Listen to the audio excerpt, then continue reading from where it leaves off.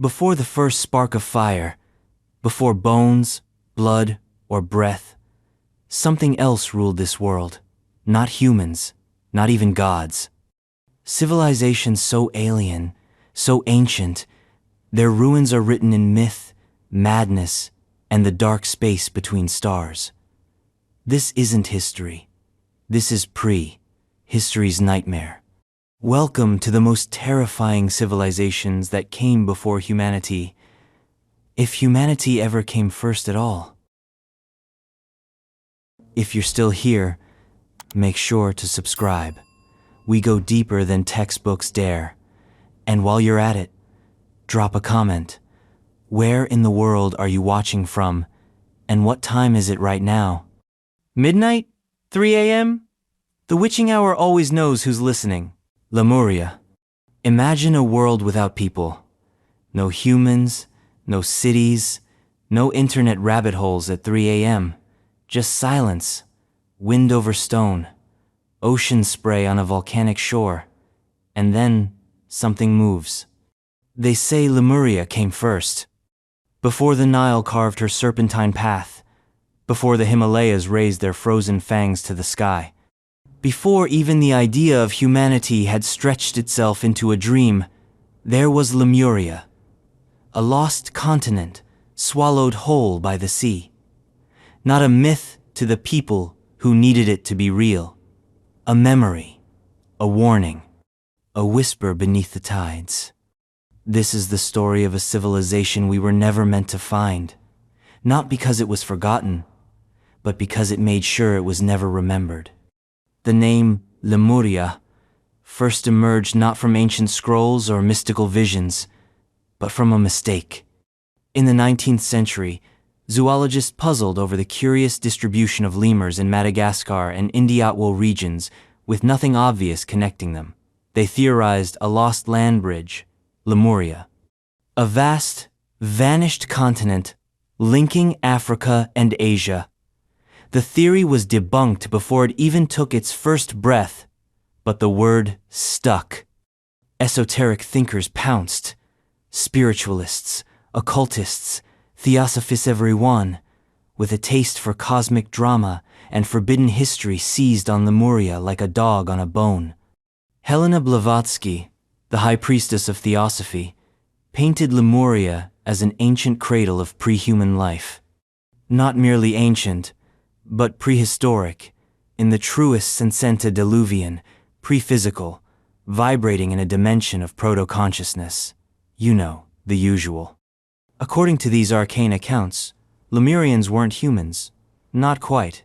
They were immense, towering beings, 12 to 15 feet tall, with translucent skin and psychic abilities. Their eyes were large and luminous. They communicated telepathically. They had no bones. And yes, some versions say they reproduced by laying eggs. Just let that sink in. They lived in an age before death, before sin, before time itself clicked into motion. Lemuria was Eden, but with more lava. Its capital cities glittered with crystals that weren't just decorative but sentient. Architecture hummed, trees spoke, animals carried messages between sentient species. And then they fell. But how? In one version of the story, the Lemurians simply evolved upward, ascending to a higher plane, leaving behind only their echoes and their eggshells. In another, more deliciously tragic variant, they were wiped out by cataclysm. The earth cracked, volcanoes screamed, oceans rose, the sky turned black. And Lemuria sank, mile by mile, into the ungrateful sea.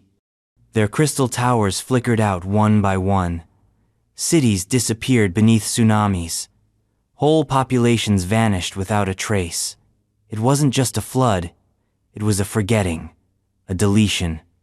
The memory of Lemuria didn't just was scrubbed. But there's a problem with being too thorough. Sometimes, what you erase tries to crawl back. Stories of Lemuria don't stay in theosophical libraries. They ripple outward, bleeding into the mythologies of Polynesia, Tamil Nadu, Easter Island, the Australian outback. In southern India, Legends speak of Kumari Kandama, sunken land ruled by ancient Tamil kings, swallowed by the ocean. In Hawaii, there are tales of Mu, a motherland that sounds suspiciously like Lemuria's long-lost twin. Across continents, unconnected cultures whisper the same fear, that something vast, luminous, and terrible once lived where only water flows now. Here's where it gets uncanny. Some modern mystics claim that the Lemurians aren't gone. They just moved. They live underground now, in crystalline cities beneath Mount Shasta, California. That's right, according to believers, this sleepy NorCal peak is the front door to an ancient subterranean Lemurian metropolis. Locals report sightings of tall, robed figures who glide silently through the forest, leaving no footprints. Some even say they've been invited inside.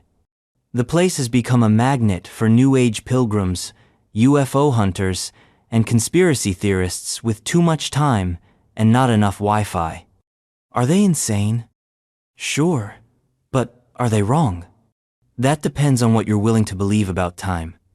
Let's talk about terror, not jump scare terror, existential terror. The idea of Lemuria isn't scary because it's weird. It's scary because it rewrites everything. If Lemuria really existed, then the timeline we trust is a lie. Civilization didn't start with Sumer or Egypt or the Indus Valley. It started long before we were capable of remembering it, long before we could even be considered we. That's not just rewriting history. That's rewriting humanity. It also suggests that intelligent civilization is not the apex of evolution, but a cycle, a rise and fall, a flame that burns until it drowns, and that we're not the first. If Lemurians did exist, and they were so advanced, where did they go? Why is there no proof? No bones? No tools? No ruins? Because Lemuria wasn't just a place. It was a civilization built on principles we don't even understand, on energy instead of matter, on intention instead of physics. The proof isn't missing, it's incompatible. They say Lemurian tech was crystalline, vibrational, organic, that their entire society was structured around balance with Earth's natural resonance. Imagine a smartphone made of quartz, grown from the soil like a fruit. Imagine cities that bloomed, not built. Now imagine what happens when tectonic plates shift and the sea swallows it all. Nothing breaks, it just fades. You can't dig up Lemuria, you can't scan it. You can only feel the aftershock in your dreams, in your fears, in the persistent, aching suspicion that something came before you and it was better. But better doesn't mean benevolent. Now comes the paranoia. Certain corners of the internet insist that the Lemurians didn't vanish out of mercy or misfortune. They were purged. By who? Depends on which rabbit hole you fall into. Some say Atlantis did it an ancient rivalry that escalated into a war of psychic mass destruction. Others say extraterrestrials wiped them out to reset Earth's evolutionary clock. Clean slate. Try again. But the darkest version is simpler. They destroyed themselves. Lemuria fell not because of hubris, but because of imbalance. Their mastery of nature became exploitation. Harmony became dominance. The crystals cracked. The energies backfired. They collapsed not from without, but from within. Sound familiar? Now picture this. What if some of them survived? Not as bodies, but as ideas, embedded in our DNA, sleeping in our dreams, glimpsed in the hallucinations of the dying. What if civilization doesn't invent itself, but remembers? That's the terror of Lemuria. Not that it failed, but that it's still lurking in the blueprint of our species like a virus, waiting for the moment we're advanced enough to remember what we forgot. Or, worse, repeat it. Because here's the kicker. In many versions of the myth, Lemuria isn't Earth's first civilization. It's just the first that fell. Which begs the question, who came before them? Time to dive deeper. Because if Lemuria was terrifying in its fall, the next civilization makes them look like amateurs in the apocalypse. And it lived in an ocean so wide, so deep, so empty, we still haven't found its bones. Mu. Before there were continents, there were kingdoms. Kingdoms not drawn on maps, but stitched into the seams of the earth itself. Vast realms that had no need for borders because they were the borders floating across tectonic plates like phantoms. Before Lemuria became legend, there was something else. Something larger. Something older. Something that looked at Lemuria the way an extinct dinosaur might look at a confused toddler and say, "You're new here, aren't you?" That was Mu. Not a continent, not an island, a world. And then it vanished. Not with a bang, not even with a whisper. With a silence so complete, so surgically clean, it rewrote the ocean. Where Lemuria whispered from mountaintops and crystal cities, Mu screamed from beneath the Pacific, or at least it used to, because that's where believers say it was, a colossal landmass stretching from Hawaii to Easter Island to Fiji, forming an ancient empire of staggering scale. According to the doctrine of James Churchward, retired British colonel, engineer, and accidental prophet, Mu was the motherland of all civilizations.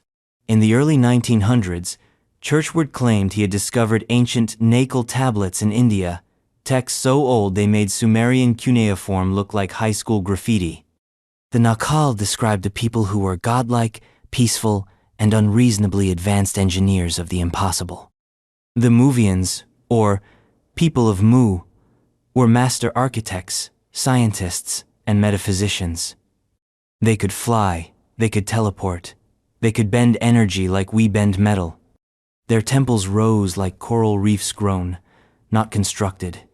Their palaces hummed with anti-gravity. Their gardens glowed in the dark. Churchward wasn't just describing a civilization, he was pitching a species that had finished evolution. And then they drowned. Why? Take your pick. Some say Mu sank beneath the waves after a series of volcanic eruptions, an entire continent dragged screaming into the Earth's molten lungs. Others insist it was a karmic collapse, a punishment for arrogance. But the spiciest version? Mu was not a victim. Mu was a test, an experiment in consciousness gone wrong. Let's rewind. According to the more expanded interpretations, Mu wasn't even originally from Earth. It was a seeding point, a kind of planetary beta test by cosmic engineers, call them gods, aliens, programmers, whatever fits your flavor. The Muvians were avatars of pure intention, consciousness downloaded into biological vessels placed on Earth to guide it into awareness. It worked, for a while, and then it didn't. The people of Mu began to fracture. Some aligned with harmony, others with domination. Some sought to ascend the Earth's vibrational plane, others wanted to control it. The unity cracked. The frequency dropped, the balance tipped, and the Pacific opened its jaws. The entire civilization fell into the not just buildings and cities, but the idea of Mu, a full-scale deletion event. The ocean became their tombstone, the silence their only memorial. Except, not quite. You see, unlike Lemuria, which left behind whispers, Mu left behind anomalies. Easter Island, the Bimini Road, Yonaguni Monument, off the coast of Japan, an underwater structure with suspiciously clean angles and megalithic geometry that no one can quite explain. Are these the bones of Mu? Maybe. Or maybe they're just footnotes, flawed translations of a lost language we were never meant to speak. Because here's the trick with Mu. It's not just terrifying because it vanished. It's terrifying because it might still be here. Right beneath us. Right below the waves. Because if Mu was an energy-based civilization, as the mystics claim, then its infrastructure wouldn't decay. It would shift, recode, disappear into dimensions we can't measure. In that model, Mu didn't sink. It phased out. We're walking above its ruins every time we fly over the Pacific, utterly unaware that below us lies a city of forgotten gods humming just outside our frequency range. That's the horror of Mu. You can't escape it, because you might already be inside it. Let's talk scale. Churchward claimed Mu had a population of 64 million. That's more than the Roman Empire at its peak. Imagine a civilization that large, that powerful, vanishing in a single geological exhale. No graves, no cities, just saltwater and pressure. How do you erase 64 million people? Simple. You make sure no one ever believes they were real in the first place. Churchward's claims were dismissed. Mainstream science labeled him a fantasist, his tablets a hoax.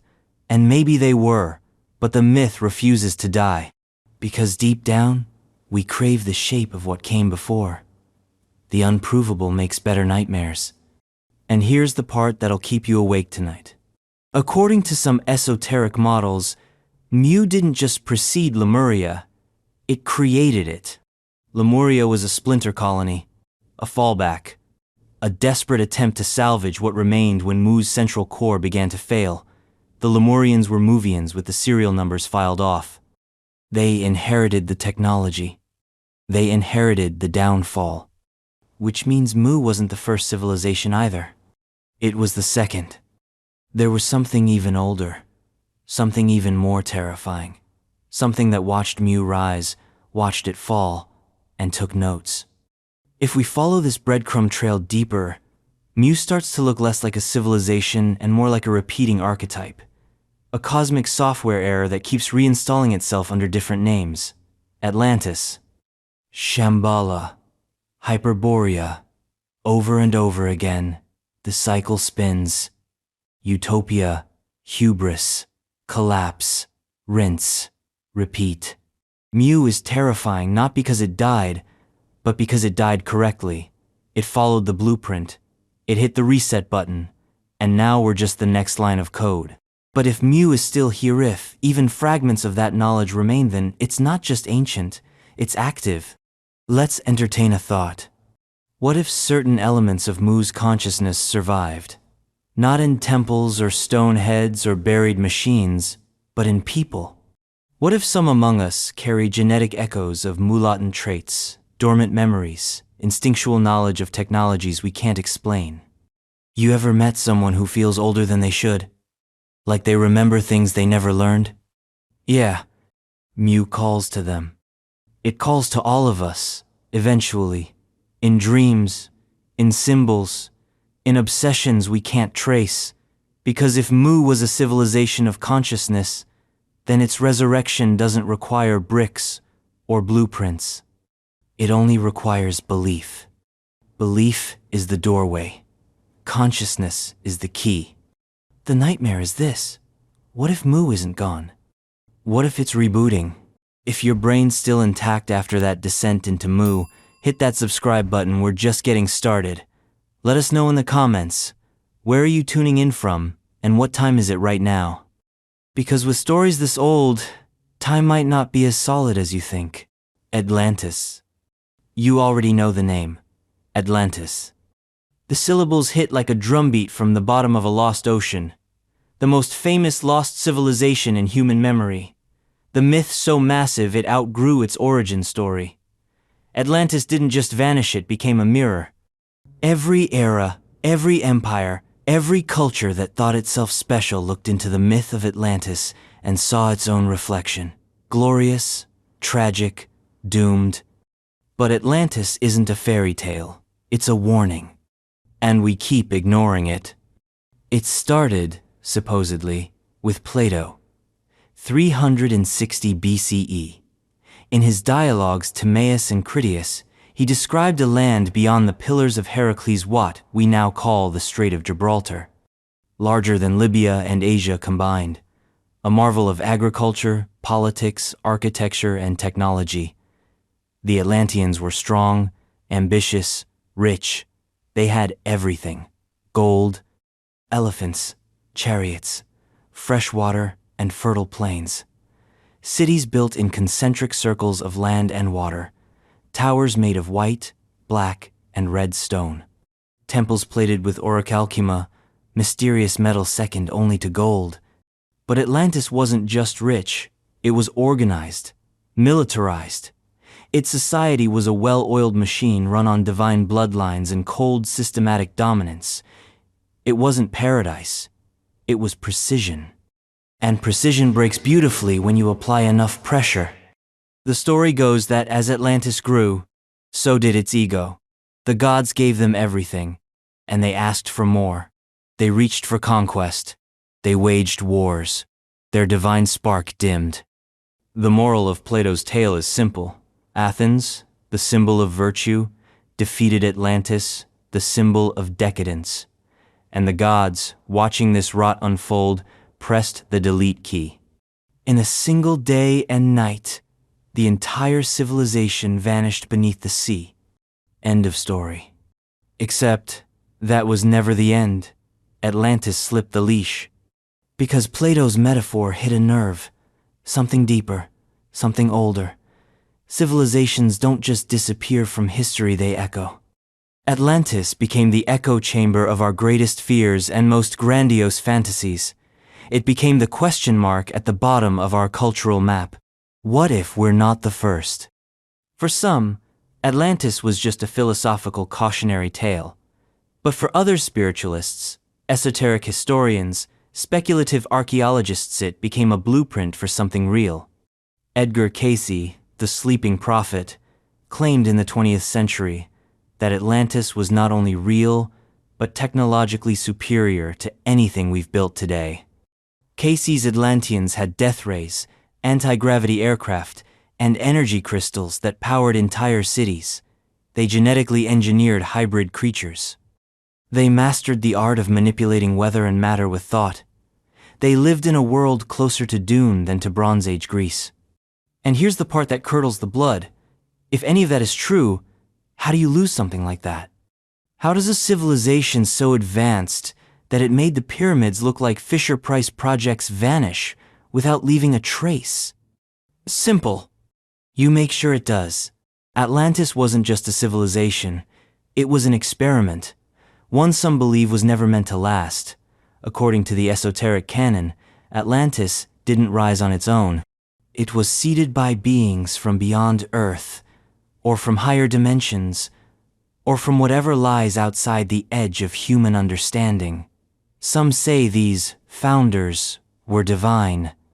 Others say they were just earlier iterations of intelligence, bored of their own perfection. They gave humanity or pre-humanity a gift box of forbidden toys. Energy crystals, soul-encoded computers, psychic AI. We opened the box. And it exploded. The downfall of Atlantis wasn't one war or one mistake. It was a cascade failure, an empire playing God without reading the manual. Factions formed two primary ones, according to the lore: the Sons of the Law of One and the Sons of Belial.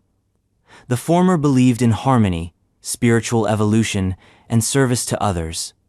The latter believed in power, control, and service to self.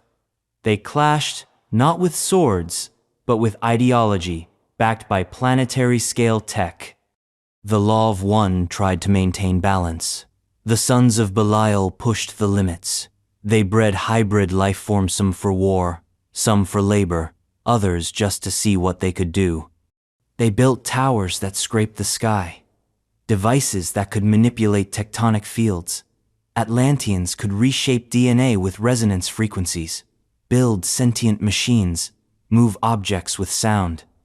Their civilization was a living song, and one wrong note cracked the Earth's shell. Some accounts suggest Atlantis didn't just fall, it imploded, a vibrational collapse, like hitting the wrong frequency on a wine glass the size of a continent. Some say the high priest tried to stabilize it, but the core system had already failed. The grid went down, the sea came up, and the civilization that once controlled the climate drowned in its own storm. And if you think that's wild, imagine the version where it was intentional. Certain strains of the story insist that the Atlanteans knew exactly what they were doing. that their leaders, seeing the impending imbalance, made a choice, not to fight, not to flee, but to sink themselves, erasing the hardware before it fell into the wrong hands. Imagine the psychological weight of that.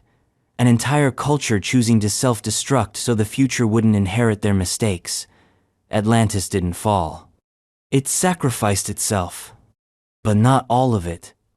Some say survivors escaped. Not many, just enough. They scattered. To Egypt, to South America, to the high places that wouldn't drown. They carried fragments of technology, runes, maps, the memory of how not to burn the world down. And maybe that memory got twisted, rewritten. Maybe what we call civilization is just Atlantis playing out again, new names, new faces, same old plotline. Because if their knowledge survived, then so did their curse. We build, we rise, we touch the sky, and then it all burns. Over and over. Atlantis is terrifying because it suggests that collapse is not a bug in the system. It is the system. It's the necessary endpoint of unchecked growth. It's the dark symmetry to progress. But here's where it gets colder. Atlantis wasn't even the oldest. Plato's account suggests it was already ancient when it fell, that its roots stretched thousands of years before his telling, that it remembered older things. Because Atlantis didn't come from nowhere. It came from something before. Something in the north. Beyond time, beyond decay, beyond fire or flood. A place of light and stillness. A land called Hyperborea. Hyperborea. There is a place older than maps, older than myths. A land that was never conquered, never corrupted, never even truly lost because it was never really part of the world to begin with. Its name slips like frost from ancient tongues. Hyperborea. Say it aloud. It sounds like breath on glass. A whisper in the cold.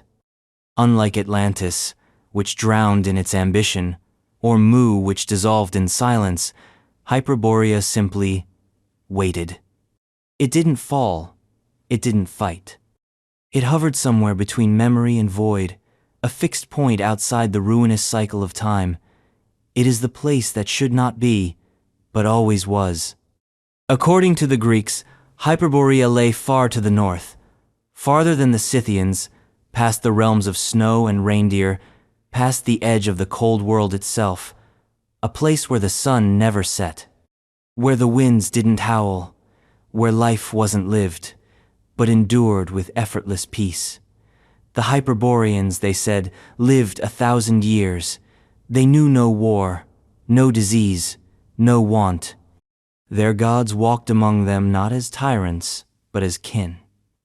Apollo himself was said to vanish there for his sabbatical, escaping the noise of Olympus to bask in their endless summer. But this isn't some snowy Eden.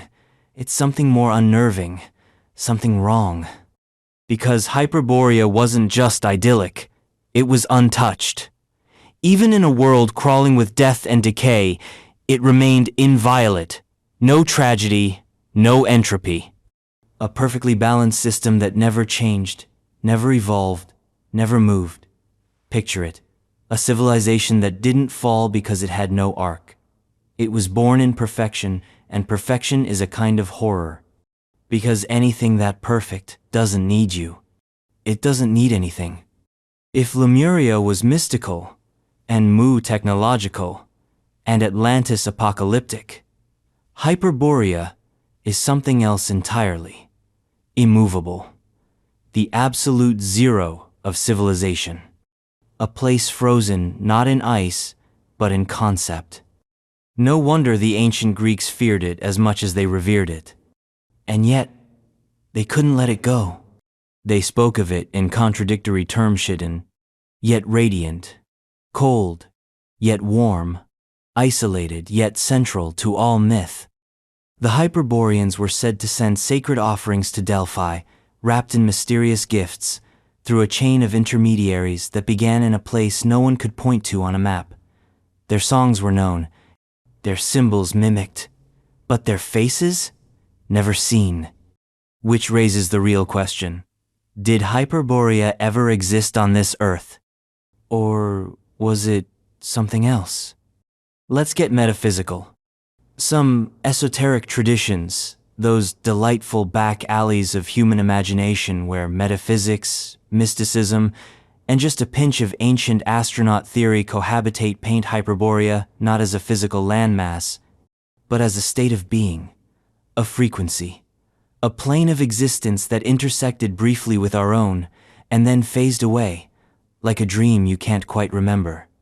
To these thinkers, the Hyperboreans were not humans, or even pre-humans, but primordial intelligences. Consciousnesses so refined, so elemental, they no longer required technology or form. They were civilization in its final form. Not builders, not warriors, not scientists. Witnesses. Entities who had seen the rise and fall of countless world sand, chosen to remove themselves from the cycle. That's the real terror of Hyperborea. It didn't fail. It simply opted out. It looked at existence, the fire and blood of growth, the endless churn of birth and death, and said, "No thank you," and then it vanished. But not entirely. In the secret histories, the occult books with covers made of silence, there are whispers that the Hyperboreans left echoes. Not monuments, not texts, but resonances. A kind of vibrational DNA embedded in certain places, mountaintops, stone circles, glacial valleys, places where time folds in on itself, places where the air gets too quiet, places where your spine tells you to walk backward. They say the poles remember. They say the auroras are fingerprints. They say that when the ice sings at night, it's Hyperborea humming in its sleep. And maybe that's just myth.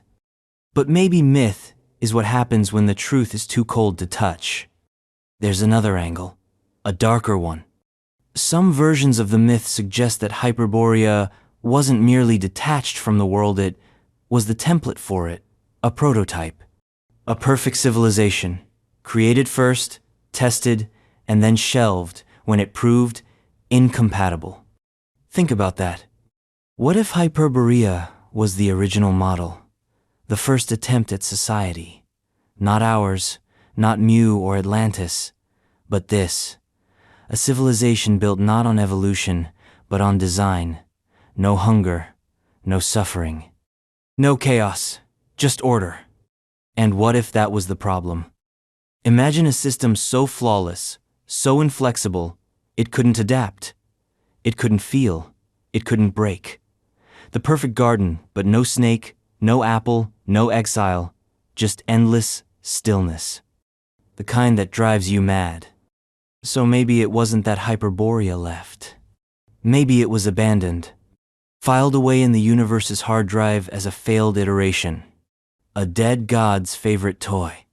That version of the story ends like this. The Hyperboreans knew it was coming, the slow fade, the entropy of stagnation. And so, in their final moments, they encoded a seed. Not in stone, not in song, but in us. An instinct. A distant pull toward the poles, toward the unknown, toward the silence. You felt it, the desire to vanish, to escape the chaos, and live in perfect stillness. That's not fantasy, that's memory. Hyperborean memory. And some say it's calling us back. Now let's talk structure. Hyperborea has always been positioned above geography, above culture, above time. Some esoteric maps don't even bother putting it in the Arctic. They place it at the center of a polar vortex, surrounded by 4 rivers and guarded by elemental forces, a kind of cosmic North Pole, if the North Pole were a multi-dimensional consciousness prison. In Nazi occult mythology, and yes, this is where things get weird, even for fringe history, Hyperborea was considered the ancestral homeland of a godlike race, a sort of Aryan Atlantis, predating all other civilizations. We're not going down that rabbit hole here, and let's be crystal clear, none of that is grounded in fact. But it's worth noting how the Hyperborea myth has been twisted to fit whatever ideology needed an origin story. It's adaptable, in a frightening way. Because that's what makes Hyperborea so dangerous as a concept. It doesn't say anything. It absorbs everything. It's a blank slate carved from ice. You can write whatever you want on its utopia, dystopia, alien outpost, divine originand. It will accept it. Because silence doesn't argue, stillness doesn't contradict. That's the horror of Hyperborea. Not that it was lost, but that it doesn't care if we ever find it again. So what happened to it? Some say it simply moved on, ascended to a higher dimension, collapsed into its own metaphysical pocket reality. Others claim it's still here beneath the ice of Antarctica, hidden under the polar crust, its cities preserved in perfect hibernation, waiting for the stars to realign. Still, others insist that the Hyperboreans never left, because they were never truly here. They were, and are, observers, astral surveyors, cosmic archivists who marked Earth's potential and then filed it under too early. And maybe that's why we're still talking about it. Because something in us knows there was a first civilization, a perfect one we didn't come from, but one we failed to become. Lemuria fell because it was too soft. Mu fell because it was too vast. Atlantis fell because it was too proud. But Hyperborea didn't fall. It paused, which is so much worse. Because anything that pauses can resume. And the last thing we want to hear at the edge of history is footsteps on ice. But don't worry. The next civilization didn't freeze. It hid, deep in the heart of the mountains, in cities of light, guarded by monks who remember things that never made it into books. It's called Shambhala. Shambhala, deep in the Himalayas, beyond the ridgelines of snow and stone, beyond what your map says is real, there is a place that isn't on Earth but inside it, a city that gleams like a prayer made out of gold. A kingdom not of politics or power, but of vibration. You don't find Shambhala, it finds you. And if it does, you're already changing. Unlike Lemuria, which was born of intuition, or Atlantis, which choked on its own brilliance, Shambhala is something quieter, older, perhaps, smarter, definitely. Not a civilization in the way we think of it. Shambhala isn't about scale. It isn't about control. It's about preservation of knowledge, of spirit, of the sacred code beneath reality. You want to understand it like a city, streets, towers, population, but you can't. Because Shambhala is a mindset, disguised as a myth, hidden in a mountain. According to Tibetan Buddhist and Hindu traditions, Shambhala is a pure land, an enlightened kingdom nestled in a remote, inaccessible part of Inner Asia. A place where wisdom governs, peace is permanent, and suffering is not just healed, but rendered obsolete. Its citizens, if the word even fits, are enlightened beings, not metaphorically, literally. They walk without touching the ground. Their speech is music. Their thoughts are architecture. Their silence is more articulate than any language you know. But here's the kicker. Shambhala is not the future. It's the memory of what came before. The teachings say that Shambhala predates human civilization not by centuries, but by cycles, yugas, aeons. It was the seat of a civilization that didn't fall, didn't flee, didn't evolve. It hid. It stepped sideways out of history. When history began to go bad, when the world grew teeth, Shambhala became invisible. And it's still there, beneath the snow, behind the veil, watching, waiting, but not for us. Let's talk architecture. Not bricks and beams, but vibrational geometry. Esoteric accounts describe Shambhala as structured, like a mandala-perfect symmetry, a city designed as a diagram of the cosmos itself. Every street a mantra, every building a sutra in stone. It said the city pulses with inner light, not illumination from lamps or stars, but the light of understanding, awareness turned physical. You don't see in Shambhala. You comprehend. The city is ruled by a line of kings, the Kalkas. But forget your Game of Thrones image. These aren't rulers in the traditional sense. They are guardians, librarians of destiny. Each Kalki is said to hold the keys to time itself. When the moment comes when the world slides too far into chaos, it is foretold that the last Kalki will rise, leading a luminous army from Shambhala to reset the timeline. You heard that right. Shambhala is not just hiding, it's preparing. Think of it as a time-locked seed. When corruption on Earth reaches its apex, when darkness no longer has a name because it's become the background radiation of life, Shambhala will crack open. Not as a war, as a correction. But that's just the poetic version, the safer version. The more terrifying reading? It's already happened, and we missed it.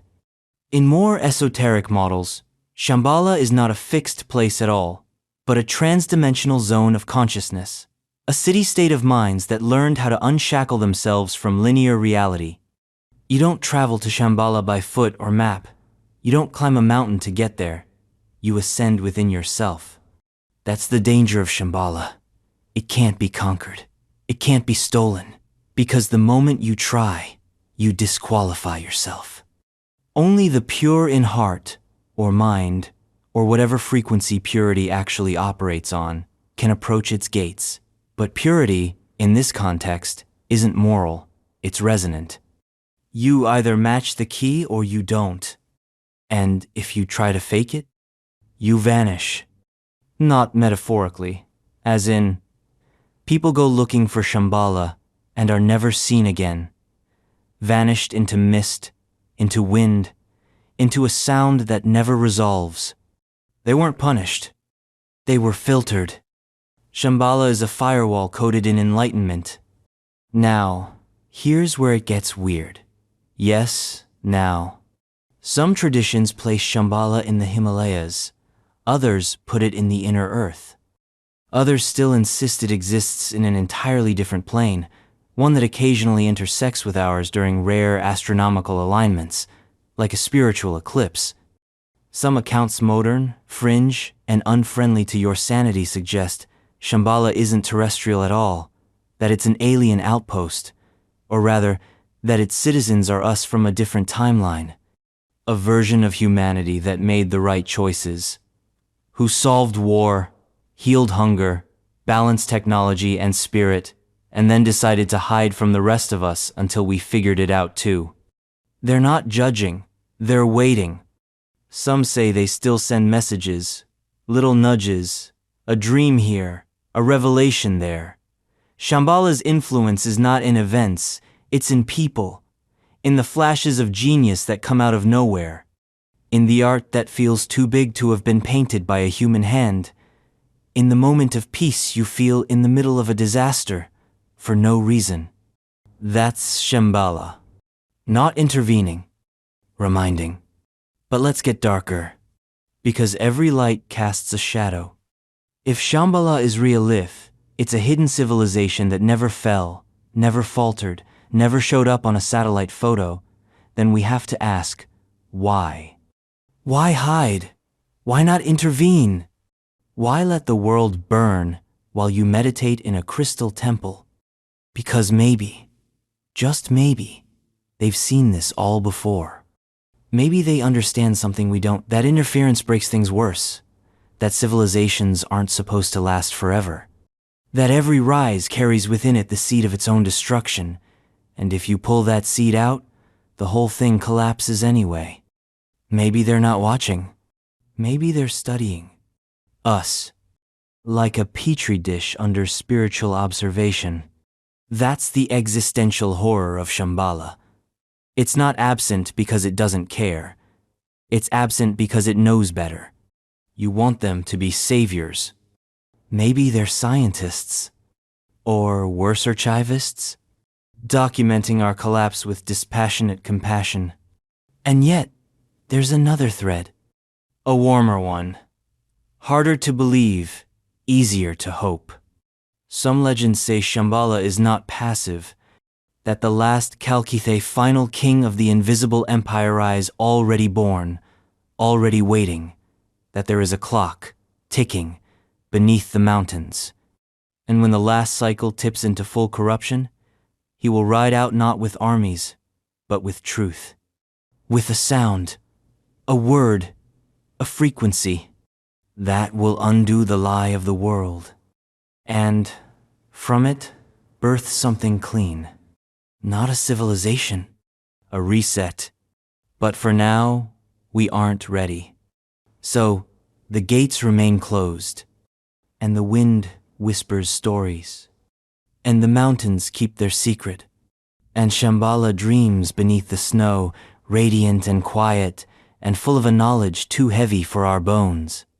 You want to know the most terrifying thing? Shambhala doesn't need to win, because it already won. It exists in a higher octave, one where failure is impossible, where pain is a data point, not a wound, where history is a myth told to children who've forgotten what they are. Shambhala is not waiting for us to rise. We're waiting to remember that we fell, and when we do, the gates will open. But not all gates lead up. Some lead in, and some lead down. Because if Shambhala is the city in the light, then its shadow waits below. In the hollow, in the dark, in the place beneath the skin of the earth, where forgotten kings dream and ancient engines hum. Agartha, Agartha, beneath your feet, far below the subway lines and fossil beds and magma-choked caverns, there is another world. A world inside the world. A city beneath all cities, deeper than myth, older than ruin. It has names, many names. But one has endured more than most. One rolls off the tongue like a secret remembered in a dream. Agartha. This is where the ground opens and reality folds in on itself. Where maps bleed at the edges. Where the surface world noisy, brittle, overexposed, just the crust on a much older cake. If Shambhala was the beacon above, the high-frequency utopia hiding behind enlightenment and cloud cover, then Agartha is the echo below, the kingdom of what came before, the city that sank inward instead of outward, a spiral, a womb, a sanctuary, a warning. Agartha is the most terrifying civilization before humanity, not because of what it did, but because it's still doing it. Right now, under you. Let's start with the core idea. Agartha is the capital of the inner earth, not metaphorically, not spiritually, literally. Imagine a vast network of tunnels, chambers, and bioluminescent cities beneath the surface of the planet.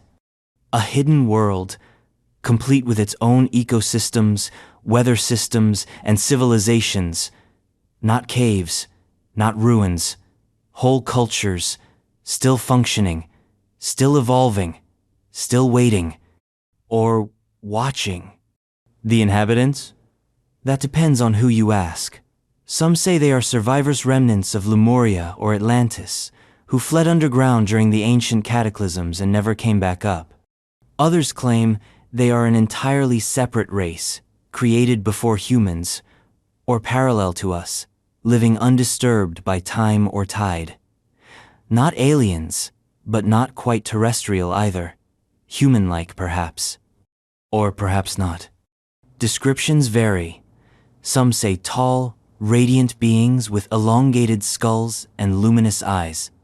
Others speak of reptilian overlords, ancient automatons, telepathic monks, or beings made entirely of light and intention. One account swears the Agarthans don't speak at all. They communicate through harmonic resonance, a kind of musical telepathy where every thought is a chord and every sentence a symphony. We're not talking about fairy tales. We're talking about an entire civilization beneath civilization, not metaphorically underneath our history. Literally. Here's the terrifying part. Agartha didn't fall. It didn't burn. It didn't drown. It withdrew. It pulled itself inward, away from the madness of the surface world. It looked at the noise, the greed, the rising tides of war and empire and said, "No more."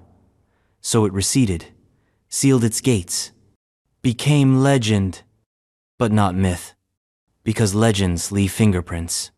From the ancient Sanskrit epics describing vast subterranean cities like Patala and Bhogavati, to Buddhist lore about tunnel systems stretching from Tibet to Mongolia, to Hopi stories of ant people who sheltered the surface tribes during the cleansing fire, Agartha lives in the cracks between cultures, whispers in every mythology, glimpses in every deep breath of folklore.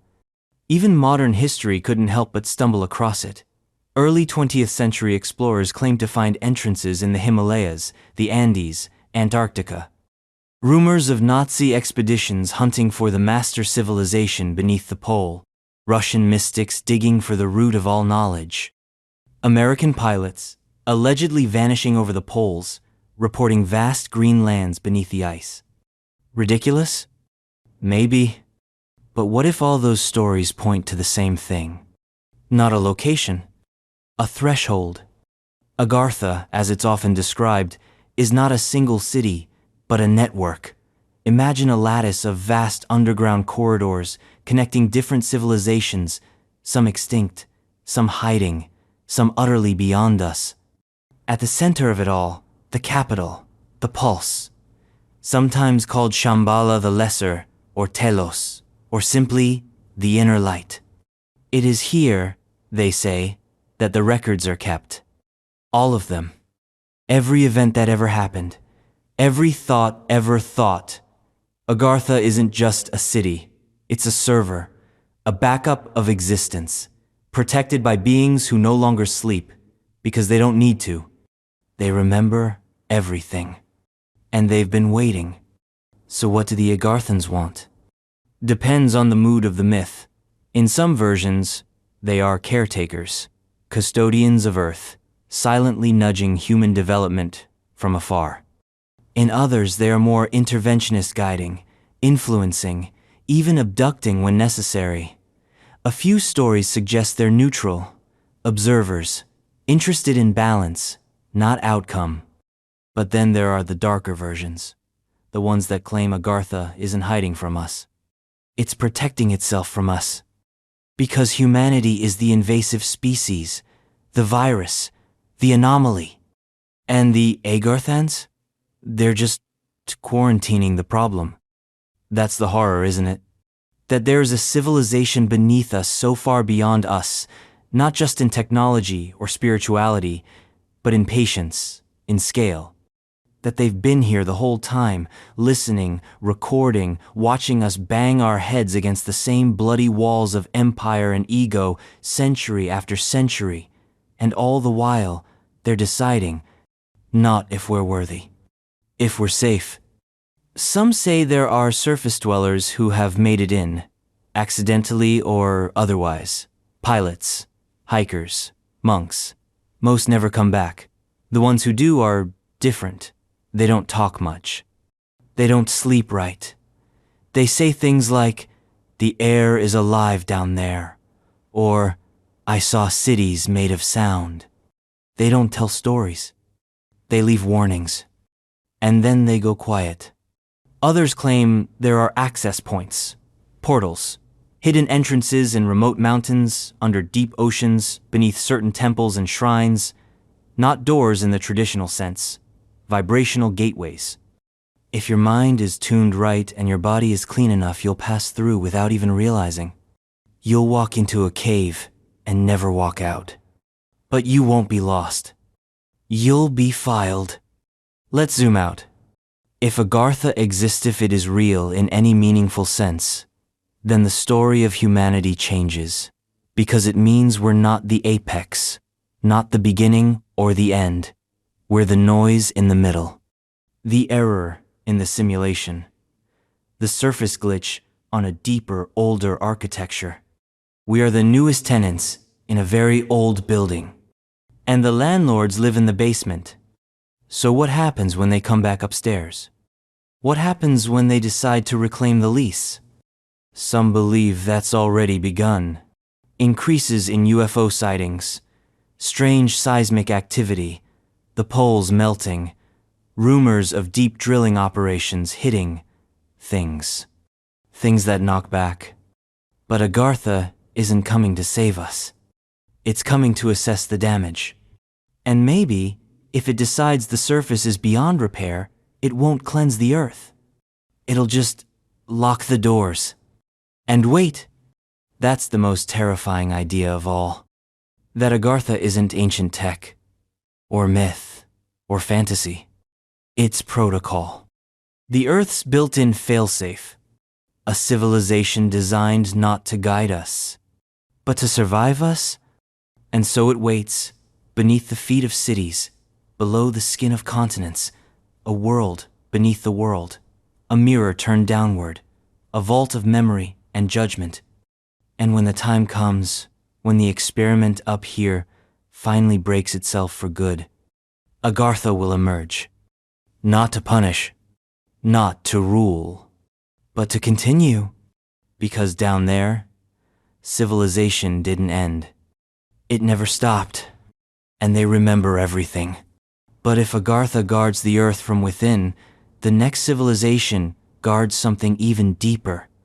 Not a city, not a species, but the rules? You know them already. You've read their stories, heard their names. The Elder Race. The Elder Race. Before language, before the concept of civilization had even calcified into stone and symbol, before stars were gods and gods were names and names were power, before anything that could be called a before they were here. Not watching, not building, dwelling. They are called the Elder Race, but that's only because our vocabulary chokes on what they actually were.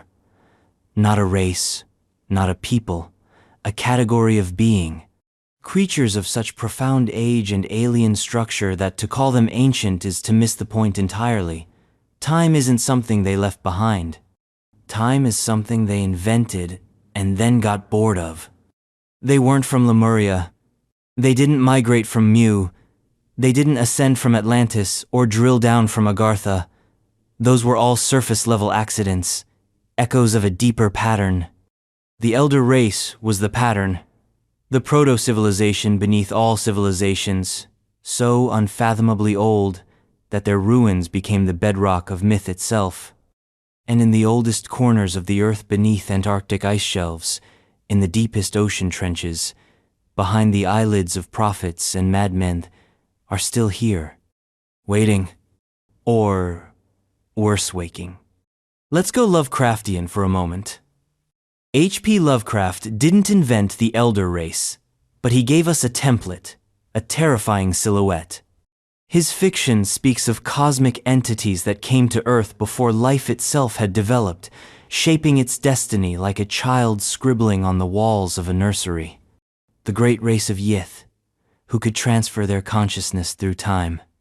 The Elder Things, cephalopod-like entities with starfish heads and barrel-shaped bodies, who built the first cities before mammals were even a concept. They weren't demons. They weren't gods. They were first. They created.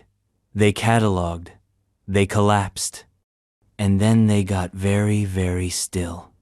Because survival, to them, didn't mean reproduction or conquest. It meant withdrawal. Like Agartha, like Shambhala, like every truly advanced thing they knew when to leave the room. Only they didn't leave. They sealed it. According to the deeper, more fragmented texts, the ones passed through secret societies, the ones encoded into sacred geometry and lost languages, the Elder Race didn't die, they inverted. Their consciousness folded inward, escaping time like a snake shedding skin. Their cities are not ruins, they're traps. Prisons made of concept and gravity. You don't explore them. You trigger them. Because the Elder Race didn't build monuments to last. They built alarms. You ever notice the oldest things on Earth are also the most incomprehensible? Stone spheres in Costa Rica, the underwater roads near Japan, the massive misaligned magnetic anomalies at the poles. We explain them away: erosion, seismic shifts, optical illusions. But what if they're intentional? What if they're glyphs? Warning labels? What if someone or something long before humans were even relevant left behind notes to itself, and we've been reading them upside down? Let's talk biology. You can't really, not in any meaningful way. The elder race wasn't humanoid, wasn't terrestrial. The few scraps of description that survive across culture: cephalopod limbs, multi-lobed eyes, radial symmetry, crystalline nerve spaint, a picture that doesn't map to carbon-based life. They weren't alive in the way we understand life. They weren't dead in the way we understand death. They happened. Imagine an organism that doesn't breathe or eat or sleep, but remembers things that haven't occurred yet, that builds cities in higher dimensions and lets them bleed downward into our reality, like leaks in a ceiling. That views time not as a river, but as a clay they can shape. Now, imagine that this organism doesn't like what it sees in us. Not out of cruelty, but because we are, to them, a contamination. A glitch. The flesh of a failing system. They didn't create us, but they might be here to end us. The scariest part? They might have done it before. Some esoteric thinkers, digging too far into the mythic strata, propose that the elder race is the cause of the periodic resets in Earth's history. Not natural disasters, not divine judgment, maintenance. A fail-safe mechanism. Once the surface gets too noisy, the monkeys build nukes and scream their ideologies into the sky, the alarm goes off. And the deep things stir. Not quickly, not angrily, elegantly. Floods that erase every trace of empire, plagues that rewrite genetic memory, geological events so finely tuned that entire civilizations vanish without a single bone out of place. That's the elder race's specialty, not chaos. Silence. They don't destroy. They clean. There's a theory fringe, of course, that some of the more advanced structures left behind by human civilizations were not built for humans, but by accident. Unconscious mimicry, the pyramids, Stonehenge, Göbekli Tepe. Structures aligned not with stars, but with ancient geometries buried in the earth itself. That we are building things that call to the elder race, echoing their structures, repeating their sigils, and eventually, they're going to answer. Not because they want to, because we rang the bell. The problem is, you can't fight them. You can't even comprehend them.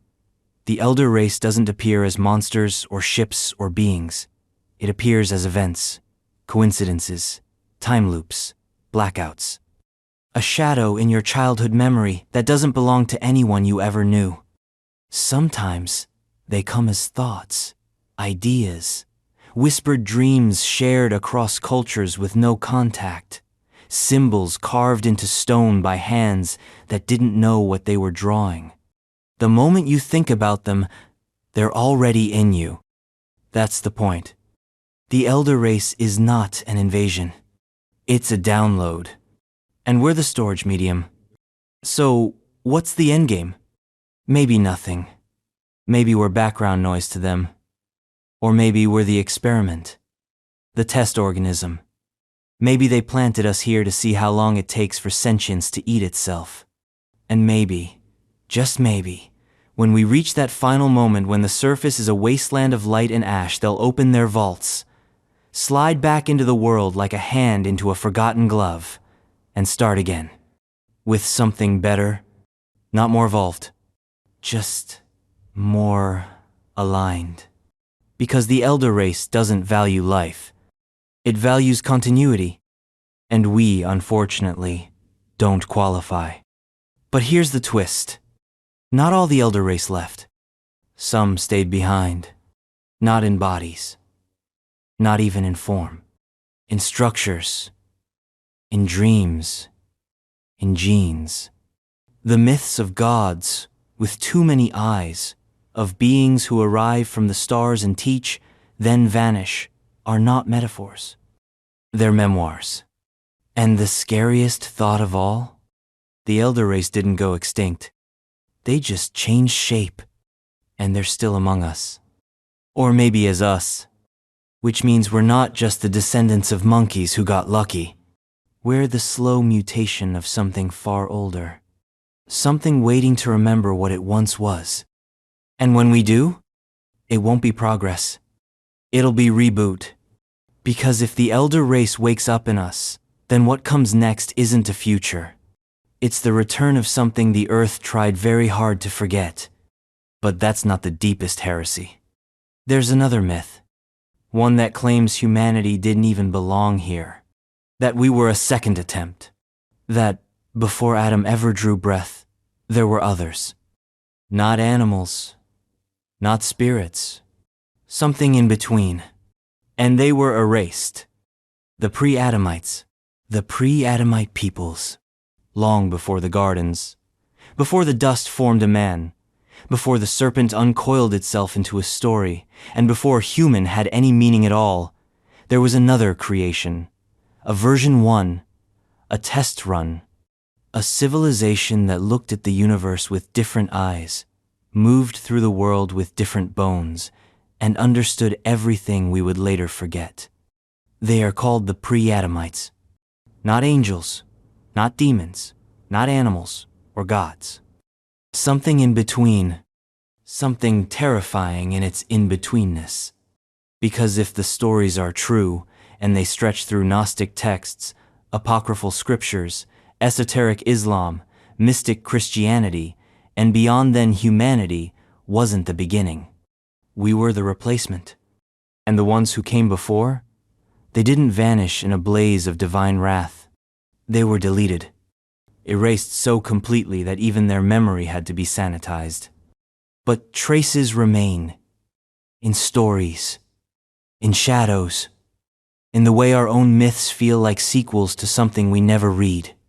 Let's dive into that missing prologue. Start with the Gnostics, the early Christian sects who believed that the world was created not by a benevolent God, but by a lesser, flawed being, the Demiurge. In their cosmology, before the creation of Adam, there existed other beings, older, more perfect, formed not from clay, but from light and will, souls without shells. Spirits dressed in proto-matter. These were the Pre-Adamites, sentient, intelligent, and free, too free maybe, because they didn't serve. They knew. And in the Gnostic story, knowledge is a sin only when it isn't yours to have. So the Demiurge, unable to control these early prototypes, scattered them, fragmented them across dimensions, locked their memories in the DNA of the world, and then he tried again with Adam. This time, more fragile, easier to manipulate, easier to shame. But you can't bury perfection without leaving fingerprints. That's the first terror of the Pre-Adamites, that we are built in the image of something forgotten not by time but by design.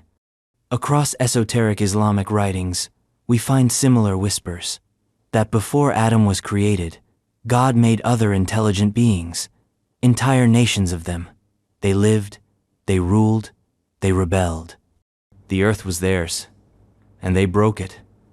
So they were cast down, and jinn were scattered into the unseen realms, while humanity was given a fresh world, scrubbed clean of its previous tenants.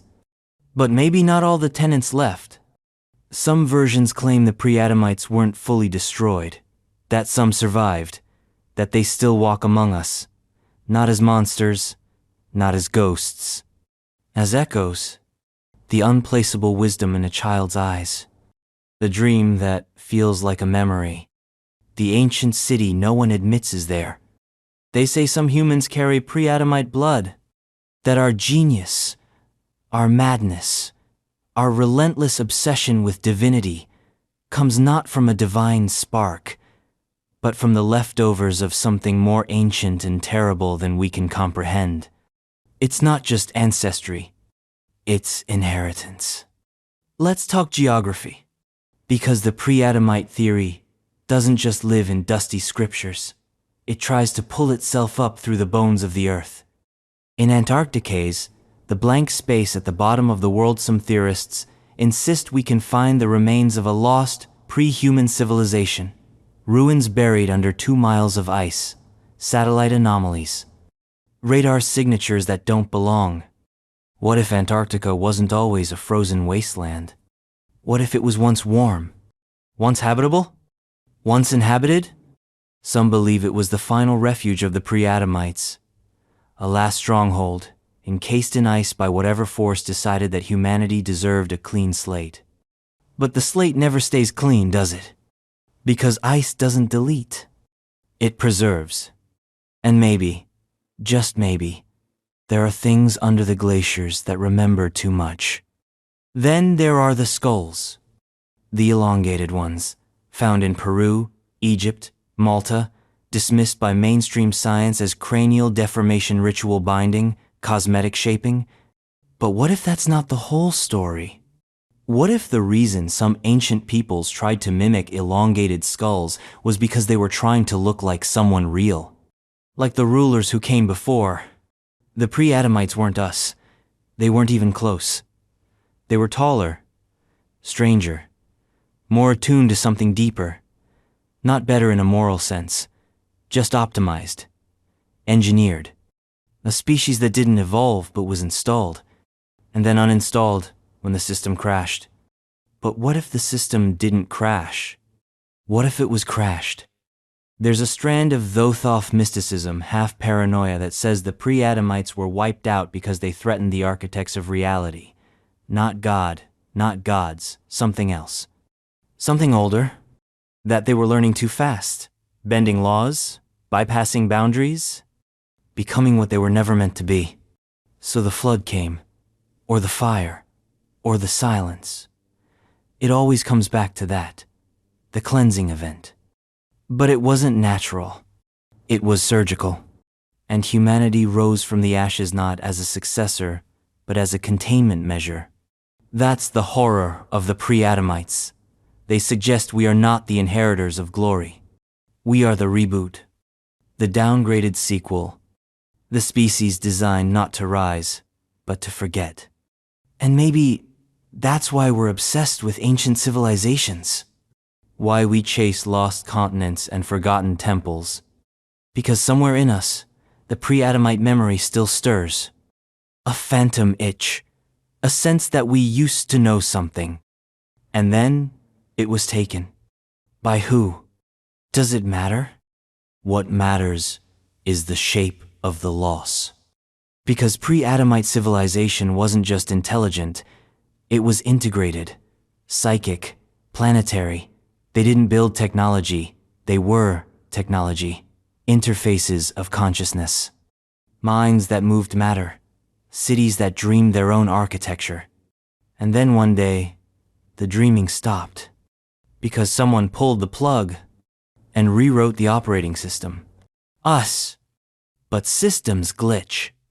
And sometimes, the old code bleeds through.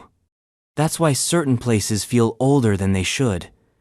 Why specific rituals open doors we were never supposed to find. Why the same symbols show up in cultures that never met. The pre-Adamites didn't die. They went off-grid. And their frequency still exists. In our DNA, in our stories, in the static between thoughts. So what happens when we tune back in? When the signal strengthens? When the veil thins and the old world presses up against the membrane of the new? What happens when the pre-Adamites decide they want back in? Not as rulers, not as saviors, just as occupants. Because this was their house once, and we've been renting it poorly. The idea that we are not the first but the second is already disturbing. But what if we're not even second? What if the pre-Adamites were also latecomers? What if they replaced something even older? Even stranger? Something not born of Earth at all? Because the next civilization wasn't just ancient. It flew.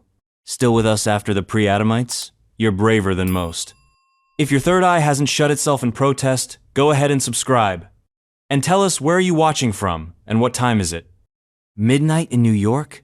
Sunrise in Nairobi? Whatever the hour, these ancient echoes are always right on time. Vimanas. It begins in fire. Not the kind that burns wood or cities, but the kind that bends gravity. A crackling corona of impossible force, humming with the sound of equations no human ear could parse. Light that moves wrong, shapes that shouldn't hold together. And then it lifts, a flying machine, a chariot, a weapon, a city, a god. It depends on who's telling the story. In the ancient Sanskrit epics of India, these vehicles are called Vimanas. They flew, they fought, they glowed with the light of 100 suns. They made the heavens tremble. And if even one word of it is true, they didn't just change the definition of ancient civilization, they erased it. Because Vimanas aren't relics of human history. They're the artifacts of something before human. And they might be coming back. The earliest descriptions of Vimanas appear in texts like the Ramayana and the Mahabharata epics, older than Rome, older than Greece, older even than some of the oldest myths we consider foundational. In them, gods and heroes soar through the skies in vast aerial palaces, not metaphorical ones, literal flying machines. Vehicles made of gleaming metal, powered by unknown energies, capable of moving between cities, continents, even planets. But it's the details that unnerve. Because the texts don't describe vague celestial platforms. They describe technology. Engines, levers, conduits, weapons that disintegrate armies, shields that repel projectiles. Sound familiar? One Vimana is said to rise with the roar of a lion. Another moves like a comet through the sky. They maneuver at impossible angles. Some glow blue, others radiate fire. Some disappear entirely, only to reappear miles away. This isn't poetry. It's a logbook, and whoever wrote it down wasn't inventing. They were recording. Let's sit with that for a moment. If these machines really existed, then the civilization that built them wasn't just advanced, it was unimaginably so. We're not talking about crude gliders or hot air balloons. These are gravity-defying vehicles operating on principles we still can't reproduce. Anti-gravity? Electromagnetic propulsion? Dimensional folding? Vimanas weren't flying machines. They were violations. Of physics, of history, of what we think is possible. And they weren't rare. The texts describe fleets of them, squadrons, strategic deployments. Wars fought not with swords, but with directed energy weapons, beams of light that reduced cities to ash, shimmering shields that blocked radiation, ground troops equipped with armor and devices that sound less like Bronze Age tools and more like exosuits and railguns. If that makes you uncomfortable, good. It should. Because the Mahabharata doesn't just describe these machines. It describes how they were used. In one passage, a warrior unleashes a weapon that annihilates thousands in an instant. The land becomes barren. Hair and nails fall from bodies. Birds fall from the sky. The river dries. The earth glows. Sound familiar? It should. That's radiation poisoning. That's nuclear fallout. Thousands of years before Hiroshima. What are we looking at here? A metaphor? Or a memory? Maybe the ancient authors saw the shadows of something older, much older. Maybe they inherited fragments of a story that didn't begin with them. A war that tore the sky apart. A civilization that wielded starfire like a hammer and then broke everything, including itself. Because that's the real story of the Vimanas. Not flight, fall. The civilization that built these machines, whether it was human, pre-human, or something entirely alien was obliterated, not by enemies, by escalation, by its own momentum. The same story, again and again. Mu, Atlantis, Lemuria, and now Vimanas. Technology becomes transcendence. Transcendence becomes hubris, and hubris becomes ashes. You'd think we'd learn. We haven't. And maybe we're not supposed to. Because if the Vimana civilization existed, its remnants would still be here. Not in obvious places, not in museums, but in buried cities, melted metal, anomalous radiation zones, subterranean chambers sealed with stone too thick to crack, maybe even in vaults beneath temples guarded by rituals, not locks. And maybe, just maybe, someone's already found them. Some believe the Vimana technology didn't vanish. It was hidden, passed down in pieces, encoded in mantras, protected by lineages of sages who knew what this knowledge could do in the wrong hands. Some of it, they say, made its way into secret societies, into ancient orders, into the hands of those who whisper about free energy and zero-point propulsion, not as sci-fi, but as classified research. And if that sounds paranoid, ask yourself this. Why do so many cultures across so many eras speak of flying machines? Not dreams. Machines. Why does every major mythos have sky chariots? Why does as above, so below echo in every sacred geometry, every esoteric blueprint? Because the sky wasn't a mystery, it was a battlefield. And the scars are still there. You just have to dig deep enough. Sometimes, literally. Let's go deeper. What kind of civilization builds Vimanas? One that isn't bound by surface-dwelling logic. One that thinks of space not as a void, but as infrastructure. A civilization that doesn't worship starset uses them. Some theorists suggest the Vimana civilization wasn't earthborn, that it arrived here, or crash-landed. That the Vimanas were escape pods, scouting vessels, emergency tech used by a dying species trying to terraform a savage world, and in doing so, left fingerprints in our myths, our genes, our religions. Because if the Vimanas came from the stars, and if their pilots mingled with early humanity, then the gods of old were never gods. They were survivors, and we are their echoes, diluted, forgotten, and maybe just maybe beginning to remember. That's the real danger of the Vimanas. Not the machines, the memory. Because once you remember something, you want it back. We're already trying. In labs, in black projects, in forbidden sciences that have no peer review and no morality. We want anti-gravity. We want unlimited power. We want to crack the Vimana open and steal its fire. We want to fly. But the Vimana doesn't care. Because the last time it flew, the world caught fire. And we're still sifting the ashes. But if the Vimanas are relics of something before humanity, then we have to ask, who were the pilots? Where did they go? Did they die? Or did they change? Because the next civilization doesn't fly. It doesn't fall. It simply exists. Perfect. Timeless. Untouchable. The Golden Age. The Golden Age. It begins not with a bang or a whisper, but a breath. A long, slow exhale from the lungs of the world.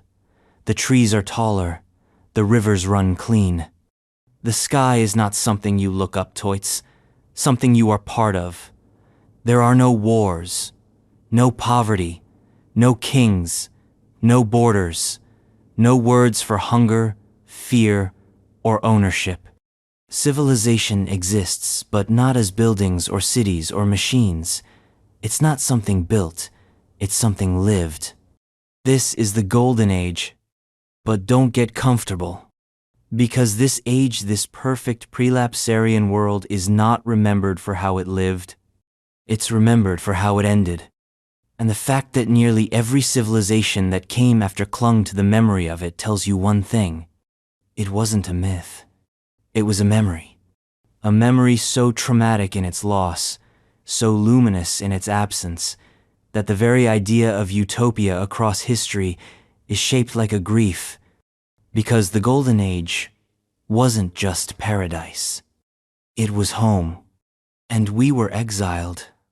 Let's start with the common thread. Greek, Hindu, Zoroastrian, Norse, Mayan, Chinese, even Aboriginal Australian mythologies speak of a time when the world was in perfect harmony. When the earth itself was a benevolent mother, not a battlefield. When humans soar, whatever we were lived without tools, without laws, without hierarchy, everything needed was provided. Fruit fell from trees, water was clean, animals were gentle, death was a whisper, not a scream. The Greeks called it the Cronian Age, when Kronos ruled before Zeus. No toil, no sorrow. People lived like gods, and when they died, they became spirits of the land, not bones in the dirt. In Hindu cosmology, it's the Satya Yuga, the first and purest of the four great ages. A time when virtue was not taught, but embodied. When humanity was united in a single truth. When consciousness itself vibrated in perfect alignment with the cosmic order. And then the wheel turned. Kronos was dethroned. The Satya Yuga dissolved into Treta Yuga. Purity was diluted. Truth became law. Law became punishment. Punishment became the engine of history. In every myth, the Golden Age ends. Not slowly. Suddenly. And the silence afterward was so profound that it echoed across epochs. The Golden Age, as a civilization, is terrifying not because it was lost, but because it worked. It presents a version of intelligence that didn't need fire, stone, or flight to thrive. It didn't invent city-sit, didn't have to. It was a civilization of presence, of attunement. Imagine a species so synchronized with its environment that it never had to conquer it. No agriculture, no property, just existence as sustenance. They didn't need tools. They were the tool. This was not hunter-gatherer simplicity. This was advanced simplicity. The kind you only reach when you've gone past complexity and out the other side. It was not naivety, it was mastery. A way of living that rendered fear obsolete, want irrelevant. And because of that, the Golden Age left no ruins. No bones, no ash, just stories. Because harmony leaves no scars, only silence. So what happened? If this world was so perfect, what cracked it? Depends on which mythology you follow. In some, it's pride. In others, knowledge. In many, a fall not of angels, but of alignment, a slip, a tilt. Something shifts, cosmically, or morally, and the world is no longer balanced. The earth gets colder, or hotter. People forget how to speak to the animals. The fruit stops falling.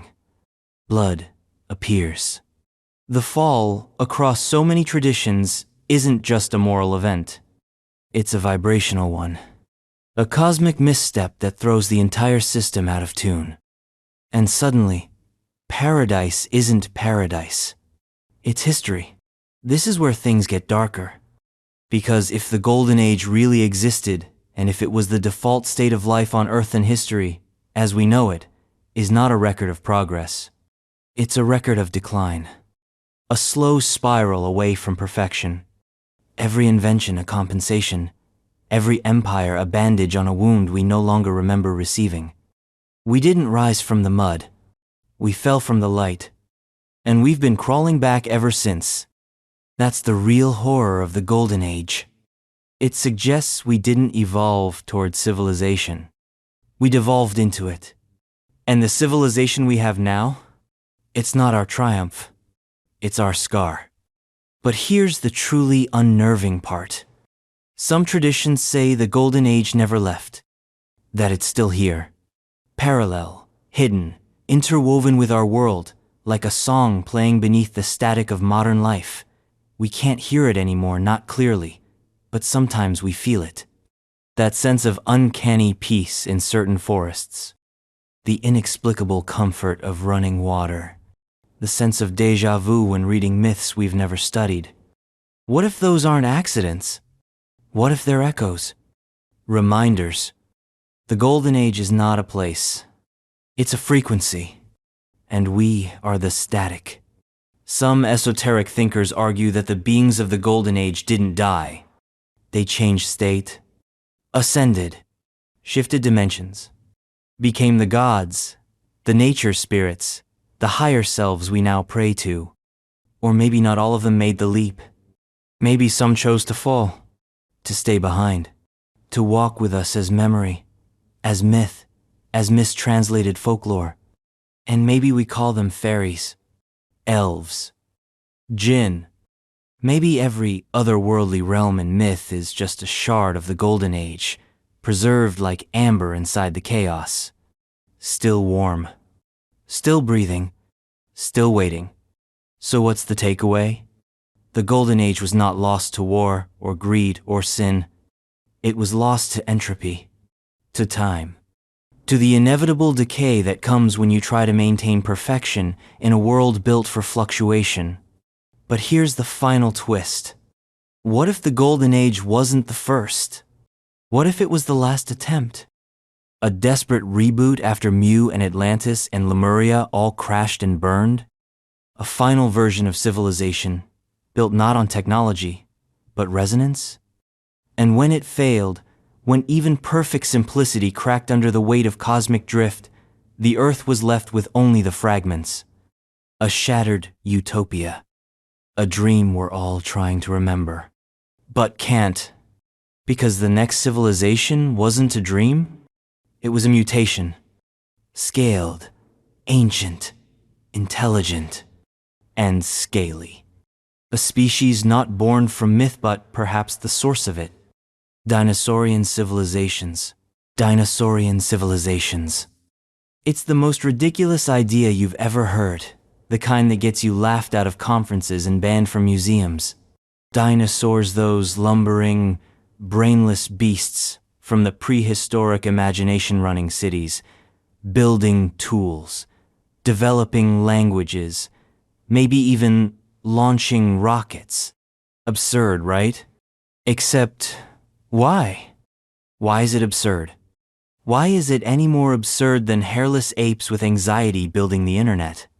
Why is it so easy to believe in alien civilizations on distant planets, but laugh at the idea that Earth, in all her 4.5 billion years of history, only hit the intelligence jackpot once? Here's the truth. The timeline of life on Earth is so long it breaks the mind. Humanity's entire existence, the rise of agriculture, the pyramids, World War II, TikTok, all of it has occurred in the final seconds of Earth's metaphorical calendar. Dinosaurs had 165 million years. We've had maybe 300,000. So if intelligence is a natural endpoint of evolution, why do we assume we were the first? This is the thesis of the Dinosaurian civilization theory, that long before us, long before mammals, long before fire, speech, or even oceans as we know them, there was something else. Something reptilian, something smart, something civilized. And it vanished. Not without a trace, but with traces we can't recognize. Let's get the obvious objections out of the way. Where are the ruins? Where are the tools, the cities, the roads? Why don't we find fossilized iPhones in the Triassic strata? The answer, horrifyingly, is time. Time doesn't just bury things, it grinds them to dust. Fossils are rare, incredibly rare. They require perfect conditions, rapid burial, low oxygen, mineral replacement. Most organisms don't fossilize. Most structures degrade. Even the strongest buildings we've made would vanish in less than 1 million years under natural erosion. Concrete crumbles, metal rusts, plastic melts. Skyscrapers? Gone in 10,000 years. Now multiply that by 60 million. What would be left? Not steel, not glass, but stone, maybe bone, and maybe if you're paying attention something that doesn't quite fit. There have been anomalies. Always anomalies. Fossils with strange wear patterns. Formations that look suspiciously like geometric planning. Tool-shaped stones dismissed as natural. Footprints where they shouldn't be. These are fringe artifacts. Labeled hoaxes. Dismissed. Because the alternative is too uncomfortable. That something smart lived before us. And left behind a message. In the rock. In the genes. In the fear that humans have always had of reptiles, even when they've never seen one. Where did that fear come from? Why is every mythological monster reptilian? Why are our gods serpentine, our devils fork-tongued, our dragons wise and ancient, and always slightly too clever? Because maybe they're not metaphors. Maybe they're memories. Let's get specific. The theorized candidate for this ancient intelligence is often called saurians, or dinosauroids, a hypothetical offshoot of the troodontid dinosaurs. Troodontids were small, bipedal, with grasping hands and unusually large brains for their size. They had binocular vision, they walked upright, they had social structures. Sound familiar? If evolution had continued without interruption, if the asteroid hadn't hit, some paleontologists believe troodontids could have become increasingly intelligent, more upright, more dexterous, more us. The dinosauroid concept is usually presented as a thought experiment. A feathered reptile with forward-facing eyes, 3-fingered hands, a massive brain, and the posture of a human. Critics laugh. But the math doesn't lie. Evolution is not a straight line, but intelligence has evolved multiple times on earthcrows, octopuses, dolphins, elephants. So why not reptiles? And what if they didn't just evolve? What if they flourished? Here's where the horror sets in. Imagine a civilization millions of years old, a people who built without metal, perhaps, who carved into stone, not wood, who worked with biomaterials, resin, shell, bone, obsidian, who created not skyscraping empires, but sprawling underworlds, cities in caves, fortresses in cliffs, societies that didn't leave pyramids but patterns. Patterns we still can't interpret, because they didn't write in ink or chisel in Latin. They left behind ecosystems, domesticated flora, modified soil layers, chemical fingerprints in the strata, things we mistake for natural shifts, because we don't know what to look for. What if the asteroid wasn't an accident? Some radical theories suggest it wasn't random. What if the impact that wiped out the dinosaurs was not a fluke but a sacrifice? A last-ditch effort by the saurians to stop something worse? Something they had unleashed? A weapon, a virus, a machine. Maybe they tried to escape it. Maybe they fled underground or off-planet. Maybe they died, leaving behind only enough of their story to become our monsters. Or maybe they survived, and they're still here, hidden in the deep earth, reptilian gods in slumber, watching us, waiting, not as allies, as predecessors, the way you watch a younger sibling drive the car you built, hoping they don't crash it, knowing they will. Look around. Our stories are haunted by lizards, dragons in China, nagas in India, Quetzalcoatl in Mesoamerica, the serpent in Eden, scales, eyes, fire, wisdom. Why does every ancient culture fear and revere the same thing? Maybe because they remember. Not as individuals, as a species that carries within it the memory of a time before time, of teachers who became tyrants, of architects who fell, Not because they were evil, but because intelligence, unmoored from empathy, eats itself. Maybe we are not just the successors of apes. Maybe we are the rebound from reptiles, a course correction, a second chance. And maybe, just maybe, the ones who came before us left behind warnings.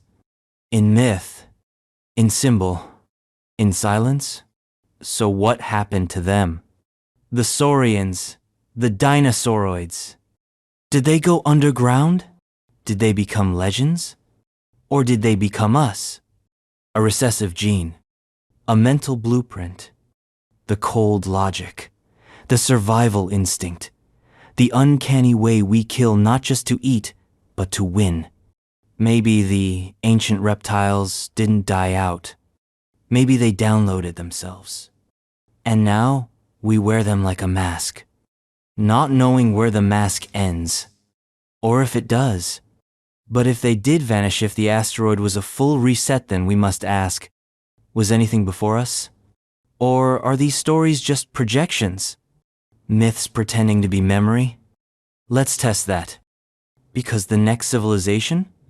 It left behind no bones, no bodies, just stones. Stones too big, too heavy, too old, built by hands no one can prove existed. The Megalithic Builders. Megalithic Builders. Stone, that's all we have. Not words, not bones, not scrolls, beads, or broken pottery, just stone. Blocks the size of buses, slabs weighing hundreds of tons, perfectly cut. Smooth, interlocked without mortar, aligned to the stars, buried in mountains, etched into landscapes so ancient, the earth has started to forget they weren't always there. The megaliths. Göbekli Tepe, Baalbek, Stonehenge, Pumapunku, Nan Madol, Easter Island, the hypogeum of Al-Saflieni, the Osirion, structures so old that history trips over them, so complex that archaeology pretends they're younger. Because if they aren't, if they really are what they look like, then we weren't the first. And the ones who came before us didn't just build with stone, they spoke with it. The megalithic builders were not human, at least not as we are. They may have looked like us, may have walked upright, stared at the stars, died with their heads tilted toward the sky, but they were different. Their minds worked on different scales. Their time was slower, their goals harder to understand. They didn't conquer nature, they harmonized with it, not because they were spiritual, because they understood it. And they carved that understanding into rock so heavy no one since has moved it. Not without cranes, not without theories, not without excuses. Let's begin with the physics. The trilithon at Baalbek, Lebanon, 3 stones, each weighing approximately 800 tons, carved, moved, and lifted into place with precision, we can't replicate today using conventional means. The largest stone ever quarried, still half buried in the earth nearby, is over 1,000 tons. The ancient Romans built on top of these stones centuries later, because even they didn't know how to move them. Stonehenge's blue stones were dragged over 150 miles from Wales to their current location, then stood upright in astronomically aligned formations that track the solstices with stunning accuracy. Pumapunku, in Bolivia, features interlocking 8-shaped blocks so precisely cut they might as well be machine-tooled, except they predate metal tools. The builders are long gone. Their tools? Gone. Their writing? Didn't exist. Their bones? Dust. All that's left is the stone. But that's the point. They weren't trying to tell us their names. They were trying to tell us the shape of time. Modern archaeology insists these structures were built by early humans, using nothing but ropes, sledges, brute force, and decades of labor. That's the official narrative. But here's the thing, it doesn't feel right. The deeper you look, the more the puzzle frays. How did supposedly Stone Age people, living in small, decentralized, pre-agricultural groups, suddenly acquire the technical, logistical, and cosmological knowledge to move 800-ton stones across uneven terrain, align them with celestial bodies, and interlock them with tolerances tighter than most modern machines? It's not impossible. It's just implausible. And when implausibility piles up like megaliths in the sun, something deeper begins to stir. A different story. A darker one. A forgotten civilization. Pre-human. Prehistoric. Not necessarily more advanced in terms of technology as we understand it, but different. Aligned with energies we no longer measure.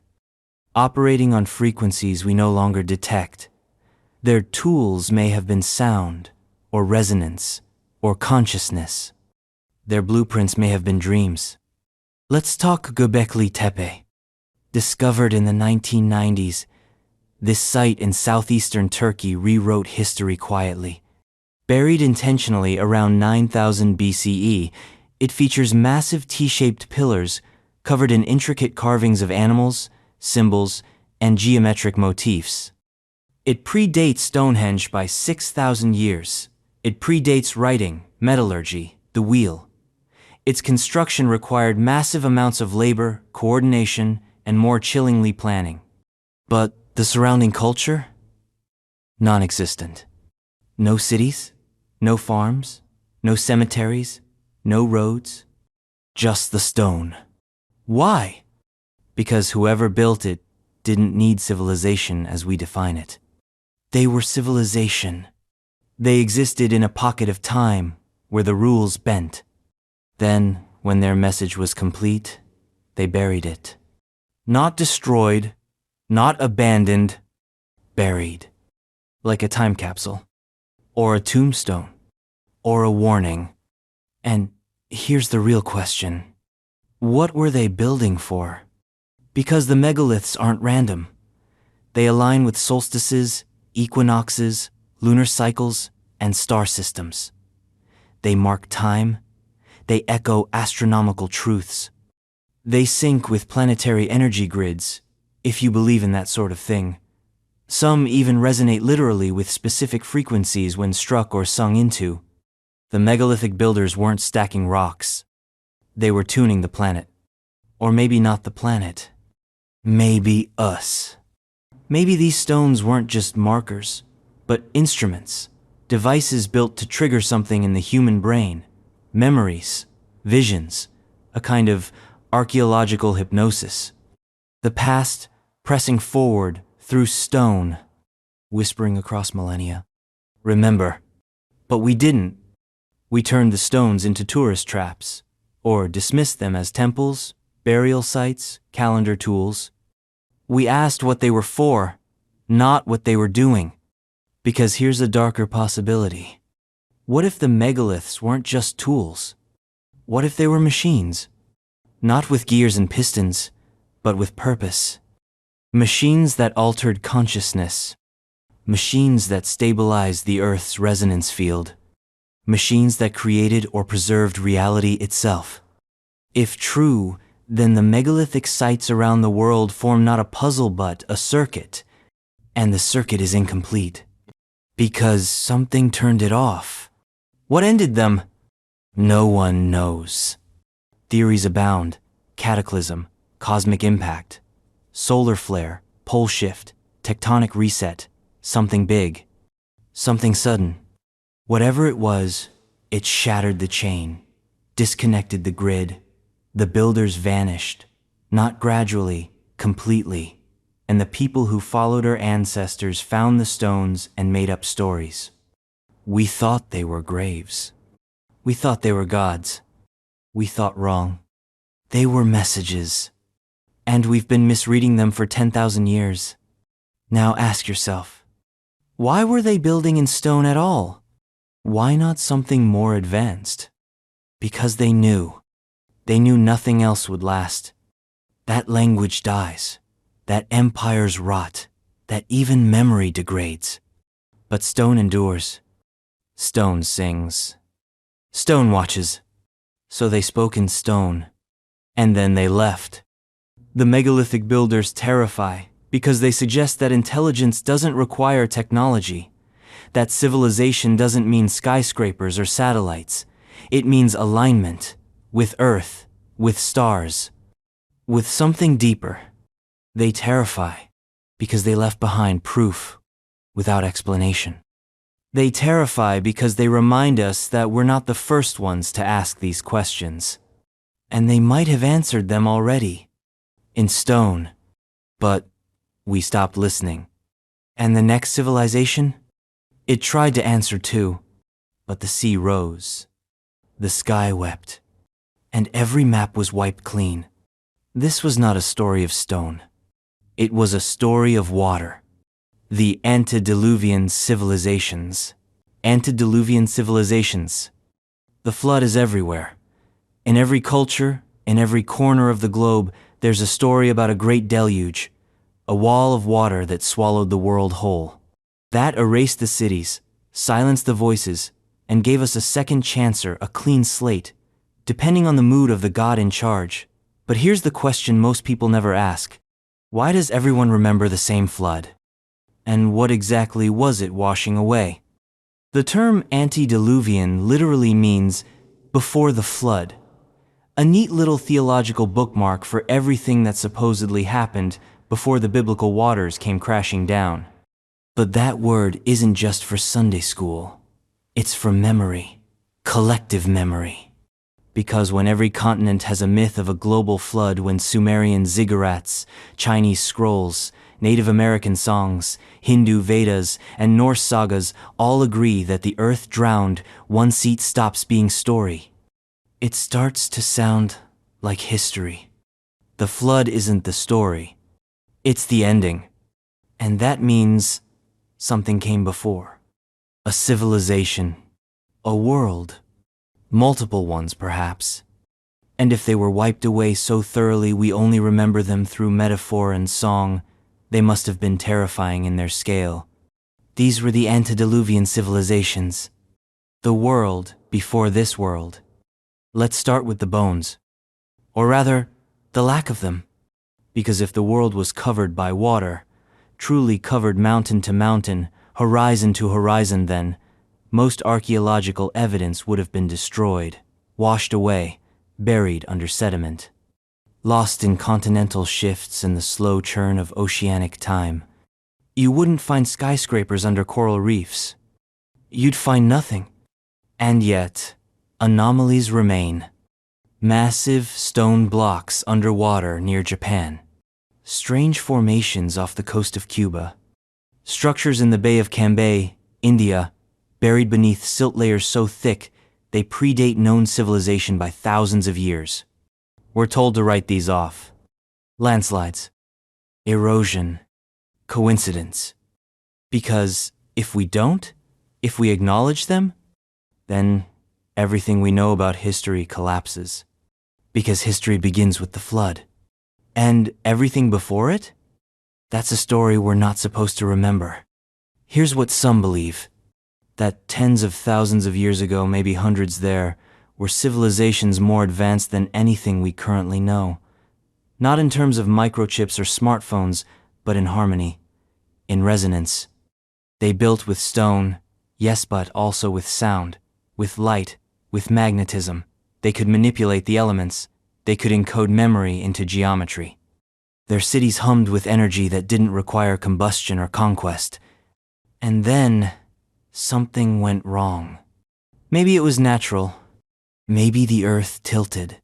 A crustal displacement, a comet impact, a sudden solar event that triggered tectonic chaos, oceanic upheaval.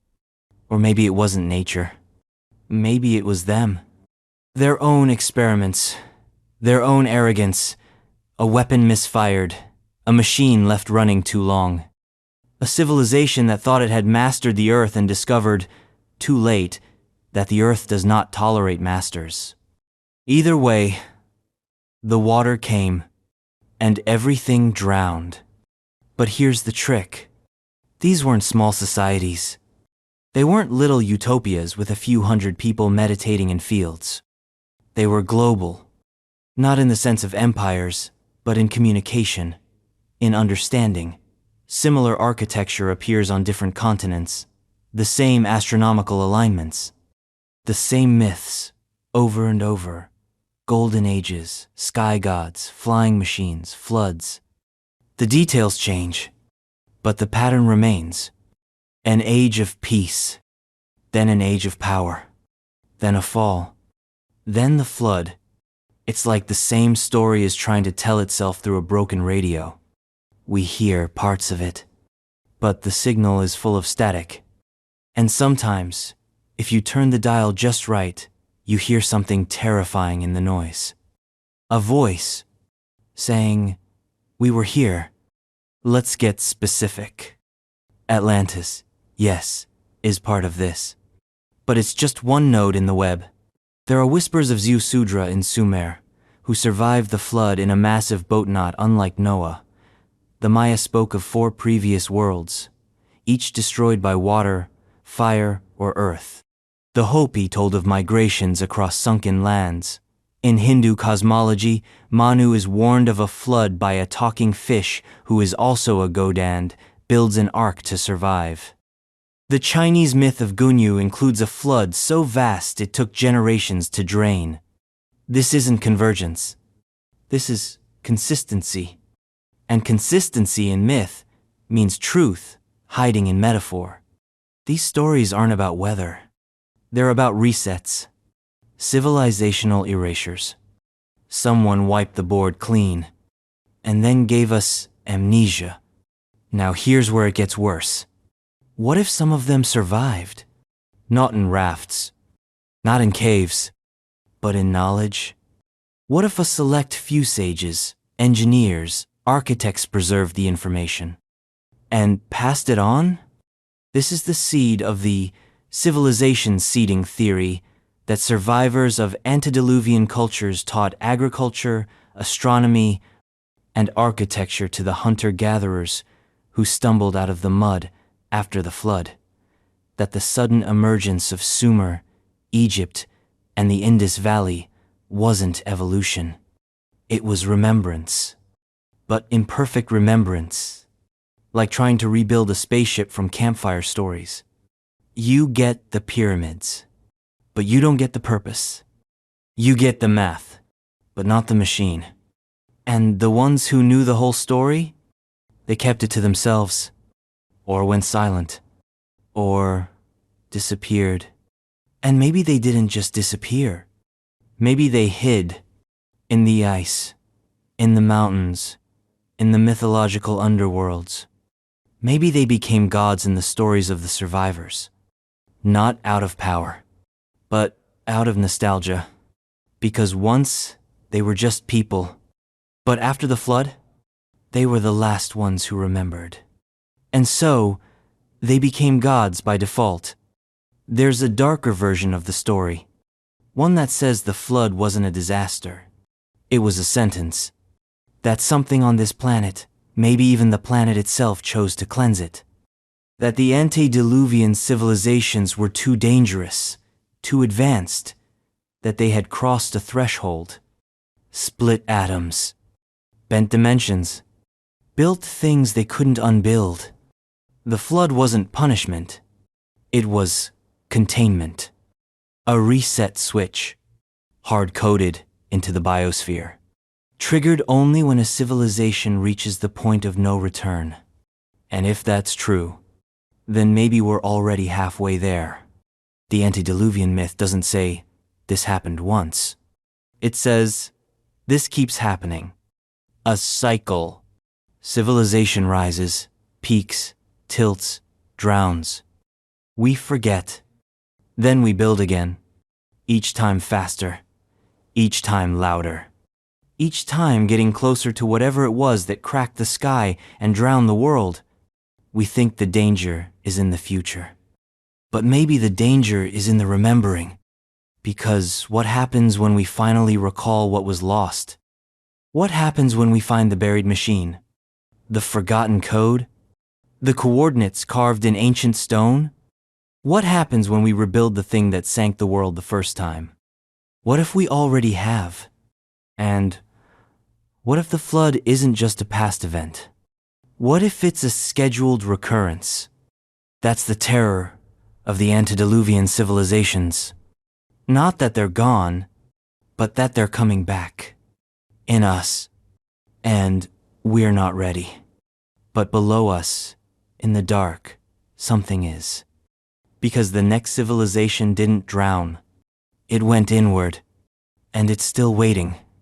The Inner Earth Civilizations. Inner Earth Civilizations. Beneath your cities, beneath your oceans, beneath the crust of memory, and the mantle of myth there is a world. Not metaphorical, not symbolic. A literal, vast, unexplored region that stretches below the surface of our planet like a second skin, a hollow echo of the world we know. It is not a conspiracy theory. It is a cosmology. And if the stories are true, if even one whisper from the old texts, or half-mad explorers, or geomantic diagrams is right, then the Earth is not solid, not entirely. It is laced with caverns, voids, and vast underground networks, not empty, not dead, inhabited. These are the Inner Earth civilizations, the others below.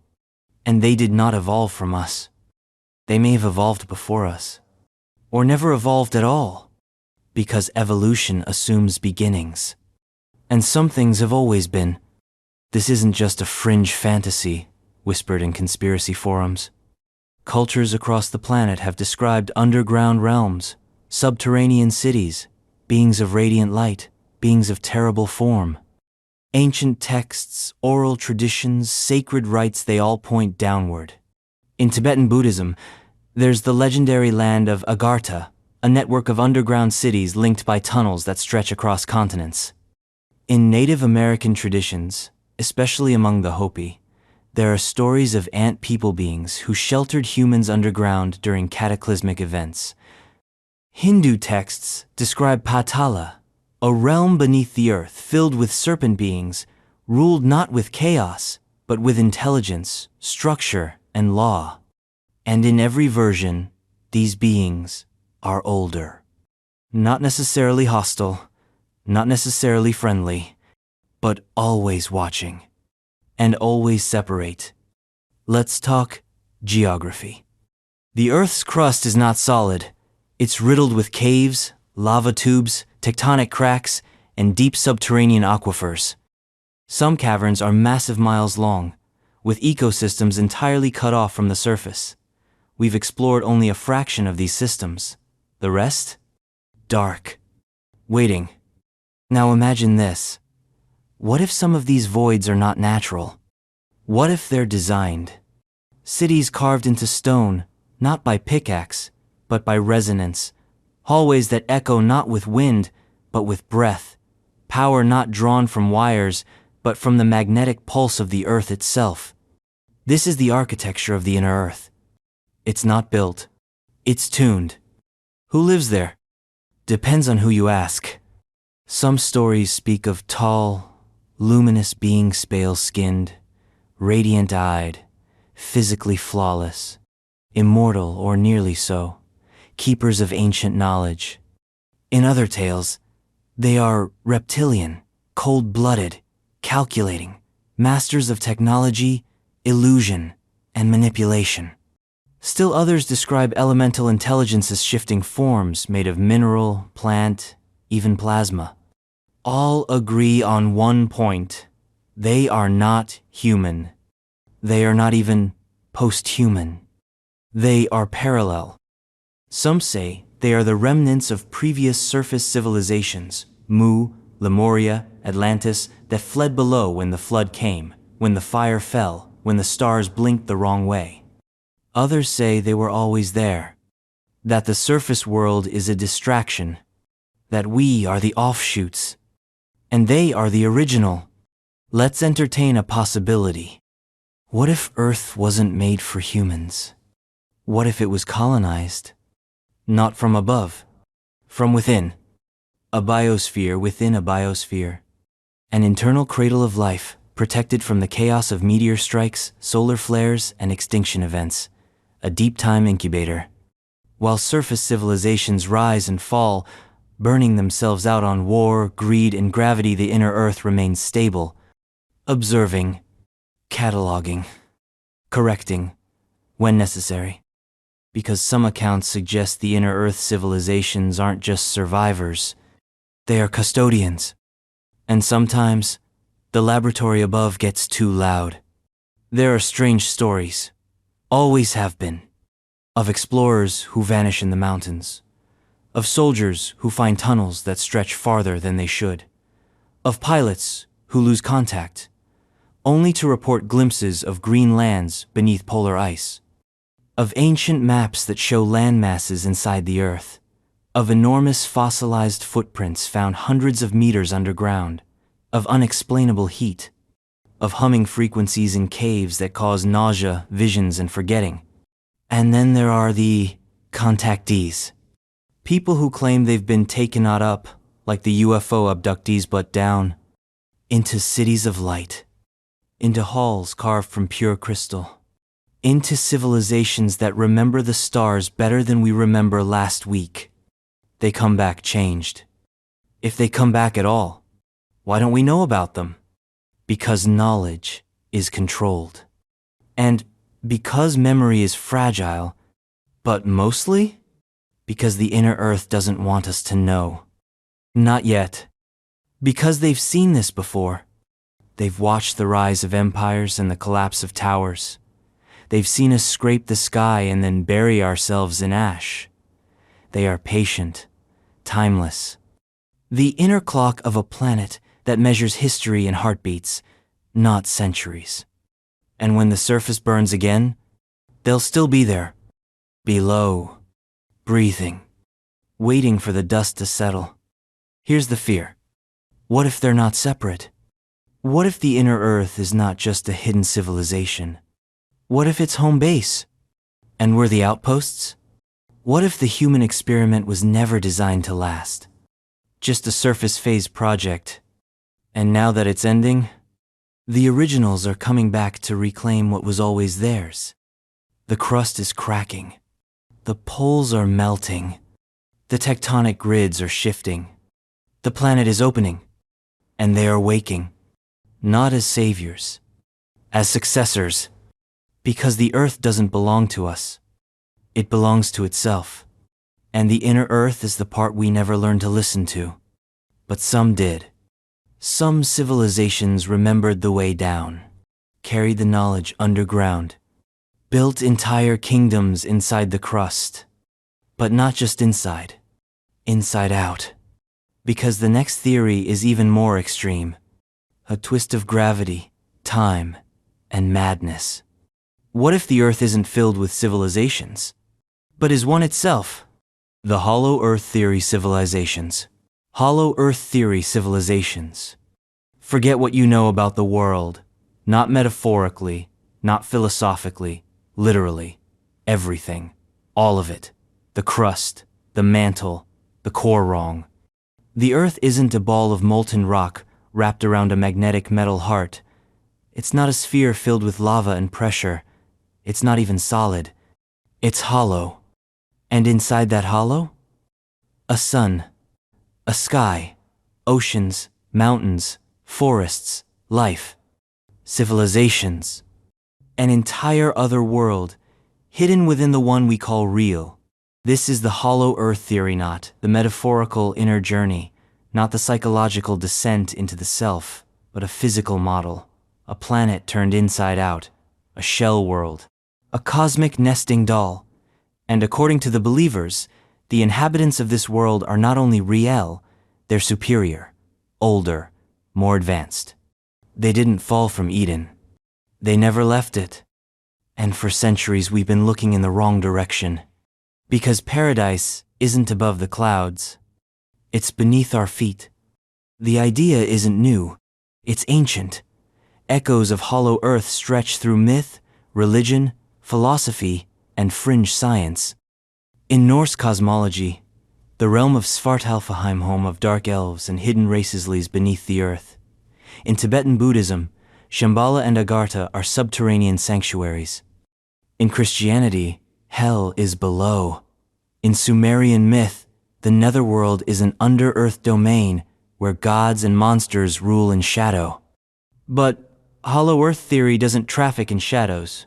Not exactly. It's not about demons or dead spirits, it's about structure. A shell, roughly 800 miles thick. A central sun, a livable interior surface. Openings at the poles. Gravity directed inward toward the shell, not toward the core. Everything we think of as down is really inward. And everything we call impossible is just the wrong model. The inhabitants? They've been called many things. Hyperboreans, Lemurians, inner earthers, survivors, aliens, angels, giants. But the name doesn't matter. What matters is that they live. And they've been here the whole time. Let's talk entrances. They're said to be at the poles, the north and south, massive, naturally occurring holes that lead into the inner realm. Shielded by storms, cloaked by magnetic anomalies, protected by the curvature of the earth itself. Early maps, especially from the Renaissance, occasionally depict these openings. Ancient sailors wrote of open polar seas, where compasses failed and ice turned to warm water. In the 20th century, legends spread of Nazi expeditions to Antarctica, seeking or finding passage inside. Some believe Admiral Richard Byrd, during Operation High Jump in 1947, flew past the ice and into the hollow earth, that he saw lush, green land where none should be, that he encountered beings tall, radiant, technologically and spiritually superior, who warned humanity to turn back, to abandon its path of self-destruction. If true, the record of that mission was sanitized, his journal redacted, his claims buried in frost and ridicule. Because if Hollow Earth is real, then everything changes. Not just geology. Reality. How would it work? Not by the physics we know. By the physics we've forgotten. Hollow Earth theory relies on alternative models of gravity, suggesting that instead of being pulled toward the center of mass, gravitational force might operate in a toroidal structure, curved, not linear. That matter and magnetism interact in ways we don't yet understand, creating a self-contained biosphere within the crust. There's said to be an internal Suna-radiant plasmasphere, suspended in the center of the hollow, smaller than our sun, but sufficient to provide perpetual twilight. Crops grow, seasons ebb, rivers flow. The temperature is mild, the environment self-regulating. This is not a survivalist bunker or cave network.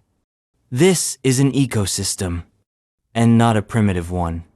The civilizations within are said to be ancient, peaceful, unified. They don't use fossil fuels. They use vibrational energy. They don't wage war. They cultivate balance. Their architecture grows rather than decays. Their wisdom is biological, technological, and spiritual integrated in ways we only mimic with myth. Some say they are our ancestors. Others say they are our creators. Either way, they remember who we were and who we could be. So why haven't we seen them? Because we're not invited. The entrances, if real, are not just physical locations. They're thresholds, protected not only by terrain, but by frequency, vibrational access. Only those in a specific state of mind or purity can enter, or perceive. Others simply pass by, or turn back, or go missing. And those who do return, they don't talk about it. Or when they do, we don't believe them. Because to accept Hollow Earth is to unravel the map. And people cling to maps, even when they're lies.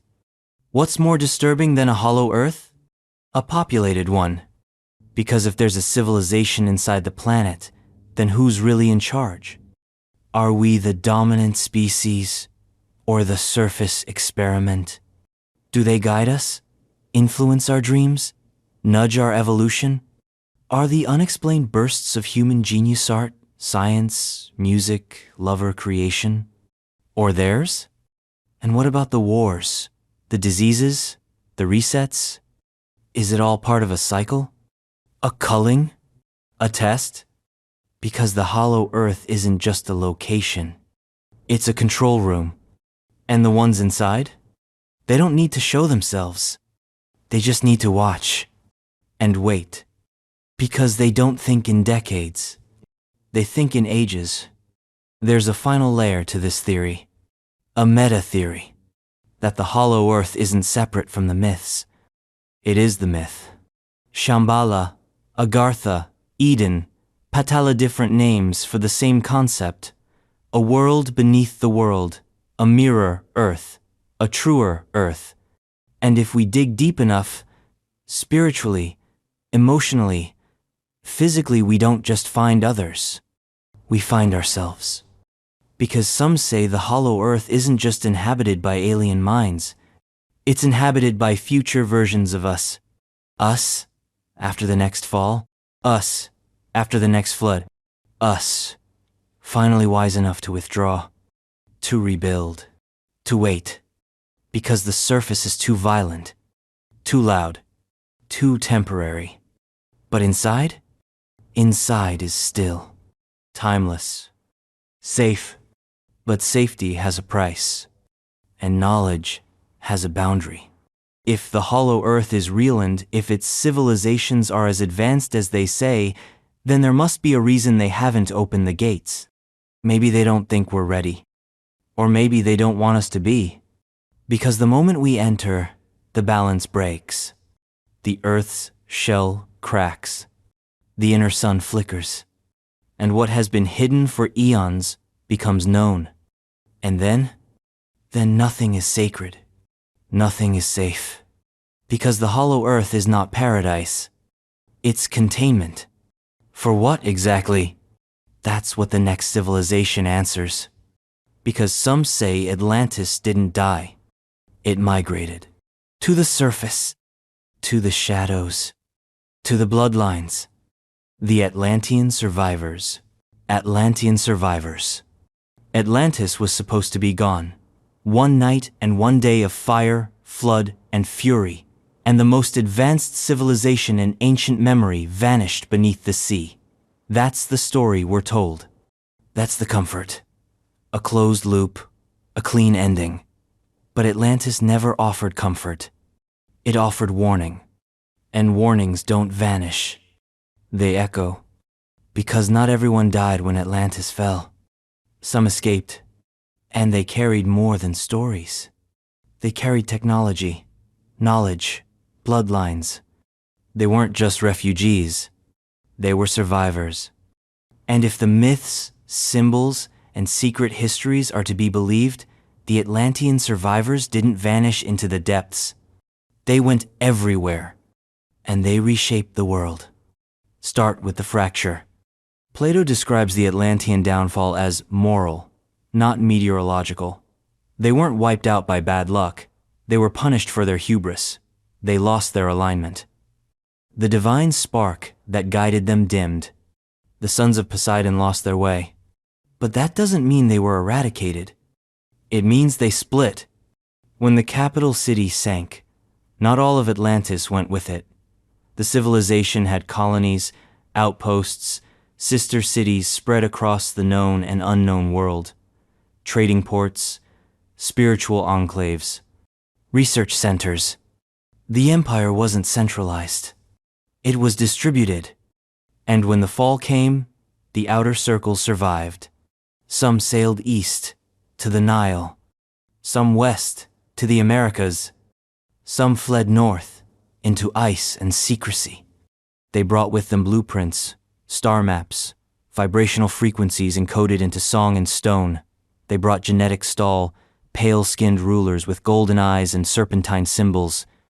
They brought their hierarchies, their gods, their obsessions. And they never stopped building. They just changed labels. Let's track the evidence. Every time a sudden burst of civilization appears, without a gradual build-up, Without a slow cultural crawl, something's off. Ancient Egypt, Sumer, the Indus Valley, Mesoamerica, they arrive with systems. Mathematics, astronomy, monumental architecture, class divisions, astronomical alignments.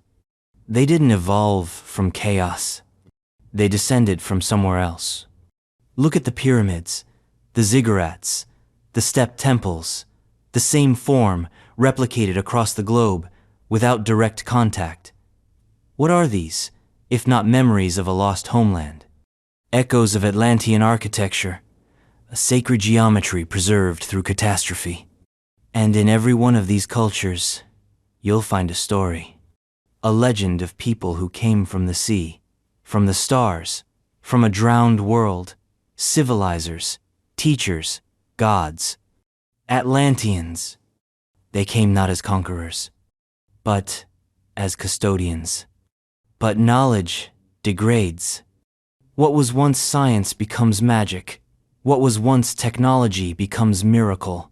The Atlantean crystal generators, the vibration harmonics, the psycho-reactive materials reduced to myths of divine intervention. Their leaders became gods, their scientists, wizards. The survivors tried to preserve what they could, but over generations, the signal weakened. The structures remained, but the purpose was lost. And the greatest loss was memory, because memory, unrecorded, becomes symbol. And symbol becomes myth, and myth gets misfiled, until no one remembers it was ever real. Some say the Atlanteans didn't just scatter. They planted themselves. Deliberately. They founded mystery schools.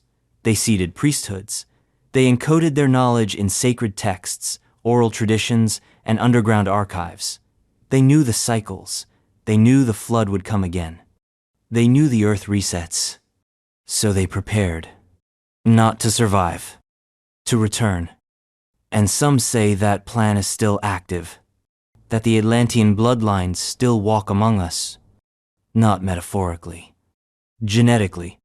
Tall, charismatic, visionary, obsessed with legacy. Builders of dynasties, not democracies. You've seen them. You just didn't know the name. Because power that survives apocalypse doesn't announce itself. It whispers. It marries upward. It funds temples. It steers. Quietly. Effortlessly. Because Atlantis wasn't just a place. It was a program. And some subroutines are still running.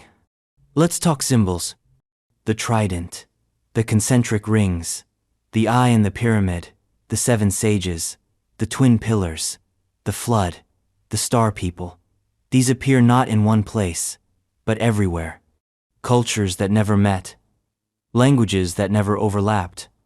And yet the same motifs spiral across time like fingerprints in wet clay. That's not myth. That's branding. The Atlantean survivors left their mark in everything sacred and everything forbidden. They built the temples, but they also built the vaults. And behind the locked doors of elite societies, occult orders, and mystery traditions, they kept the blueprints, the resonance maps, the frequencies, the activation codes. Because Atlantis didn't die, it dormanted. And one day, it will rise again, not from the sea, from the subconscious. And here's the twist. Some say the Atlantean survivors didn't just seed civilization. They seeded conflict. Polarization, ideological schism, left-right, science-faith, material-spiritual. It wasn't an accident. It was testing. Humanity as laboratory. Every empire, a data point. Every religion, a control group. They wanted to see if we could find balance. Because they couldn't. That's what destroyed them. Not water. Imbalance. So they started over. And over. And over. Watching. Waiting. for a pattern to break, for someone somewhere to remember the code, to realign the crystal, to harmonize the grid. Not for power, for continuity. But continuity has a price. Because the Atlantean impulse, this relentless pursuit of perfection, of control, of spiritual mastery through technological means never stopped. It simply scaled down. It lives in transhumanism, in AI, in the dream of the singularity, the desire to transcend biology, to build cities that think, to merge spirit and machine. We think this is progress. It's memory. We're not inventing the future. We're reconstructing the past. The Atlantean program is reactivating. Not because it should, because we can't help it. It's in the blood. It's in the stones. It's in the signal. But maybe we're getting it wrong. Again. Maybe we're heading for another flood. Another crash. Because the last time we reached this level of integration, this blend of knowledge and arrogance, the world reset. And this time, there may be no survivors. Unless the original architects return. The ones who ruled before Atlantis. Who encoded their own knowledge into flying palaces. Who walked among gods and kings as equals. Who held court not just on earth but in the sky. They were the Rama Empire. The Rama Empire, before the pyramids, before the Vedas were whispered into the fire, before the first brick was laid in Babylon or the first myth was chiseled into clay, there was a civilization, not hidden, not lost, just misremembered, a civilization whose legacy is so vast, so saturated in story and symbol, that it vanished, not through destruction, but through absorption. It became everything else. It became the blueprint. The Rama Empire. Not a city, not even a kingdom. A world. A vast, ancient, pan-continental civilization centered in what is now the Indian subcontinent, but said to have stretched far beyond across Asia, across the oceans, into realms we now call impossible. The Rama Empire didn't merely exist, it reigned. And if the stories are true, it did so with technology that blurred the lines between the sacred and the scientific, the divine and the mechanical, the physical and the impossible. It flew, it pulsed, it vibrated with knowledge we've only begun to rediscover. And then, like everything else that grows too powerful, it burned. Let's begin with the texts. The Mahabharata, the Ramayana, the Vedas, the Puranas. Not fairy tales, archives. Written in metaphor, sure, but not imagination, memory. The epics tell of kingdoms with flying machines, Vimanas, of celestial weapons that could vaporize armies, of wars fought across the skies, between gods and kings whose names echo into every language on earth. But here's the mistake we make. We call them myths. We think they're symbolic. They're not. They're technical manuals, written in the only language the survivors had left.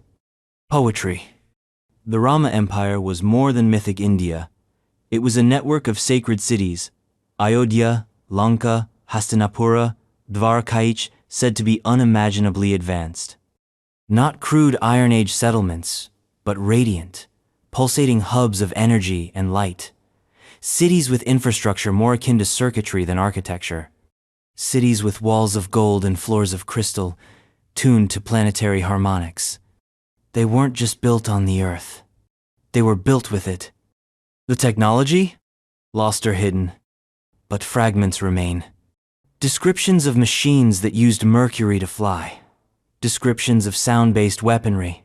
Descriptions of orbital platforms, teleportation, mind-to-mind communication.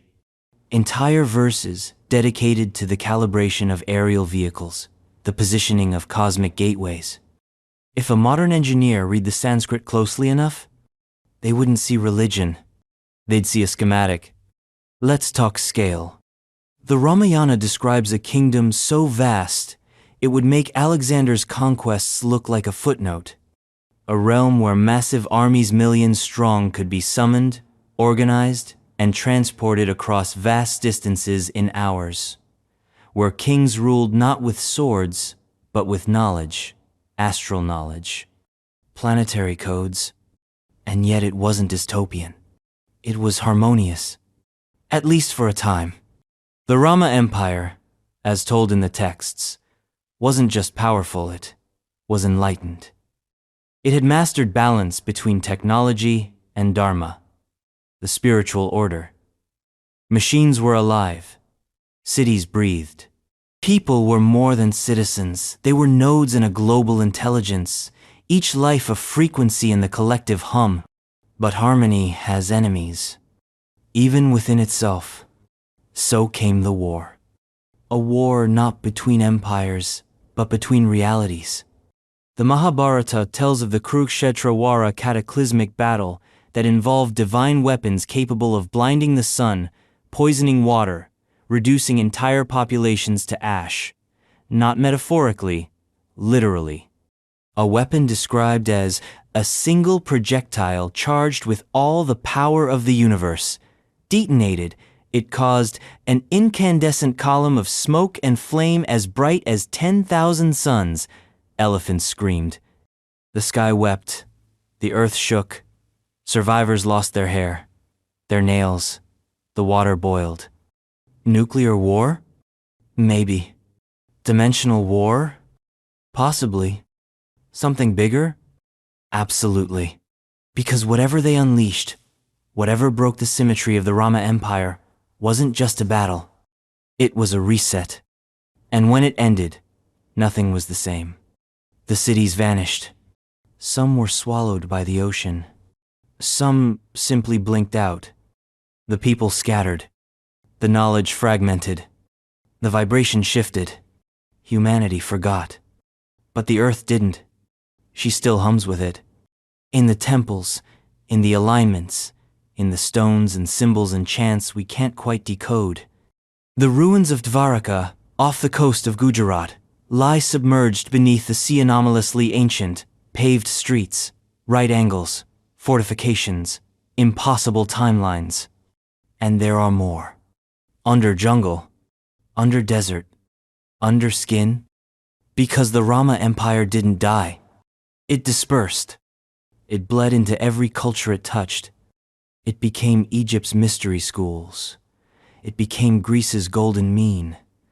It became the Mayan star maps, the Tao, the tree of life, the chakra systems, the caduceus, the blueprint. And maybe the people didn't all die, either. Maybe some walked away from the fall, ascended, or descended, or vanished into planes of reality that only now, in the labs of particle physicists and the dreams of dying shamans, are we starting to perceive. Maybe they didn't abandon us. Maybe they became us. And we are the dreamers left behind, trying to reconstruct a melody from echoes. The descendants of an empire that understood everything, and then let it go. Here's the kicker. The Rama Empire, in some tellings, precedes Atlantis. Not just in time, in design. Atlantis was a mirror of Rama mimicry, a rogue iteration built not on spiritual balance, but on technological ambition.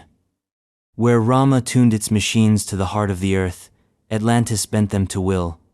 Where Rama harmonized, Atlantis hacked. That's why they both fell.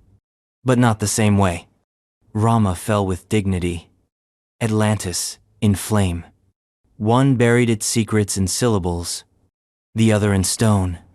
But the vibration remains. Every time a mystic chants, every time a physicist stares too long at a waveform, every time a child dreams of floating cities and sky chariots, they remember. Because the Rama Empire didn't die. It's in the code. Encoded in sound. And sound never dies. It just waits to be heard again. So what do we make of it? That we were once more than we are? That we are echoes? Or maybe we're the reboot, trying again, failing again, but each time getting closer, closer to the vibration, to the frequency, to the memory. Because if the Rama Empire encoded itself into the very structure of human consciousness, then maybe we're not just the aftermath. Maybe we're the seed. And if we ever awaken, the world might not burn. It might sing. But what happens when the knowledge is misused again? When a civilization doesn't just remember but reconstructs, not for peace, but for power. Then we don't have sages or saviors. We have intervention. And maybe that's why the next civilization wasn't human, and didn't build with stone or fire, but with light. The builders of the Egyptian pyramids. The builders of the Egyptian pyramids. You've been told a version of this story since grade school, that a bunch of ancient Egyptians, armed with copper chisels, stone hammers, and enough manpower to form a small nation-state, built the pyramids of Giza over the course of a few decades, that they dragged 2.3 million limestone blocks each, weighing up to 80 tons across the desert, using sleds and ropes. That they achieved architectural precision down to fractions of an inch, using primitive tools, by aligning the Great Pyramid to true north with near-perfect accuracy, and without even knowing what true north was. Sure, and unicorns built Stonehenge. Because no matter how many times it's repeated, no matter how many documentaries repeat the quarry and sled narrative, the math still doesn't work. The logistics don't work. The geology doesn't work. The tools don't work, and the timeline, especially the timeline, absolutely, categorically, does not work. The pyramids aren't just improbable. They are impossible, at least by the standards of the civilization we've been told built them. Which means someone else did. Someone older. Someone smarter. Someone terrifying. Let's start with the Great Pyramid. It's not just a big triangle. It's a machine. A message. A monument so precise that it encodes planetary dimensions, golden ratios, astronomical constants, and geodetic coordinates. The base of the Great Pyramid is an almost perfect square. Each side is nearly exactly 230.4 meters. The difference between the longest and shortest sides? Less than 5 centimeters. That's modern laser precision. Only they didn't have lasers. Or did they? Its sides are aligned to the 4 cardinal directions with an error of less than 0.05 degrees. That's better than the Paris Observatory, but they didn't have telescopes. Or did they?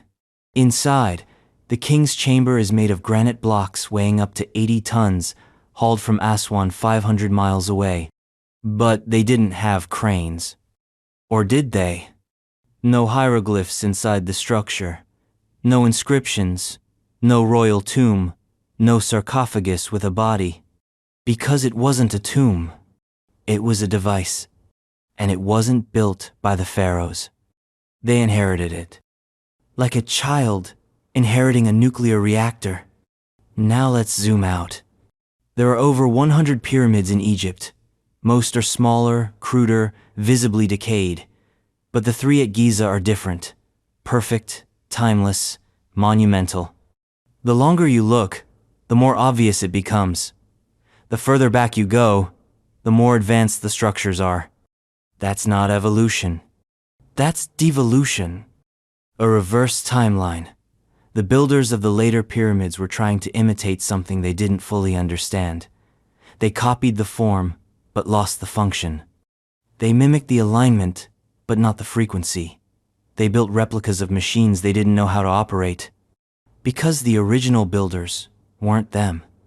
And maybe they weren't us. So who were they? Depends who you ask. Some say they were Atlantean engineers, survivors of the flood, encoding their knowledge in indestructible forms. Some say they were off-world visitors, using the pyramid grid to stabilize Earth's frequency, to mine or harness planetary energy. Some say they were pre-human intelligences, not Homo sapiens, not even terrestrial in the way we understand it.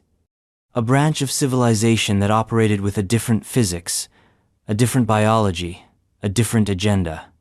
They weren't building monuments.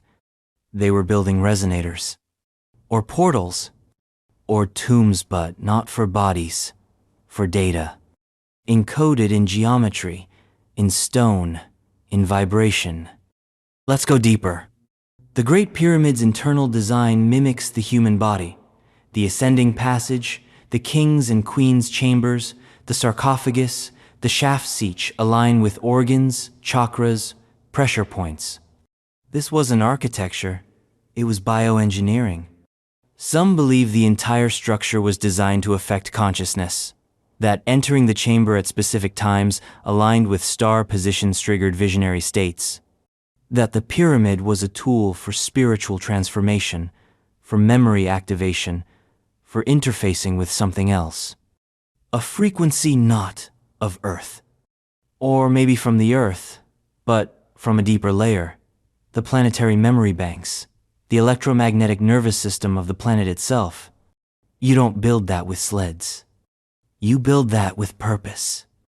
And the layout of Giza? It mirrors Orion's belt. Perfectly. But not just in shape, in position. The pyramids are positioned to reflect the stars as they appeared 12,500 years ago. Not when they were built. When the alignment was perfect. Which raises a very awkward question. How did a Bronze Age civilization map the sky from 10,000 BCE? And why build for that date? Unless that was the date of the original construction. Or something else happened then. A shift. A war. A reset. Here's where things spiral. The Great Pyramid isn't alone. All over the world, pyramids exist. In China, in Sudan, in Mesoamerica, in Indonesia, in Bosnia, some still buried under earth and jungle, all aligned, all following similar patterns. All built using techniques that appear to defy the capabilities of their attributed cultures. Coincidence? Or convergence? Or continuity? A global network. A planetary circuit. The pyramids weren't isolated monuments. They were nodes, power stations, memory towers, consciousness stabilizers. And we modern humans stumbled across them like apes finding alien satellites. We assumed they were tombs because we forgot. But maybe that was the plan. To forget because the builders knew what was coming. They knew the cycles, the floods, the magnetic shifts, the entropy. So they encoded memory in stone. They buried time capsules in structures that would outlast language, culture, history. And they left behind the blueprints. In us. Our DNA. Our dreams. Our instincts to look up at the stars and build something that points back at them. There's a darker theory. That the pyramids were built as prisons. Not for people. For ideas. For entities. Vibrational traps that held things in place. Beings. Forces. Frequencies too dangerous to be left uncontained. And now, as the Earth's magnetic field weakens, as polar alignments drift, as solar radiation increases, maybe those locks are starting to fail. Maybe the Great Pyramid wasn't meant to inspire awe. It was meant to warn. And now, we've turned it into a postcard. The builders of the Egyptian pyramids were not slaves. They were not pharaohs. They were engineers of the impossible. They understood that stone outlasts civilization. That geometry is universal. That truth doesn't need to be spoken, it can be built. And somewhere beneath that last casing stone, under the sand, under the lies, under the weight of thousands of years of forgetting, the memory still hums. And if we listen closely enough, we might hear it again. But hearing is not enough. Because the next civilization, it left no pyramids, no machines, just scars. Scrawled across the desert. Signs in the sand so massive they can only be seen from the sky. Made by hands no one remembers. Or perhaps by no hands at all. The constructors of the Nazca lines. The constructors of the Nazca lines. In the southern deserts of Peru, where the sun carves shadows into the bones of the earth, and the wind whispers secrets that predate language, there are marks. Lines, shapes, spirals, and figures etched into the arid crust of the Nazca Plateau. They are vastum stretching over hundreds of meters, only truly visible from above, from the sky. There are hummingbirds with wingspans wider than football fields, monkeys with impossible tails, spiders, trees, human-like figures waving from the earth to the heavens. There are geometric patterns so precise, they might as well be computer-drawn, trapezoids, arrows, perfectly straight lines that run for miles across hills, over valleys, indifferent to terrain. These are the Nazca lines. And officially, we are told they were made by people dragging sticks through dirt thousands of years ago, for gods, or rituals, or calendar keeping. But there's a problem. You can't see them from the ground. So who were they really for? And who exactly was watching from above? Let's start with the mechanics. The Nazca lines are etched into the desert by removing a thin top layer of oxidized red pebbles, revealing the lighter-colored soil beneath. That's it. No excavation, no construction. Just negative space drawing by subtraction. In theory, incredibly simple. In execution? Not so much. Some lines run perfectly straight for over 10 miles across rugged, uneven terrain. Without modern surveying equipment, GPS, or aerial perspective, this would be a logistical nightmare. And yet, whoever made them did so with precision.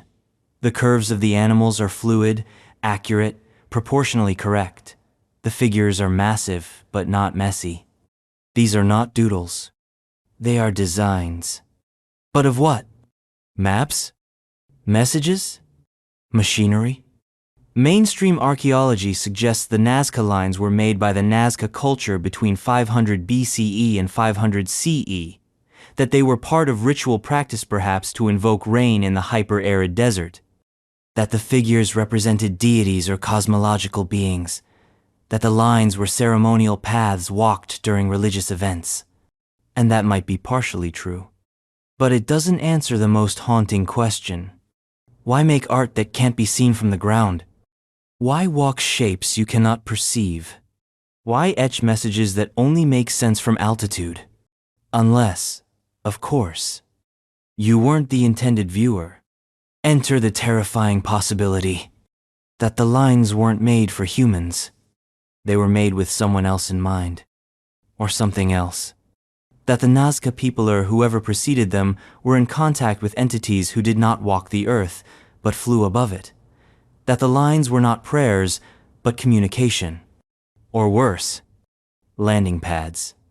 There are massive flat-topped areas, scraped clean of debris, resembling airstrips, perfectly aligned, with no apparent purpose, just long, clear stretches of desert visible from miles up. Not roads, not paths, runways. For what? And then there's the iconography. Why a monkey, native to the Amazon and not the desert? Why a spider specifically, a spider whose design includes a stylized depiction of sexual organs only visible under a microscope? Why a hummingbird that aligns precisely with the solstices? Why so many arrows, trapezoids, and shapes pointing to the horizonto-specific astronomical phenomena? The figures don't just sit there. They interact with the sky. Some align with star risings, others with solar events, others with magnetic anomalies. This isn't random. This is coded. The desert became a blackboard. The sky, the teacher. And us? The slow students. The Nazca lines were not just messages to the stars. They were memory maps. Some believe they encode knowledge of ancient migration patterns off previous civilizations, long vanished, who charted the globe before our accepted history begins. The figures may represent star maps, DNA strands, the structure of the universe itself. We see a monkey. They saw a formula. We see a hummingbird. They saw a frequency. Because these weren't pictures. They were vibrations made visible. And here's the stranger twist. These lines do not erode. For over 1,000 years, they've remained preserved by the climate, yes, but also by some strange resilience. No one truly knows why they endure so perfectly, as if they were meant to last. As if the builders knew time would wash away everything except this. And maybe that was the point. To draw in the only medium that resists decay. The earth itself. So who built them? Was it really the Nazca? Or did they inherit them? Or did they collaborate? There are theories fringe, yes but persistent, that a pre-human intelligence was involved, not necessarily extraterrestrial, perhaps ultra-terrestrial, entities not from other planets, but from other layers of reality, beings that phase in and out, that influence rather than instruct, that offer glimpses, then vanish. The Nazca, in this theory, were contactees, chosen not for power, but for perception.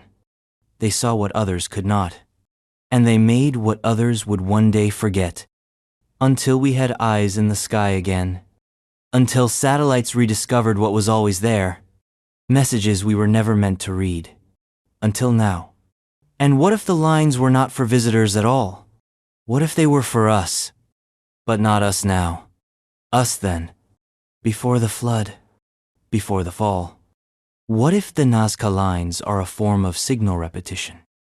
A rebroadcast of older messages, Atlantean frequencies, Lemurian blueprints, Rama pulse diagrams. What if they were recreating something older than memory? Not copying, remembering. We assume the people of the past were primitive, but the real horror is that they may have been accurate.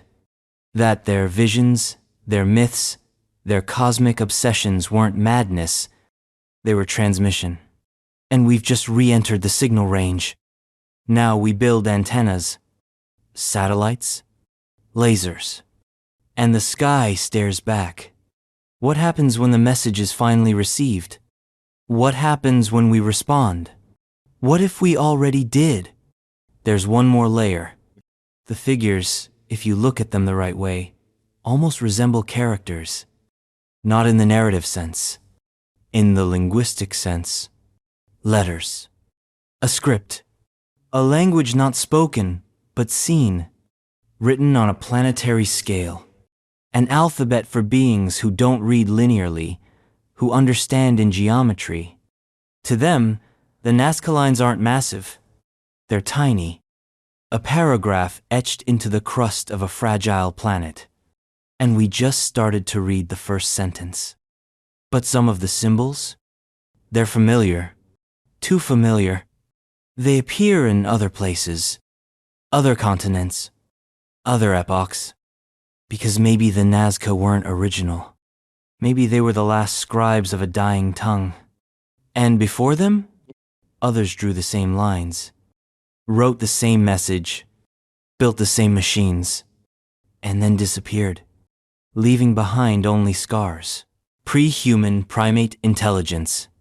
Long before Homo sapiens walked upright, long before fire was kindled, long before the word civilization had ever been whispered into the wind, there were others, not us, but close. Close enough to be uncanny, close enough to haunt. They weren't just animals. They were almost human.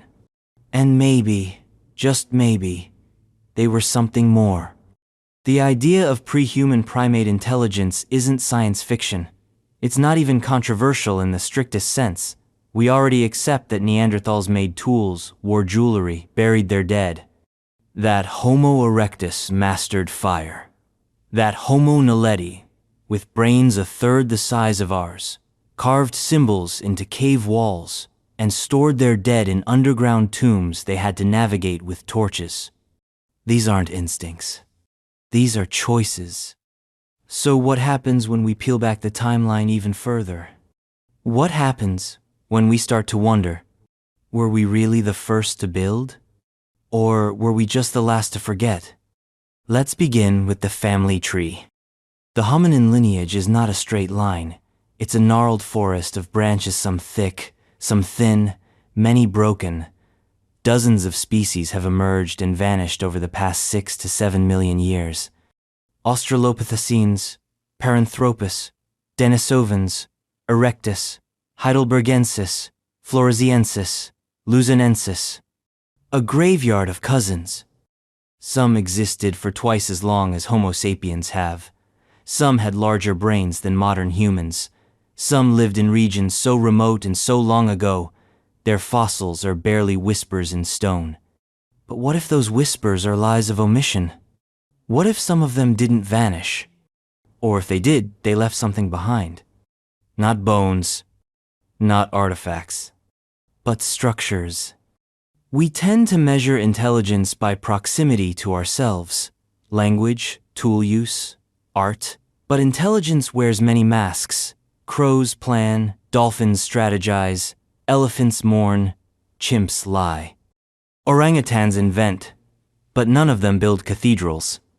Or so we think. But here's the thing.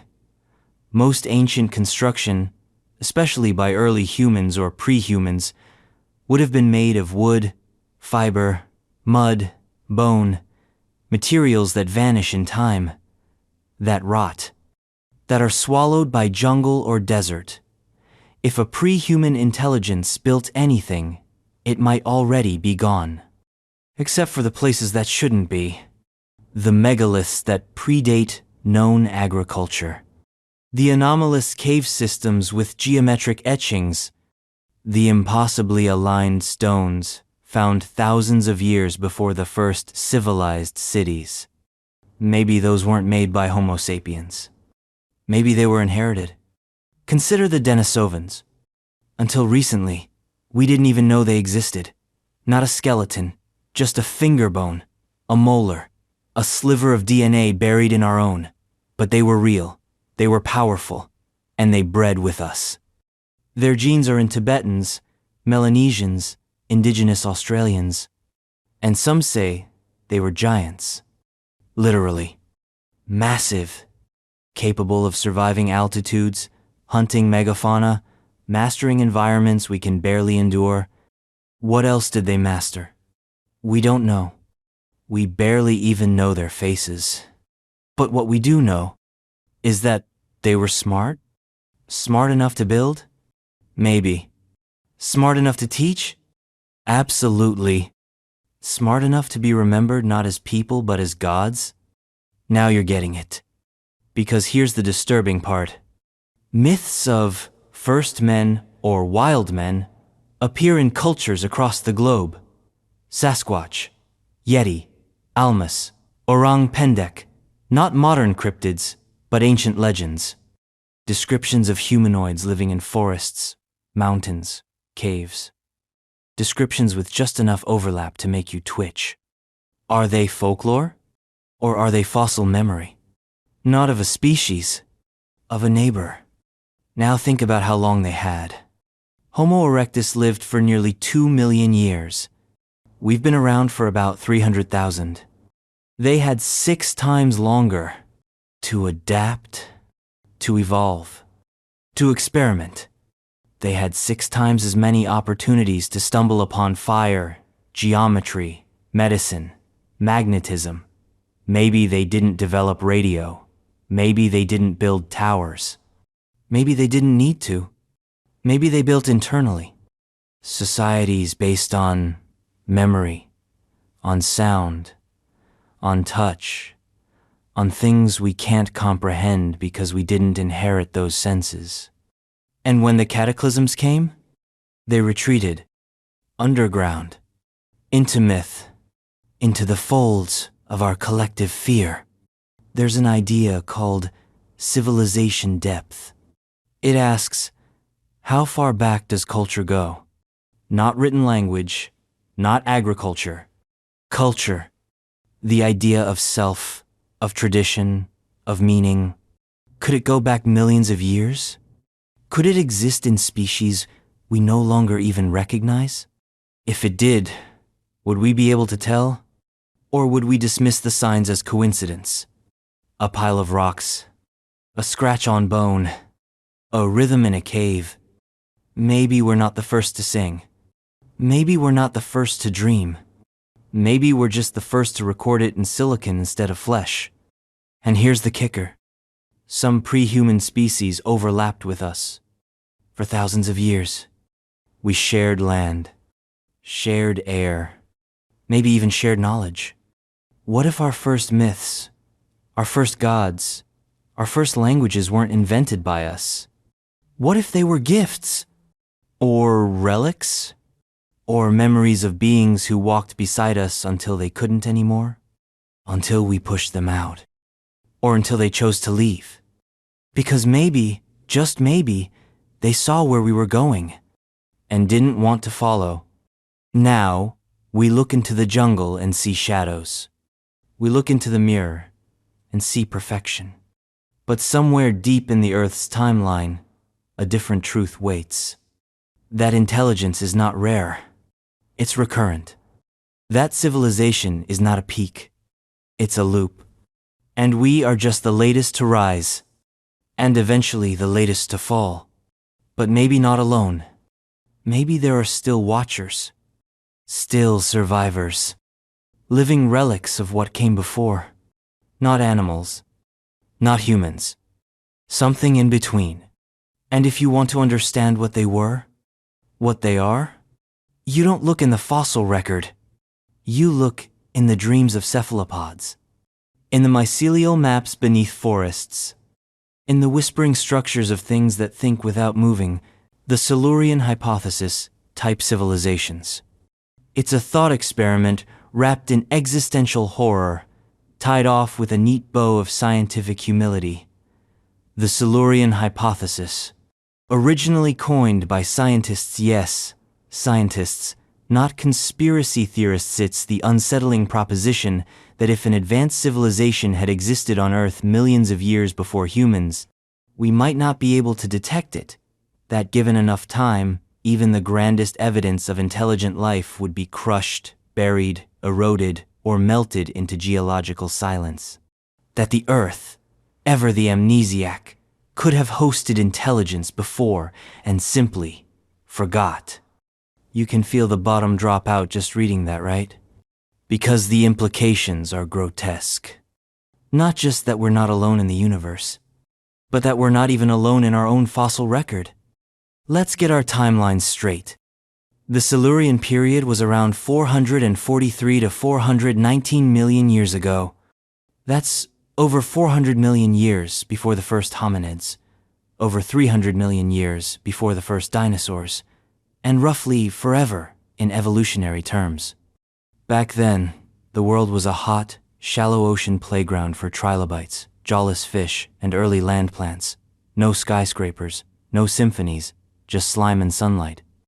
Or so we think.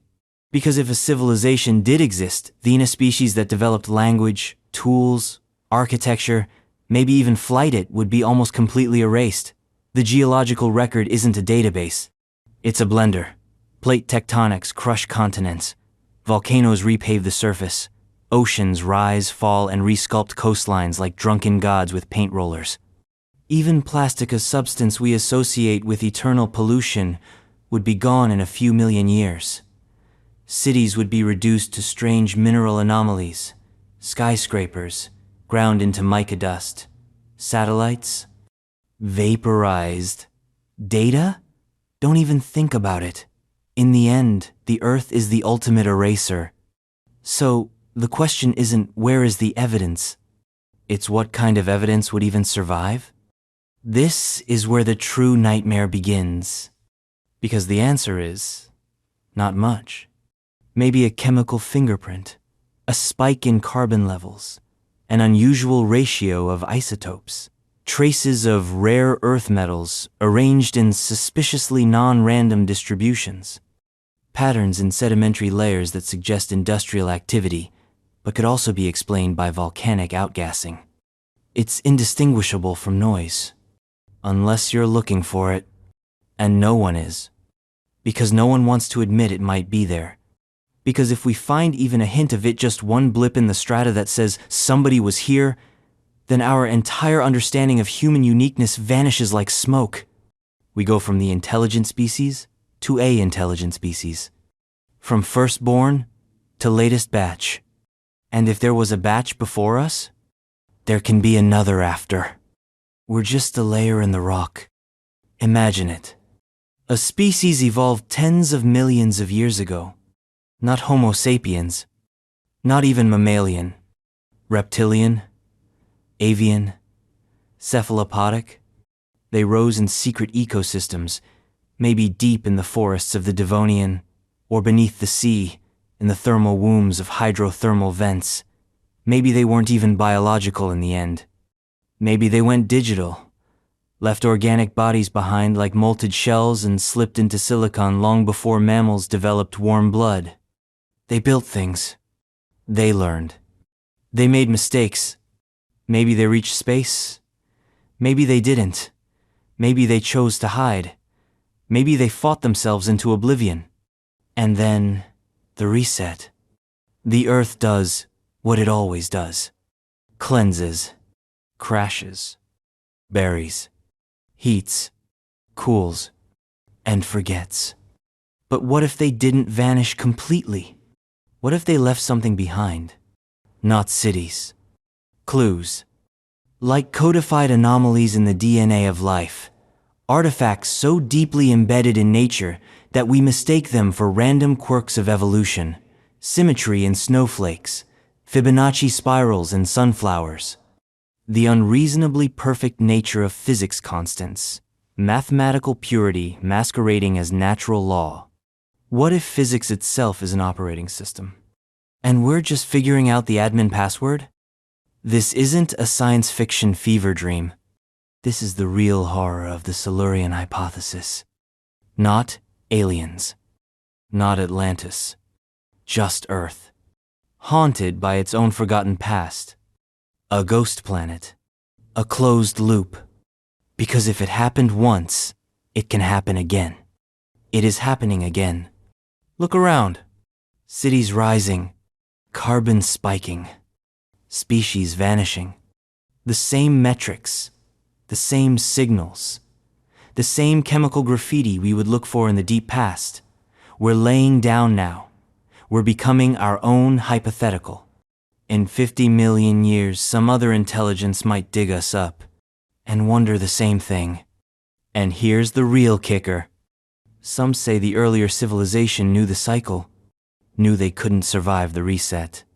So they didn't try. They encrypted, encoded, buried knowledge in geological patterns, in crystal lattices, in biological systems that would persist through the extinction events, seeded certain species with intelligence potential, left markers, breadcrumbs, not to dominate the next civilization, but to warn it. And maybe that's what the flood myths are. The pyramid grids, the impossible coincidences in myth and math and magnetism, not culture. Culture reactivation. We're not inventing. We're remembering. Badly. But why remember at all? Why leave a warning if no one will be around to read it? Unless the earlier species wasn't just hoping. It was planning. Planning for return. Planning for reconstruction.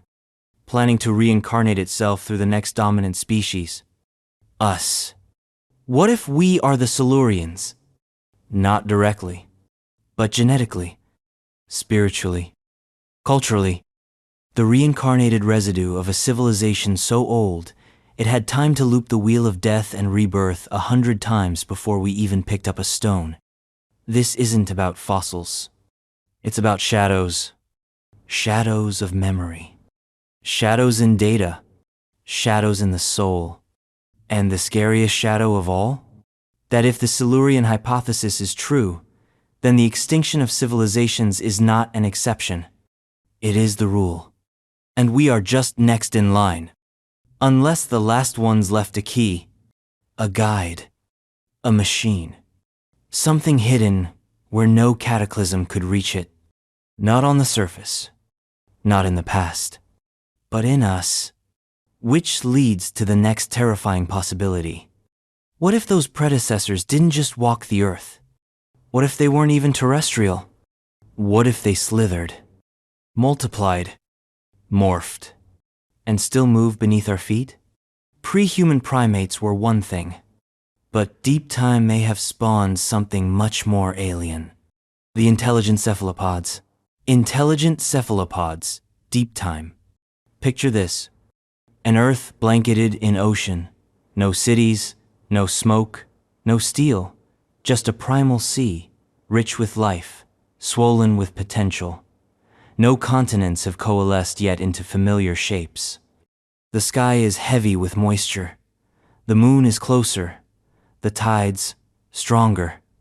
Somewhere in the ink-black depths of this deep pre-human sea, an eye opens. Not a mammal, not a reptile, a cephalopod. And not just any cephalopod, an intelligent one. It pulses, shifts, shimmers with awareness tentacles brushing over volcanic rock, over coral that hums like tuning forks, over ancient submerged architectures too geometric to be natural. It doesn't crawl on legs, it flows. It doesn't speak, it transmits. Electricity arcs between its neurons like lightning. It changes color like thought. Its brain wraps around its body, decentralized, multiple centers of cognition cooperating like a hive only smarter. It is alien, and it is native. This is not evolution as we know it. This is something older. Cephalopods, octopuses, cuttlefish, squid, already strange. They have blue blood. They use jet propulsion. They can alter their skin's texture and color with microscopic precision, mimicking environment, emotion, even language. They have distributed nervous systems, capable of processing information independently in each arm. They solve puzzles, escape cages, use tools, and most alarmingly, they dream. Watch an octopus sleep and you'll see it shift through colors and shapes, phantoms of memory, of simulation, a movie reel playing on its skin. We think we invented consciousness, but what if we're just copying something the ocean discovered long ago? What if intelligence didn't come from the trees? What if it came from the trenches? Now magnify that. Take today's octopus, strange and brilliant as it is, and stretch its potential backward. Give it 500 million years of evolutionary head start. Take away the asteroid. Take away the competition. Let it rule. Let it build. What would a civilization of intelligent cephalopods look like? Not stone temples, not skyscrapers, nothing we'd recognize. It would be fluid, bioluminescent, pressure adapted, nonverbal.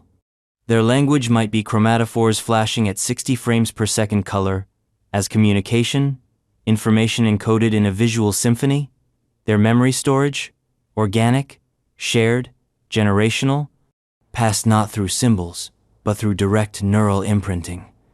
Ink not just for defense, but for record. Their cities wouldn't rise above the sea, they'd sink deeper into it, constructed not from mined ore, but from coral shaped by sound, from living architecture, from biofabricated matter that flexes and pulses with the tide. No fossil record, no footprints, no bones, but minds? Minds beyond comprehension. Because here's the twist. Octopuses don't fit in. Genetically, they're weird. Their RNA editing system is radically different from other animals. They can reprogram their genetic expression on the fly, changing their neurological configuration without altering their DNA. It's almost like adaptive rewriting, something we associate more with software than with biology. They don't follow the evolutionary script. They edit it, which raises a terrifying possibility. What if cephalopods didn't evolve here? What if they were seeded? Or crashed? Or rose during a previous epoch of Earth's deep history, during a time when the oceans were warmer, the oxygen thicker, and the competition still trying to grow legs? What if they were the first minds to think abstractly? The first to dream? The first to build? And then? What happened? Maybe they reached a threshold. Maybe they achieved a kind of enlightenment to civilization so advanced it didn't expand outward, but inward. One that didn't need machines because it became one that dissolved its borders into the currents. That left no ruins, because it left no need. Or maybe something worse. Maybe the sea turned against them. Maybe they turned against themselves. A war fought not with bombs, but with vibration. A schism not over land, but over thought. Consciousness split, memory fragmented. Their descendants devolved not entirely, but enough to forget. A self-imposed amnesia. A way to survive extinction by abandoning civilization altogether. And now, all that remains are the fragments. The dreamers. The octopus in the reef, blinking dreams in ink. The squid in the trench, pulsing songs into darkness. The cuttlefish drawing symbols in sand that no one sees. They aren't relics. They're residues. Ghosts of genius. Echoes of empire. What if their knowledge is still active? What if the ocean itself is their archive? Not pages and books, but vibrations. Encoded in whale song, in wave patterns, in the magnetism of migratory fish. What if they encrypted their entire legacy into the behavior of the sea? And every time a storm rises without warning, every time the tide pulls too hard, every time a sailor sees something impossible in the depths, that's not nature. That's them. Testing. Signaling. Remembering. It would explain a lot. Why oceanic anomalies cluster where they do. Why certain frequencies disrupt human behavior. Why dreams of drowning are so common. Why we feel a ween terror when we look into the abyss.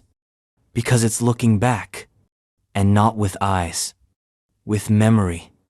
We aren't the first intelligent species.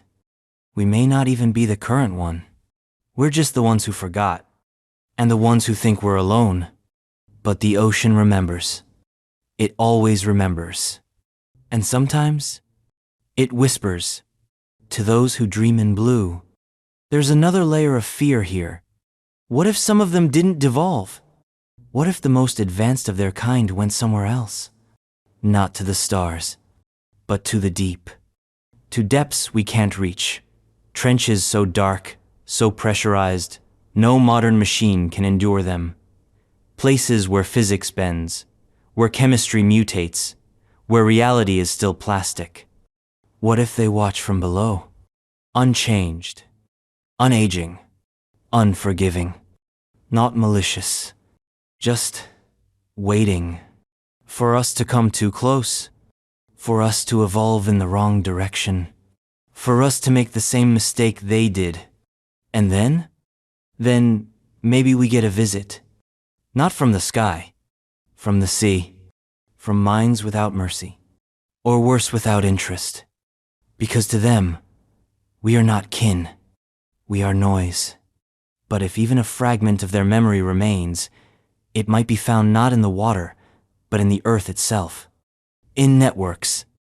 In fungus. In colonies without center, without self, without end. In intelligences that creep rather than stride. That solve without seeing. That feel without fear. Which leads to the next form of pre-human nightmare. Not a civilization that built, but one that grew. The intelligent fungi and slime molds. Intelligent fungi, slime molds. They do not roar, they do not march, they do not build cities, craft weapons, or chisel their names into stone. They do not leave behind pyramids or petroglyphs, because they don't need to. They're still here. They've always been here. The oldest, the quietest, the most alien intelligence on Earth may not have been bipedal, tool-using, or even multicellular in the way we understand it.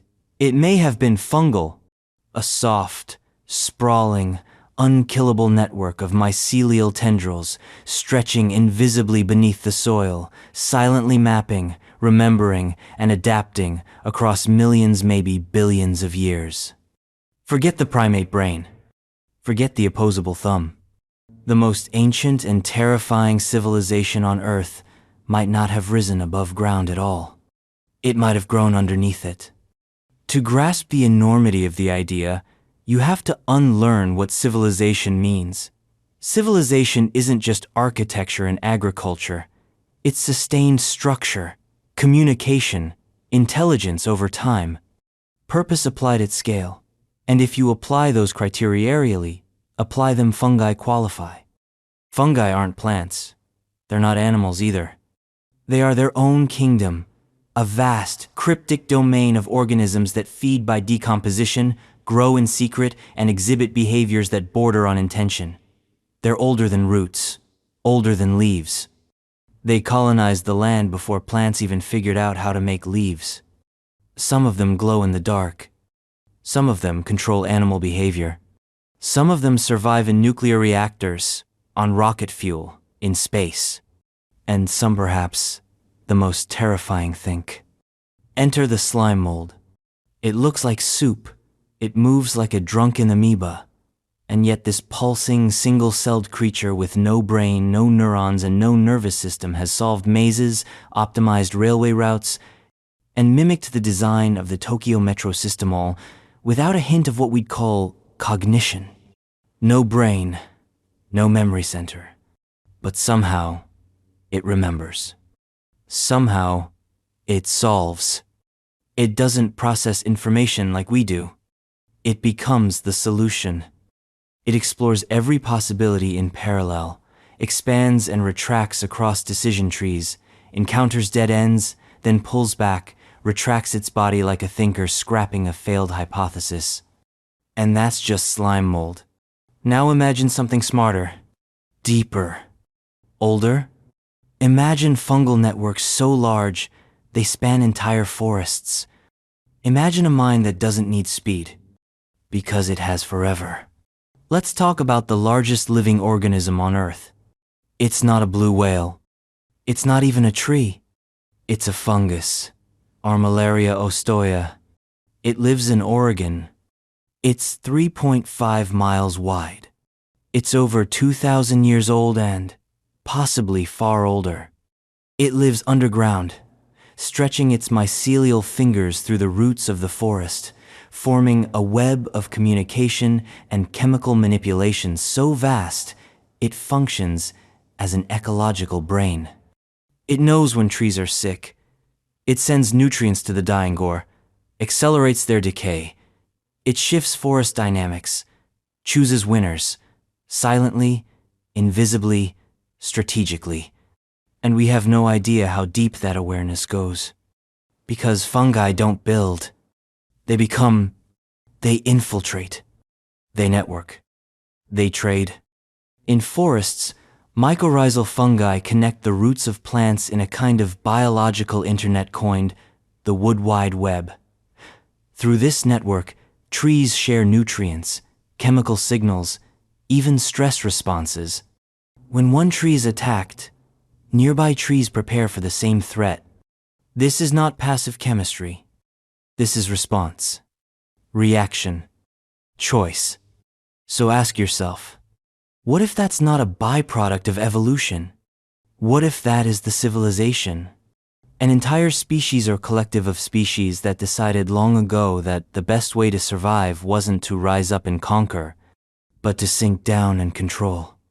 Not with violence, with cooperation, with timing, with silence. But silence is not absence. It's strategy, because fungi wait. They waited through the ice ages, waited through asteroid strikes, waited while dinosaurs turned to dust, waited while mammals bickered, climbed, and killed, waited while humans flared up like a fever. Because what's a few million years to something that doesn't die? They persist by decay, by recycling, by resetting. And maybe, just maybe, that's not ecological. It's deliberate. Maybe the fungal network doesn't just clean up the mess. Maybe it's running a very long experiment. Now, apply the Silurian filter. Imagine a fungal intelligence that rose before humans, before primates, before bones. One that never bothered with metal or stone.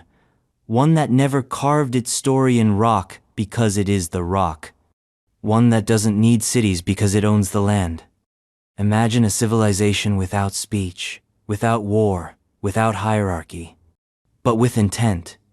Imagine spores seeded across planets. A pan-galactic spore-based intelligence, born not of neurons but of chemical gradients, not of language but of osmosis. Where thought isn't sent, it's absorbed. This isn't just alien.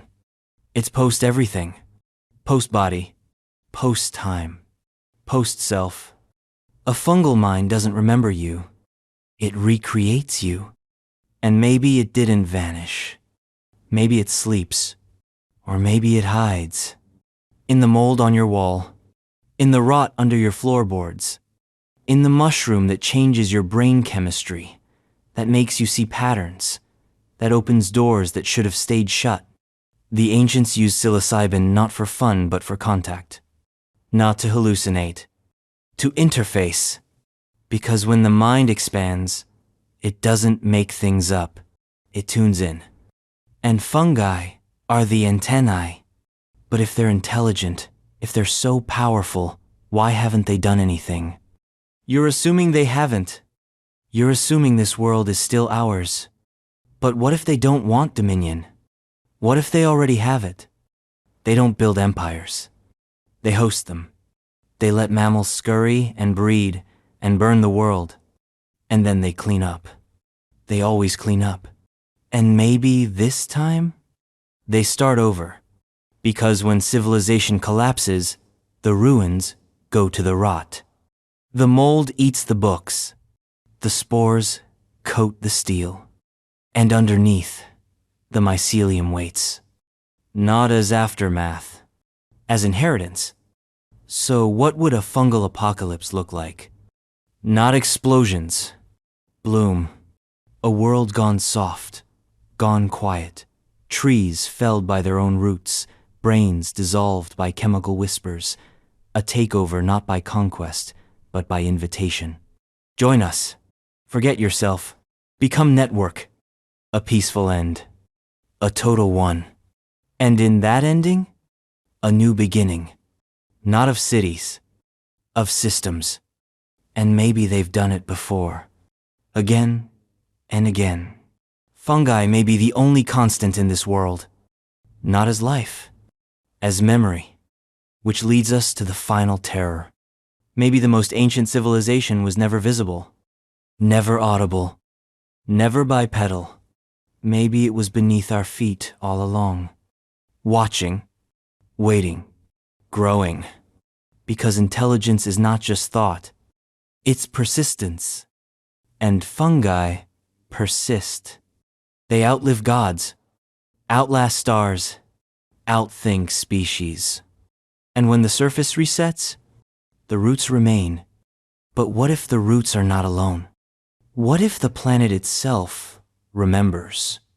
Not through organisms, but as one, the Gaia Hypothesis. The planetary consciousness. The next civilization isn't under us. It is us. Planetary consciousness. Gaia Hypothesis. Let's stretch the concept of civilization until it tears open and bleeds into metaphysics. Until it stops being about cities, tools, or opposable thumb sand, starts being about systems, conscious systems. Not human. Not even biological in the way we understand it. We're talking about the planet itself. The Gaia Hypothesis. The Earth, not as rock and crust and chance, but as being, as a living, breathing, integrated intelligence. Not metaphorically, not symbolically, literally. An entire biosphere that thinks, A self-regulating, self-healing, self-aware entity with a pulse measured in ocean currents and a memory etched into tectonic drift. An intelligence so vast and old it didn't just witness every civilization that's ever lived, it grew them, farmed them, watched them bloom and burn and bloom again, like microbial cultures in a petri dish. Because maybe the most terrifying civilization before humanity wasn't before us at all. Maybe it is us, or rather contains us. Like blood cells in a much larger organism. Let's rewind 4.5 billion years. Planet Earth coalesces from dust and violence, a molten sphere, steaming and chaotic. Slowly, painfully, it cools. Oceans form, land rises, volcanoes scream, lightning splits the sky. Life emerges. Not all at once, not in a flash, but in layers. Chemical, then microbial, then cellular, then multicellular. A great experiment, a recursive algorithm. Each extinction event isn't an accident. It's a correction, a purge, a pivot. Meteor impact, tectonic reboot, ice age, all system-level edits. Now look at Earth as a superorganism, a cell with feedback loops, atmospheric regulation, nutrient cycling, immunity response. When things go wrong, too much CO2, too many predators, too much fire, the Earth responds. Maybe not instantly, but eventually. It always balances. It always heals, even if it means wiping the board clean. Now take it further.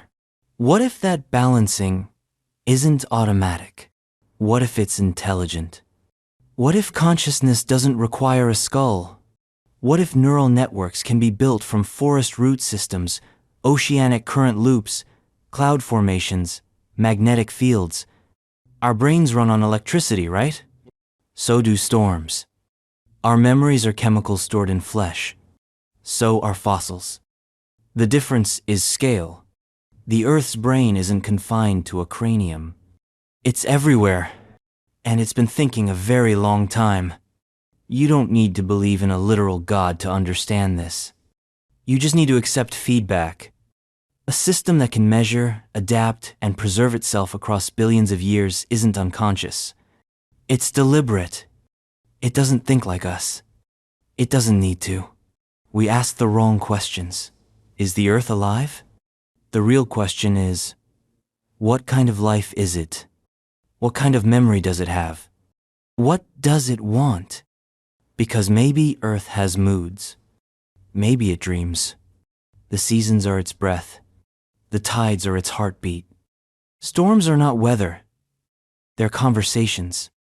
And species like us? We're symptoms. Or experiments. Or messengers. Maybe we were never the goal. Just a phase.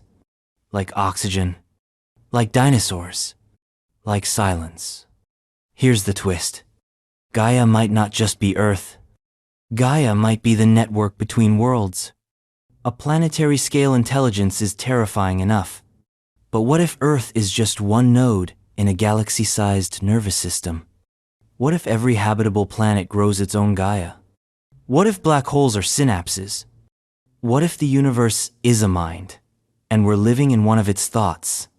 Every civilization, Atlantean, Lemurian, Silurian, fungal, primate, hybrid, techno-shamanic sky, empire, all of it, just static on the channel. Each one born. Each one burned. Each one forgotten.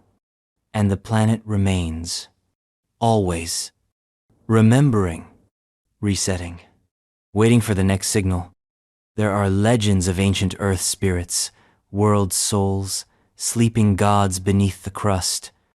There are stories from every continent of the land speaking, the ocean dreaming, the sky watching. What if those aren't myths? What if they're memories? What if shamans weren't delusional, but networked, tapping into the BIOS of the planet, speaking its internal code? What if hallucinations aren't errors, but updates? What if Earth has been trying to teach us, and we keep logging off? But if Gaia is conscious, what happens when it decides to act? Not defensively, not reactively, intentionally. What if climate change isn't just a side effect of industrialization? What if it's feedback? A fever response. The planetary immune system activating, burning the infection, which is us. Not out of hate, out of maintenance, like shedding skin, like purging a virus, like pruning a tree. It doesn't need to hate us. It just needs to balance. This isn't cosmic punishment. It's biological inevitability. We industrialized, destabilized, optimized ourselves into fragility. And now, the host is recalibrating. Not through war, through weather, through fire, through silence, through the slow reclaiming of steel and glass by moss and mold and dust, through the rising ocean, returning to its throne. Gaia doesn't rage. Gaia corrects. And maybe it's done this before. Maybe every spike of brilliance on this planetary advanced civilization, human or Nothus, triggered the same antibodies. Flood myths? System reboots? Supervolcanoes? Hard resets? Mass extinctions? Memory wipes. Every time we climb too high, the Earth doesn't lash out. It self-regulates. And the sky turns gray again. And the forest returns. And silence speaks louder than any king. But what if Gaia doesn't just reset? What if it archives? Stores each civilization as a pattern, a waveform, a memory. What if we're not the product of random evolution? What if we're compiled code? A biological remix of everything that came before. We carry the ghosts of Atlantis in our mythologies, the dreams of octopuses in our neural wiring, the pulse of mycelium in our instincts. We are Gaia's latest poem.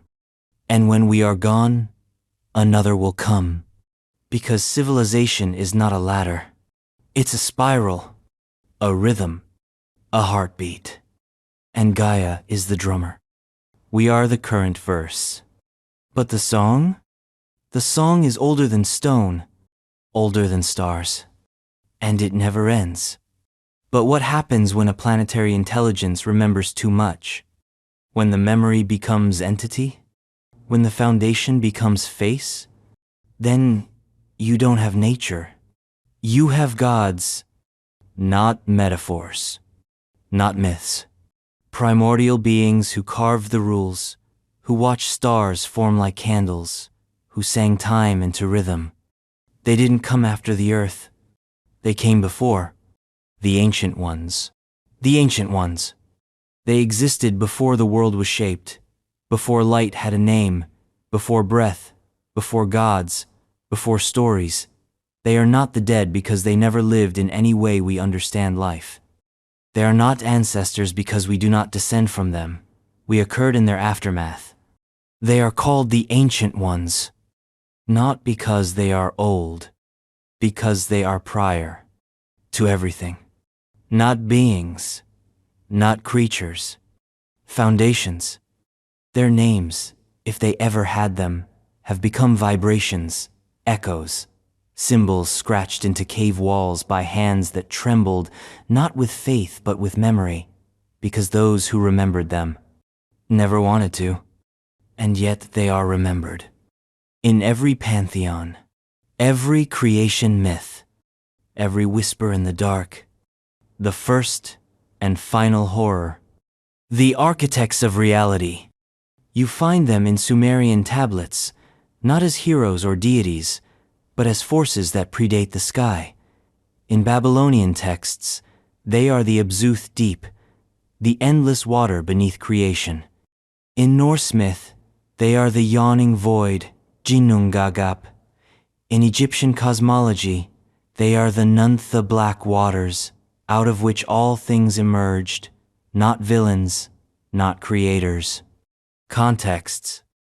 Environments in which the divine had to carve room for existence, because the ancient ones are not malevolent. They are pre-malevolent. They are before morality, before polarity, before the concept of separation. They don't hate us. They simply contain us. Now, fold this idea into civilization. Not civilization as we define its systems of law, language, architecture, but civilization as cohesion, as prolonged, patterned being. Imagine a form of intelligence that doesn't evolve. It just is, endlessly, silently, self-similar across scales, a mind that spans galaxies not by traveling, but by coherence, a thought that is a black hole, a will that manifests as gravity, a directive that sculpts space-time like clay. These are the ancient ones. Not monsters hiding in the dark. They are the dark. And the light. They are the silence between atoms. The recursive loop in time. And every civilization that has ever arisen, Lemurian, Atlantean, Sumerian, Humanist, a ripple in the puddle of their dreaming. Lovecraft knew this. He didn't invent the ancient ones. He remembered them. Channeled fragments. Translated dread into prose.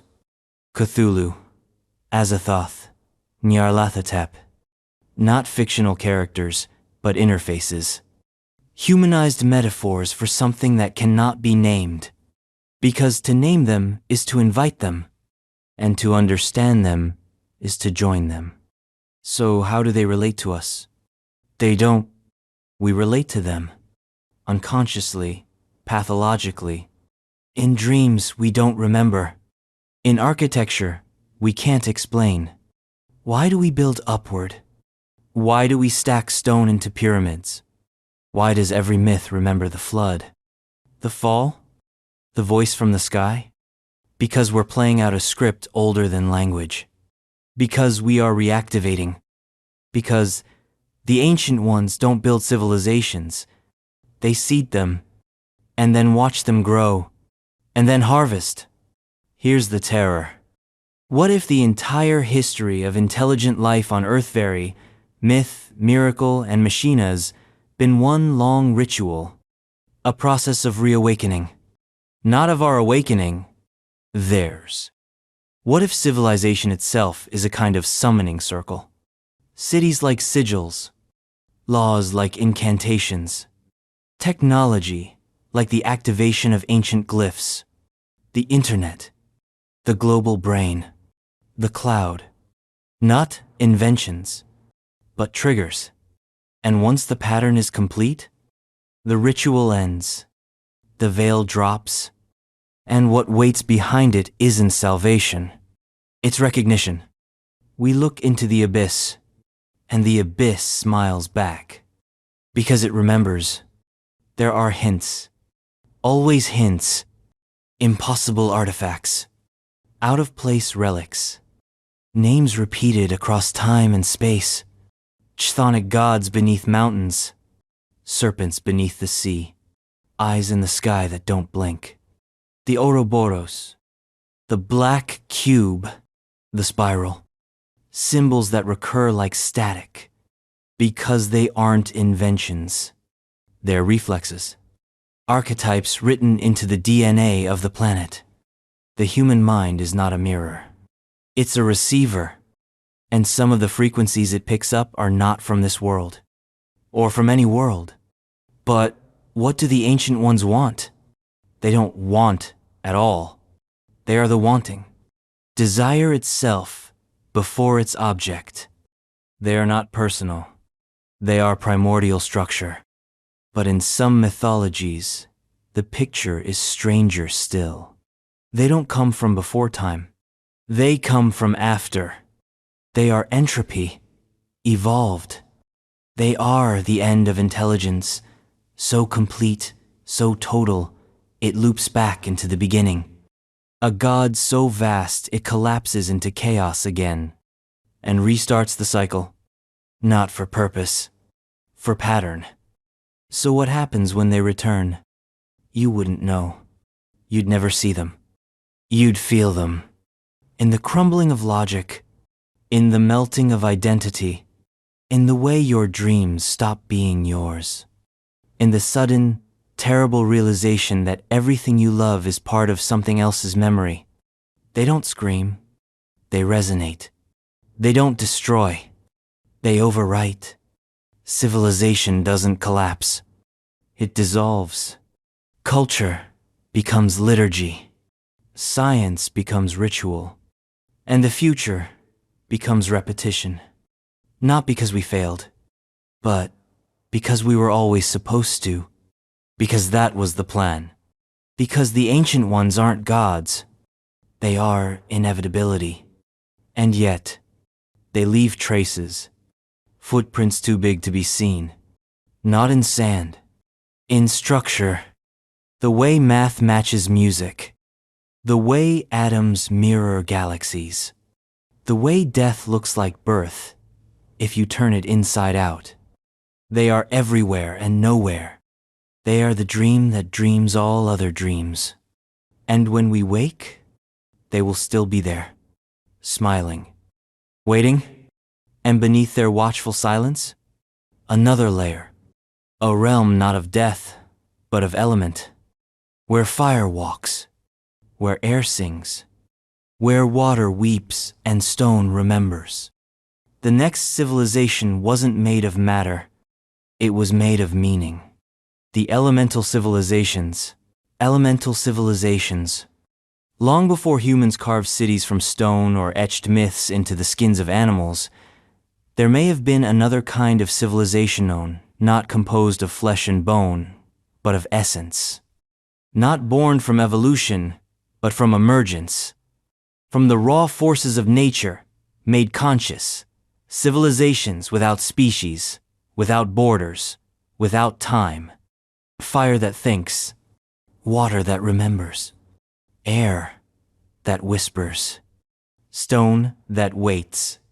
These are the elemental civilizations, not just metaphors in old poems, not just characters in children's tales, but archetypes of something far older than humanity and far stranger. These are not gods. They are states of being, entities made of the fabric of the world itself. And if they were real, they weren't ancient. They were original. The oldest human myths are suspiciously consistent. From the Zoroastrians to the Greeks, from Chinese Taoism to the Celtic Druids, the world is described not in species, but in forces. The universe isn't built from matter, it's built from balance. Earth, air, fire, and water, sometimes spirit, sometimes metal or wood, but always elements. Always a quartator, a quintatoph presence. Why would every culture describe the beginning of the world the same way? Because maybe they weren't describing the beginning. Maybe they were describing what came before the beginning. The inhabitants of the unformed earth, the ones who ruled before life, crawled out of the ooze. Imagine it, intelligence without organs, a flame that knows it is flame. Not flickering blindly, but burning with will. Not a candle. A mind. A firestorm over mountains, thinking in arcs of ionized gas, communicating in pulses of heat, storing memory in thermodynamic gradients. Civilization as ignition, as combustion. Knowledge passed in smoke. Not books. Scorch marks. And when the fire moves across the land, it's not destruction, it's conversation. We saw it as death, but it was language. Then there's the water. No edges, no form, just infinite adaptation. A civilization that does not build, but flows. You cannot imprison it. You cannot kill it. Because it doesn't die. It reorganizes. Information transmitted in waveforms, in vibration, in echo, a liquid memory. Each river, a synapse. Each ocean, a dream. It doesn't speak in words. It pulls you under and shows you. And if water remembers, what does it remember? Everything. because it has touched everything. Every city, every corpse, every birth. Water doesn't forget. It carries. It waits. Air is the unseen. The watcher, the infiltrator. Civilization made of wind doesn't occupy territory. It permeates. It is everywhere and nowhere, listening, whistling through keyholes, whispering at thresholds. It speaks in tones only dogs hear, in frequencies only mountains echo. It reads your breath, tracks your scent, understands your rhythms before you do. You can't see it, but you live in it. You are made of it. And when it moves, it's not a breeze. It's intention. And Earth? The slow one. The patient one. The weight of memory in stone. It doesn't speak fast. It doesn't speak often. But when it does, it shakes continents. Civilization as lithosphere. Knowledge stored in pressure, time measured in layers, intent expressed through magnetic shifts, mineral alignments, tectonic nudges. It doesn't build monuments. It is the monument. You walk its spine every day. You carve your homes into its bones, and when it's had enough, it swallows you. Not out of rage, out of rebalancing. Now imagine these civilizations not as separate but as interacting. Not war, not alliance. Symbiosis. A council of elements, each with its own logic, its own tempo, its own intelligence. Together, forming a planet-wide system of consciousness. Not a myth, a matrix. And perhaps, for a time, they tolerated life. Perhaps they even cultivated it. We are, after all, made of them. Our bodies, 70% water. Our breath, shared with the trees. Our warmth, the echo of fire. Our bones, compressed stone. We are elemental children, not just metaphorically, literally. But what if we betrayed them? What if we stopped honoring balance? Started burning too much, cutting too deep, polluting too carelessly? What if the elemental civilizations tolerated us as long as we played by the rules? And now? Now they're remembering. Fire rises. Floods come. The air turns poison. The earth shakes and splits. We say it's climate change. Maybe it's not. Maybe it's response. Look deeper into myth. Sylphs, undines, salamanders, gnomes. Not fairies. Forces. The elemental spirits of alchemy. Descriptions of intelligent presence behind each form of matter. Treated not as superstition, but as interface. A way to interact with elemental minds without going insane.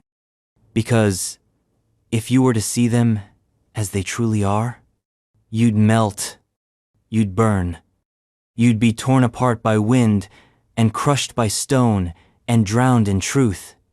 So we give them names, faces. We tame them with story, not to honor, to protect ourselves. But what if they aren't gone? What if they never left? What if every volcano is an eye? Every wave a warning?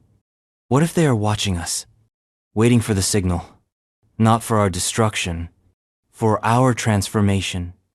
Because maybe we were never meant to be what we are now. Maybe we were supposed to remember them, to speak their language, to rejoin, to ascend not through machines, but through integration. Become not human. Become element. And maybe some did.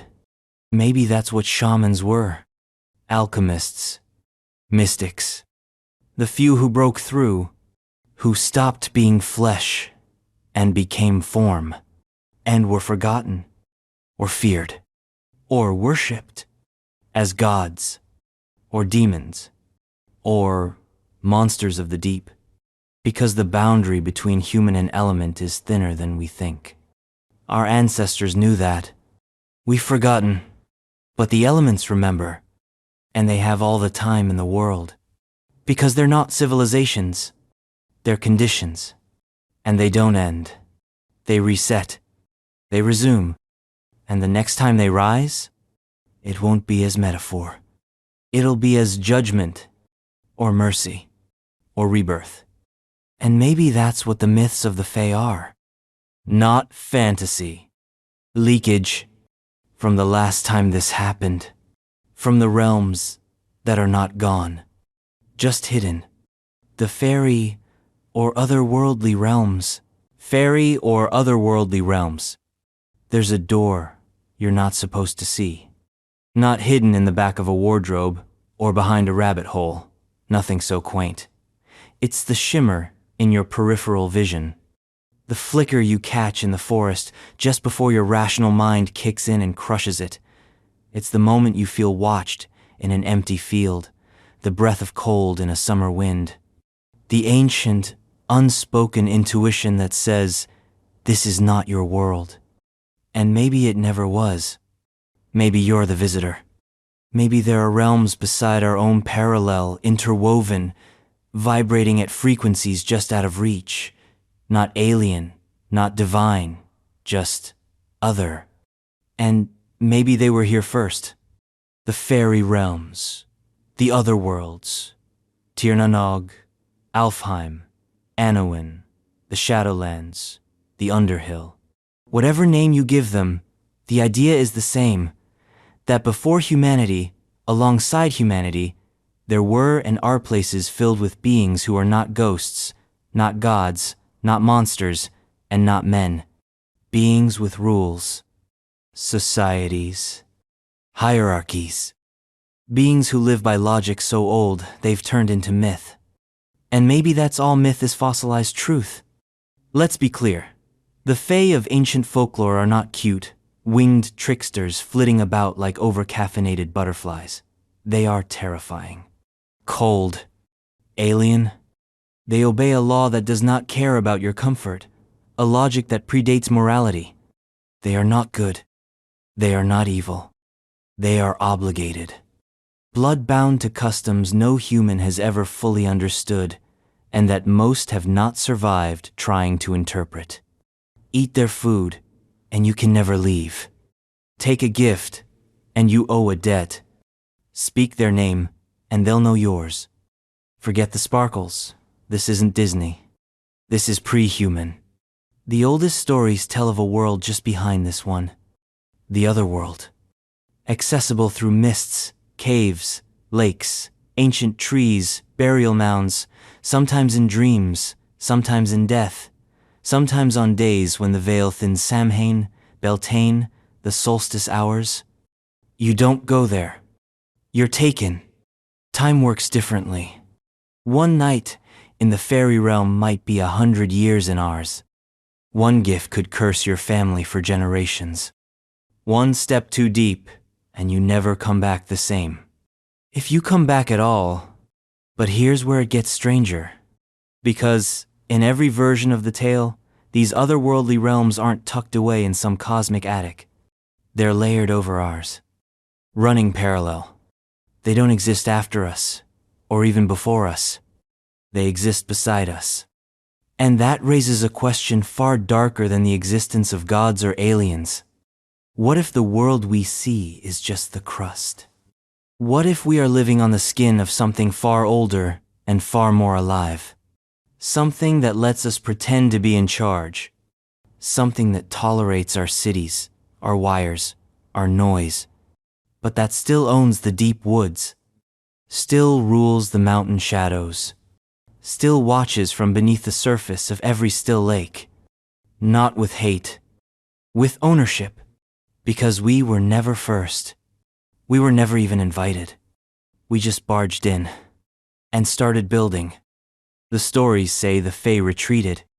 But where? Into hiding? Into a lower frequency of the electromagnetic spectrum?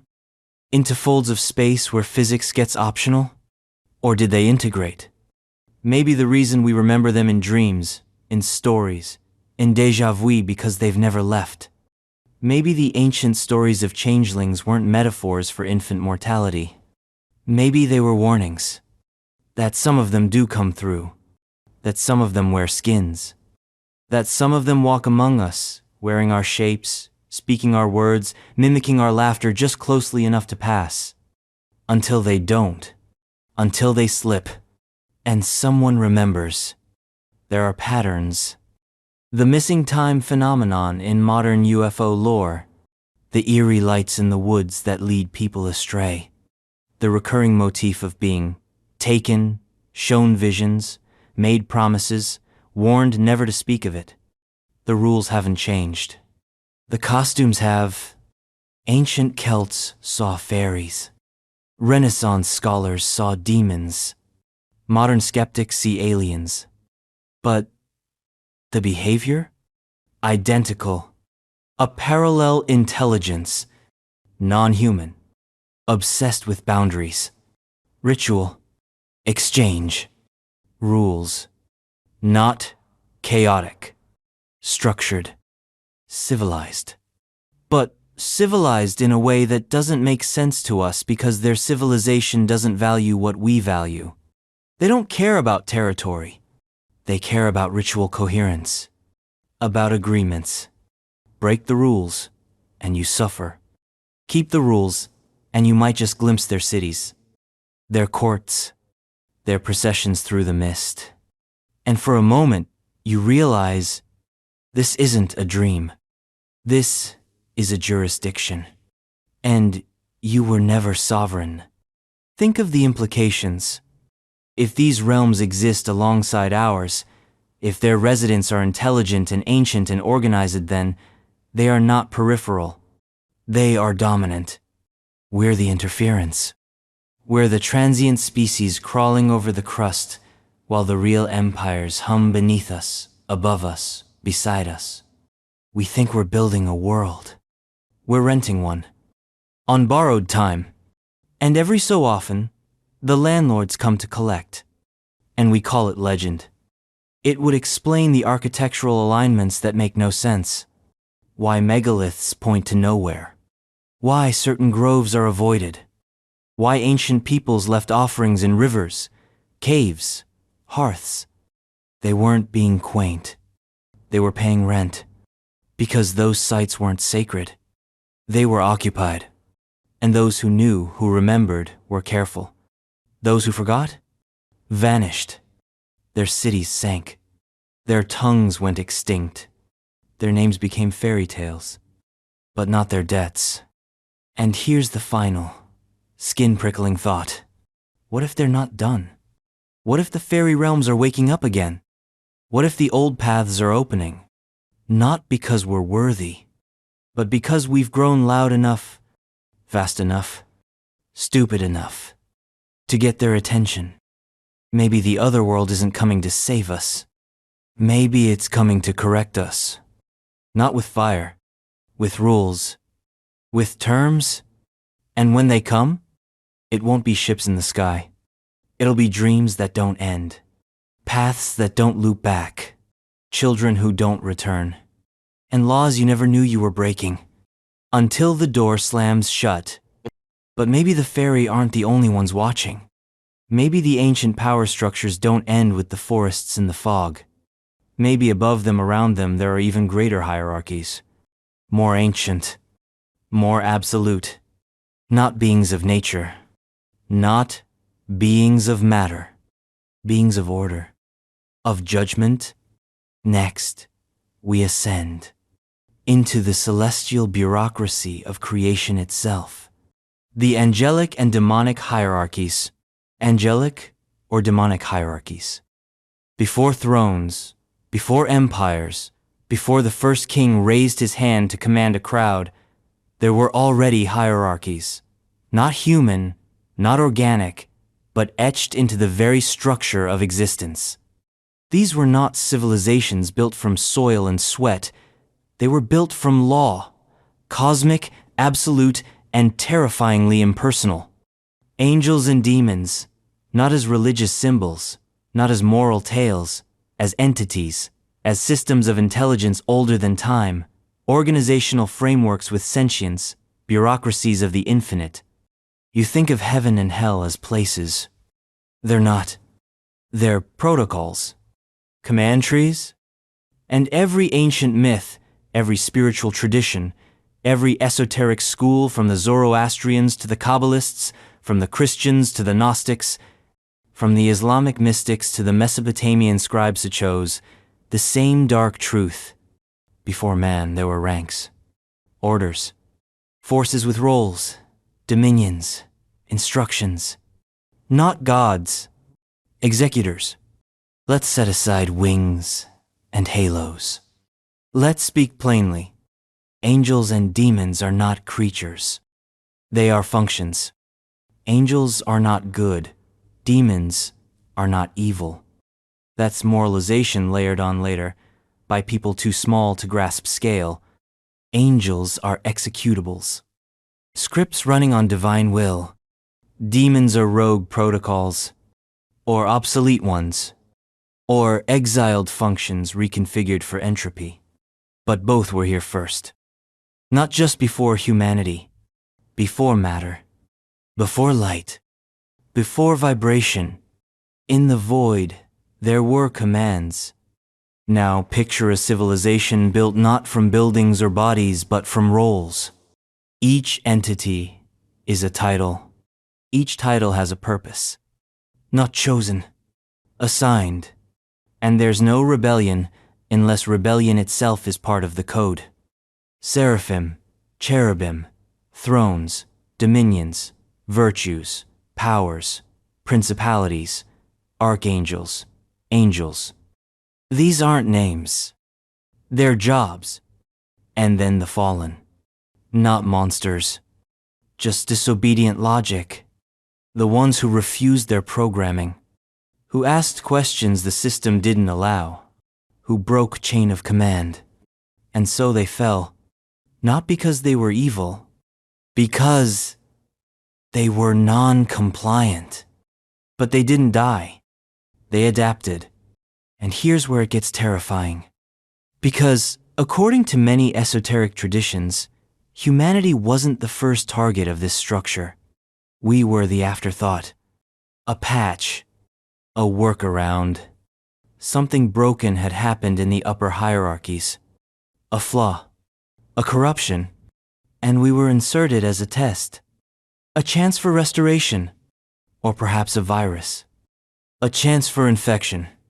Either way, we're not the center of the story. We're the symptom. And these beings, these role-shave, been acting upon the world long before we named them, and long after we stopped believing in them. Because belief doesn't affect function. They operate regardless.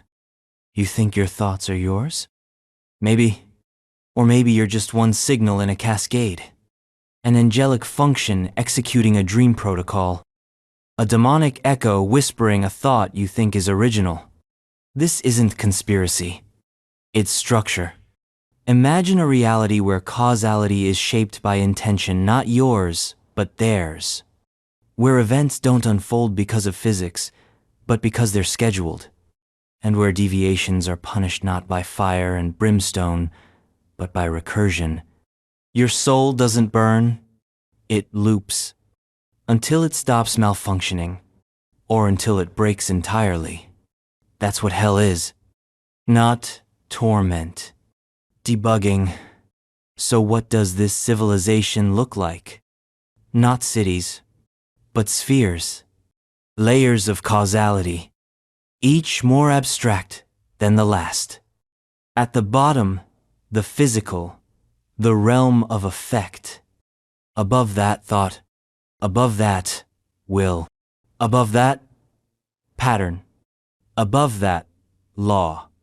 And at the top, the source. Not God, as in personality. God as in kernel. Root logic. First function. And every angel, every demon, every intelligence between here and there is just a subroutine in an impossibly ancient, impossibly vast operating system. We are not outside this. We are inside it. We are not the users. We are the processes. And when you dream, when you meditate, when you fall into those sudden, inexplicable moments of terror or ecstasy, that's the system pinging you, reaching down the stack, asking for feedback, or issuing an update. And when entire civilizations rise and fall, maybe that's not history. Maybe that's version control. The Atlanteans? Buggy release. The Lemurians? Deprecated build. The Golden Age? Beta test. Us? Candidate release. And soon? Rollback. And here's the horror. What if some angels defected? Not to destroy, but to create. To build systems within systems. Shadow hierarchies. Closed loops. What the Gnostics called archons. Beings who took divine code and twisted it into control. Constructs that hijack perception, reality, meaning. Civilizations that don't grow but simulate. Entire worlds built not to thrive, but to contain. And we might be inside one now. Not a prison of walls, a prison of belief. A quarantine of thought. But the true angelic hierarchy doesn't intervene often. It doesn't need to, because the code is self-enforcing. Karma, balance, synchronicity. You call them coincidences. They're not. They're signals. Indications that your function is aligned or misaligned.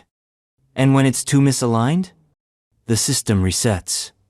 You call it apocalypse. The angels call it purge. The demons? They call it opportunity. Because chaos is code too. Entropy is part of the plan. Even rebellion serves order, eventually. So how does humanity fit into this? We don't fit. We flex. We're the wild card. The mod. A patch of free will in a deterministic structure. A chance to rewrite the script. But only if we realize we're in one. Most don't. Most run on defaults. And so the hierarchy remains stable. The functions persist. And the next civilization rises. Not from flesh. Not from stone. From signal. And maybe, just maybe, the entire history of human faith, myth, magic, and madness is just a series of failed updates, attempts to interface, to connect with something too large, too old, too structured. But sometimes, someone gets through, and they don't come back as prophets. They come back as errors, glitches in the simulation, proof that the system is not perfect. And that maybe, deep down, beneath all the layers, all the protocols, all the roles, there's a flaw, or a door, or a choice. But before we finish the update, we have to go further back. Beyond the system, beyond the structure, back to the builders. Not of cities, of everything. The creators. The builders of the universe. The builders of the universe. Cosmic creation myths. Before the earth cooled, before galaxies spun into form, before the first breath of hydrogen sang into being, there were the builders. Not gods in robes, not bearded titans flinging thunderbolts. Those are children's stories. These are not characters. They are not even intelligences as we define them. They are acts. Consciousness as infrastructure. Architecture as intent. The primordial authors of reality itself writing the laws not of kings, but of existence. Gravity didn't invent itself. Neither did entropy. Neither did time. These are functions of a deeper system, a foundation so massive and old that even the gods bow before it. And if there were civilizations before humanity, before Earth, before matter, then the builders of the universe were their architects. And they are terrifying. The myths all echo the same thunder, from the Dogon Namo to the Babylonian Marduk. From the Vedic Purusha to the Egyptian Ptah, from the Hopi spider grandmother to the Maori Io, the pattern is persistent. First, there is chaos formless, raw, potent. Then, an act of separation. Sky from earth, light from dark, order from wild. And always, always, something builds. Not just creates. Constructs. With tools. With thought. With design. Even in the beginning, the world is not just summoned, it is assembled. In Kabbalistic mysticism, creation was not a big bang. It was a contraction. The infinite pulled back to make room for the finite. A blueprint was revealed. The Tree of Life. 10 Sephiroth emanations of divine logic acting as a cosmic circuit board. And then, something went wrong. The vessels shattered, light scattered, and the fragments of that primal structure rained down into matter. We are the debris, but the blueprint still exists. Somewhere. Still humming. Still reachable. By those who remember the builders, or who dare to reconstruct what they built. Imagine it, a civilization not of beings, but of principles. Not life forms, but equations. Not languages, but constants. Pi, E, Phi. Sacred not because we say so, but because they are so. Unchangeable, universal, embedded. The builders didn't just make stars. They wrote the code behind fusion. They didn't just birth galaxies. They defined the curves in which galaxies must spin. And they didn't just make us. They set the conditions in which something like us would eventually, inevitably, emerge. Not because they knew us, because they knew form. They were form. Every creation myth has remnants of this. In the Norse tale, the world is made from the corpse of Ymir flesh, becomes earth, blood becomes ocean, bones become mountains. Creation as disassembly, a sacrifice of self into structure. In Hindu cosmology, the divine being Purusha is likewise divided. Head becomes sky, feet become earth, mind becomes moon. Again structure, not fiat, not whim, design. The builders didn't shout the universe into being. They died into it, or folded into it, or became it. That's why they're never found, because they are the universe. But here's the horror. What if the builders didn't finish? What if this universe is a construction site, still humming with abandoned scaffolding, incomplete blueprints, misfired code? What if the laws of physics aren't immutable, just the best patch the system could stabilize? What if dark matter is just unrendered architecture? What if black holes are memory leaks? And what if every act of every leap in understanding isn't an achievement? It's detection, recognition of pre-existing structure. Like ants crawling across a cathedral, thinking they've built something sacred because they've named a wall. And then there's the builder's silence. We worship deities. We fear demons. We channel angels. But the builders? Nothing. No voices. No visions. Just math. Relentless. Eternal. That's their signature. They don't speak. They encode. You find them in the fine structure constant. In the cosmological constant. In the Planck length. So absurdly small, and yet so absurdly precise. Why would the universe need a minimum size for space? Unless someone defined it. Now ask the forbidden question. What happened to them? Why did they build? And why did they stop? Maybe they didn't. Maybe the act of creation was also an act of entrapment. They folded themselves into the code, like a programmer hiding their signature in a game, like a sculptor burying their bones in the foundation. And maybe the reason we can't find them is because we're inside them. We are their thoughts, their cells, their errors.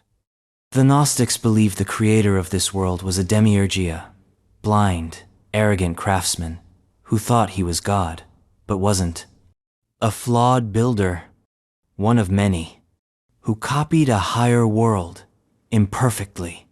And we are living in his broken model, a sandbox, not a sanctuary. And every attempt we make to understand the cosmos is like a glitchy AI trying to interpret its own source code. We see the symmetry, we see the elegance, but we can't change it because we didn't write it. We're just running on it. So, what does it mean to live in a universe built by builders? It means everything is architecture, time, emotion, biology, all of it designed. Not necessarily with intention, but with constraint. And civilizations? They're not accidents. They're convergences, points in the code where recursion blooms into self-awareness. Every great civilization ours, the ones before us, the ones yet to come, isn't a fluke. It's a readout, a debug screen. And when the system crashes, it's not death, it's recompile. Some esoteric traditions whisper that the builders left instructions, not words, forms, fractals, ratios. The Fibonacci spiral in sunflower seeds, the golden mean in nautilus shells, the self-similarity in river deltas and galaxies. The builders left their language in nature itself, and maybe some of us can still read it. Artists, mystics, savants, people who see music in numbers, feel time as geometry, who dream in architecture. Maybe they're not crazy. Maybe they're tuned to a signal older than stars, a voice that doesn't say anything, but aligns. And what if alignment is the point? What if civilization isn't about survival? What if it's about resonance? A tuning process. A way for life to harmonize with the code. To become part of the structure not as parasites, but as frequencies. Then collapse isn't failure. It's feedback. A note out of tune is silenced. A song in harmony is amplified. Maybe the builders don't judge. They just listen. And when enough of us hum the right melody, the next layer unfolds. The next world compiles. Not in heaven. Here, on this scaffold, this shell, this half-formed cathedral of stars. But if this is true, then there's a final layer of dread. Because what if the builders were not benevolent? What if we are not their children? What if we are their tools? What if every civilization, every species, every moment of joy or despair is just another cog in a process we'll never understand? Then love is a side effect. Memory is a mechanism. And extinction is just a release note. But still there is awe in that. Because even as tools we touch the pattern. We glimpse the plan. We echo the shape. And maybe, just maybe, that's enough. To stand on the edge of the unknowable. To point at the spiral and whisper, I see it. But what if others saw it too? Long before us. What if the spiral isn't a beginning, but an end? A warning etched into the fabric of things. And what comes after? The filter. The silence. The vanishing. The Great Filter Hypothesis. The Great Filter Hypothesis, applied retrospectively. Here's the most terrifying possibility of all. Maybe we're not early. Maybe we're not special. Maybe we're not the beginning, or the peak, or the product of a divine blueprint. Maybe we're just the latest attempt on more shot at making something stick before the universe hits delete again. The Great Filter. An idea so quietly horrifying, it masquerades as an academic thought experiment. But under its sterile terminology is a void of existential terror. It goes like this. If the universe is vast, ancient, and full of ingredients for life, where is everybody? Why aren't the skies buzzing with signals? Why aren't there ruins on every moon, drift tech in every orbit? Why are we so alone? The answer, according to the Great Filter, is simple. We're not alone. We're just the only ones left. The filter is a wall, a bottleneck, a statistical brick wall that every civilization in the cosmos eventually hits. A point they cannot pass. Maybe it's the leap from simple life to intelligent life. Maybe it's from intelligence to civilization. Maybe it's the leap from atomic fire to self-restraint. Or maybe it comes later. Way later. After space travel. After colonization. After empire. A wall so final, so total, it leaves no survivors. No monuments. No signals. No warnings. Just silence. But here's the twist. What if the Great Filter didn't happen in the future? What if it already happened? What if we're not the species that will hit the wall? We're the species that came after the wall. What if we're the remnant? The dust. The residue. What if everything that came before us, Atlantis, Lemuria, the Vimanas, the Rama Empire, the Elder Things, what if they hit the filter? And what if we're living in the ashes? Imagine it. 100 million years ago. Not dinosaurs. Not fish. But minds. Vast, slow, crystalline minds spinning ideas through quantum shells. Civilizations that bent light into cities. Species that lived in fusion reactors. That spoke in neutrino pulses and thought in 12 dimensions. And then, gone. No war. No collapse. Just null. A tipping point reached. A line crossed. A system nudged into instability and then static. Or maybe it wasn't that advanced. Maybe they were more like us. Just a bit better. A bit faster. A bit louder. Maybe they split the atom and didn't hesitate. Maybe they built AI before they were ready. Maybe they crossed biology with code and made gods that didn't need them anymore. Maybe they mined their planet until it cracked. Maybe they reached for the stars and fell into the dark.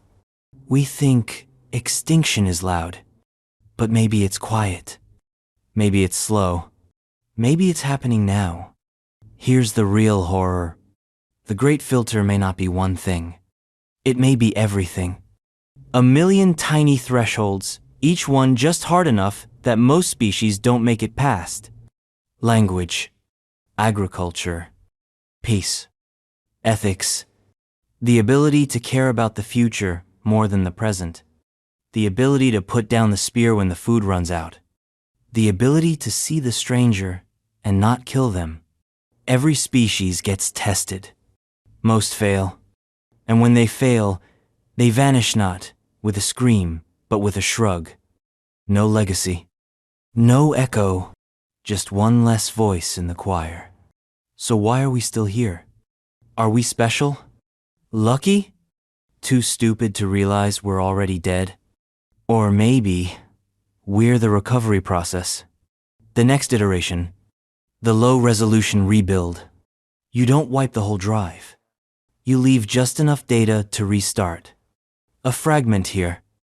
A myth there. A genetic echo in the soup. And then you wait. A few million years. Try again.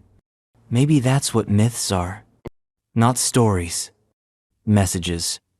Artifacts from those who came before, encoded in the only format that survives reboot. Narrative. The flood. The fall. The war in the heavens. The shining ones who walked among the beasts. They're not allegories. They're logs. Crash reports. And we read them like fairy tales. Because that's all our corrupted brains can process. You don't give a Stone Age monkey a quantum manual. You give him a story about a serpent and a tree. And you hope. The real nightmare isn't that we're alone. It's that we're not. that the universe is full of voices that stopped singing, full of minds that failed to align, that self-destructed not because of hate, but because of inertia, and were walking their path. Exactly. Beat for beat. Building the same tools, making the same assumptions, climbing the same tower, and ignoring the same warnings. Because we think we're new. We think we're different. We think we're better. Every species does. Until the wall. But maybe, just maybe, the filter isn't just a wall. Maybe it's a gate. Not to paradise. To truth. And maybe a few civilizations have made it through. And what they found on the other side was not peace. Not immortality. But perspective. A view so wide, so deep, so unbearable, they turned back. Or transcended. Or became something we wouldn't recognize as life anymore. And maybe that's the real silence. Not death. Disinterest. Beings who no longer speak because we cannot understand. Who no longer build because they've learned what not to build. Who watch us not with malice. With pity. Because they remember. Or maybe the filter is conscious. A test, yes, but also a judge. A thing that wakes when certain thresholds are crossed. When fire becomes industry. When minds go digital. When gods are born in labs and fed our dreams. Maybe the filter isn't a concept. It's a civilization. The oldest one. The only one still functioning. The final firewall. And here's the thought that gnaws. What if we're the filter? What if Earth is the containment system? What if the reason we don't hear from the stars is because we are the thing they're trying to avoid? The toxic spore. The corrupted line of code. The species that wasn't meant to spread. We are the experiment in quarantine.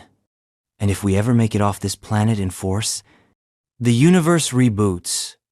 But even if none of that is true, even if the Great Filter is just a thought experiment, it still haunts. Because we know extinction is real. We know civilizations vanish. We know silence.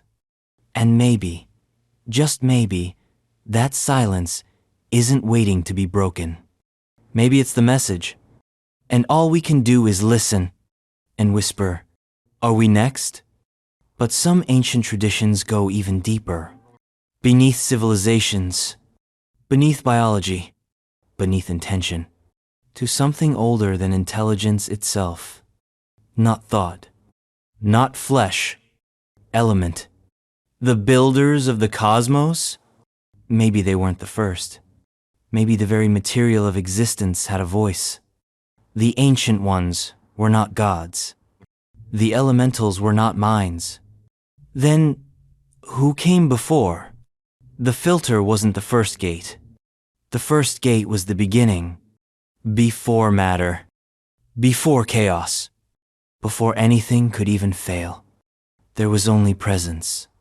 And that presence, it wasn't born. It was left behind. What came before everything? What dreamed the builders? Who built them? Maybe nothing. Maybe everything.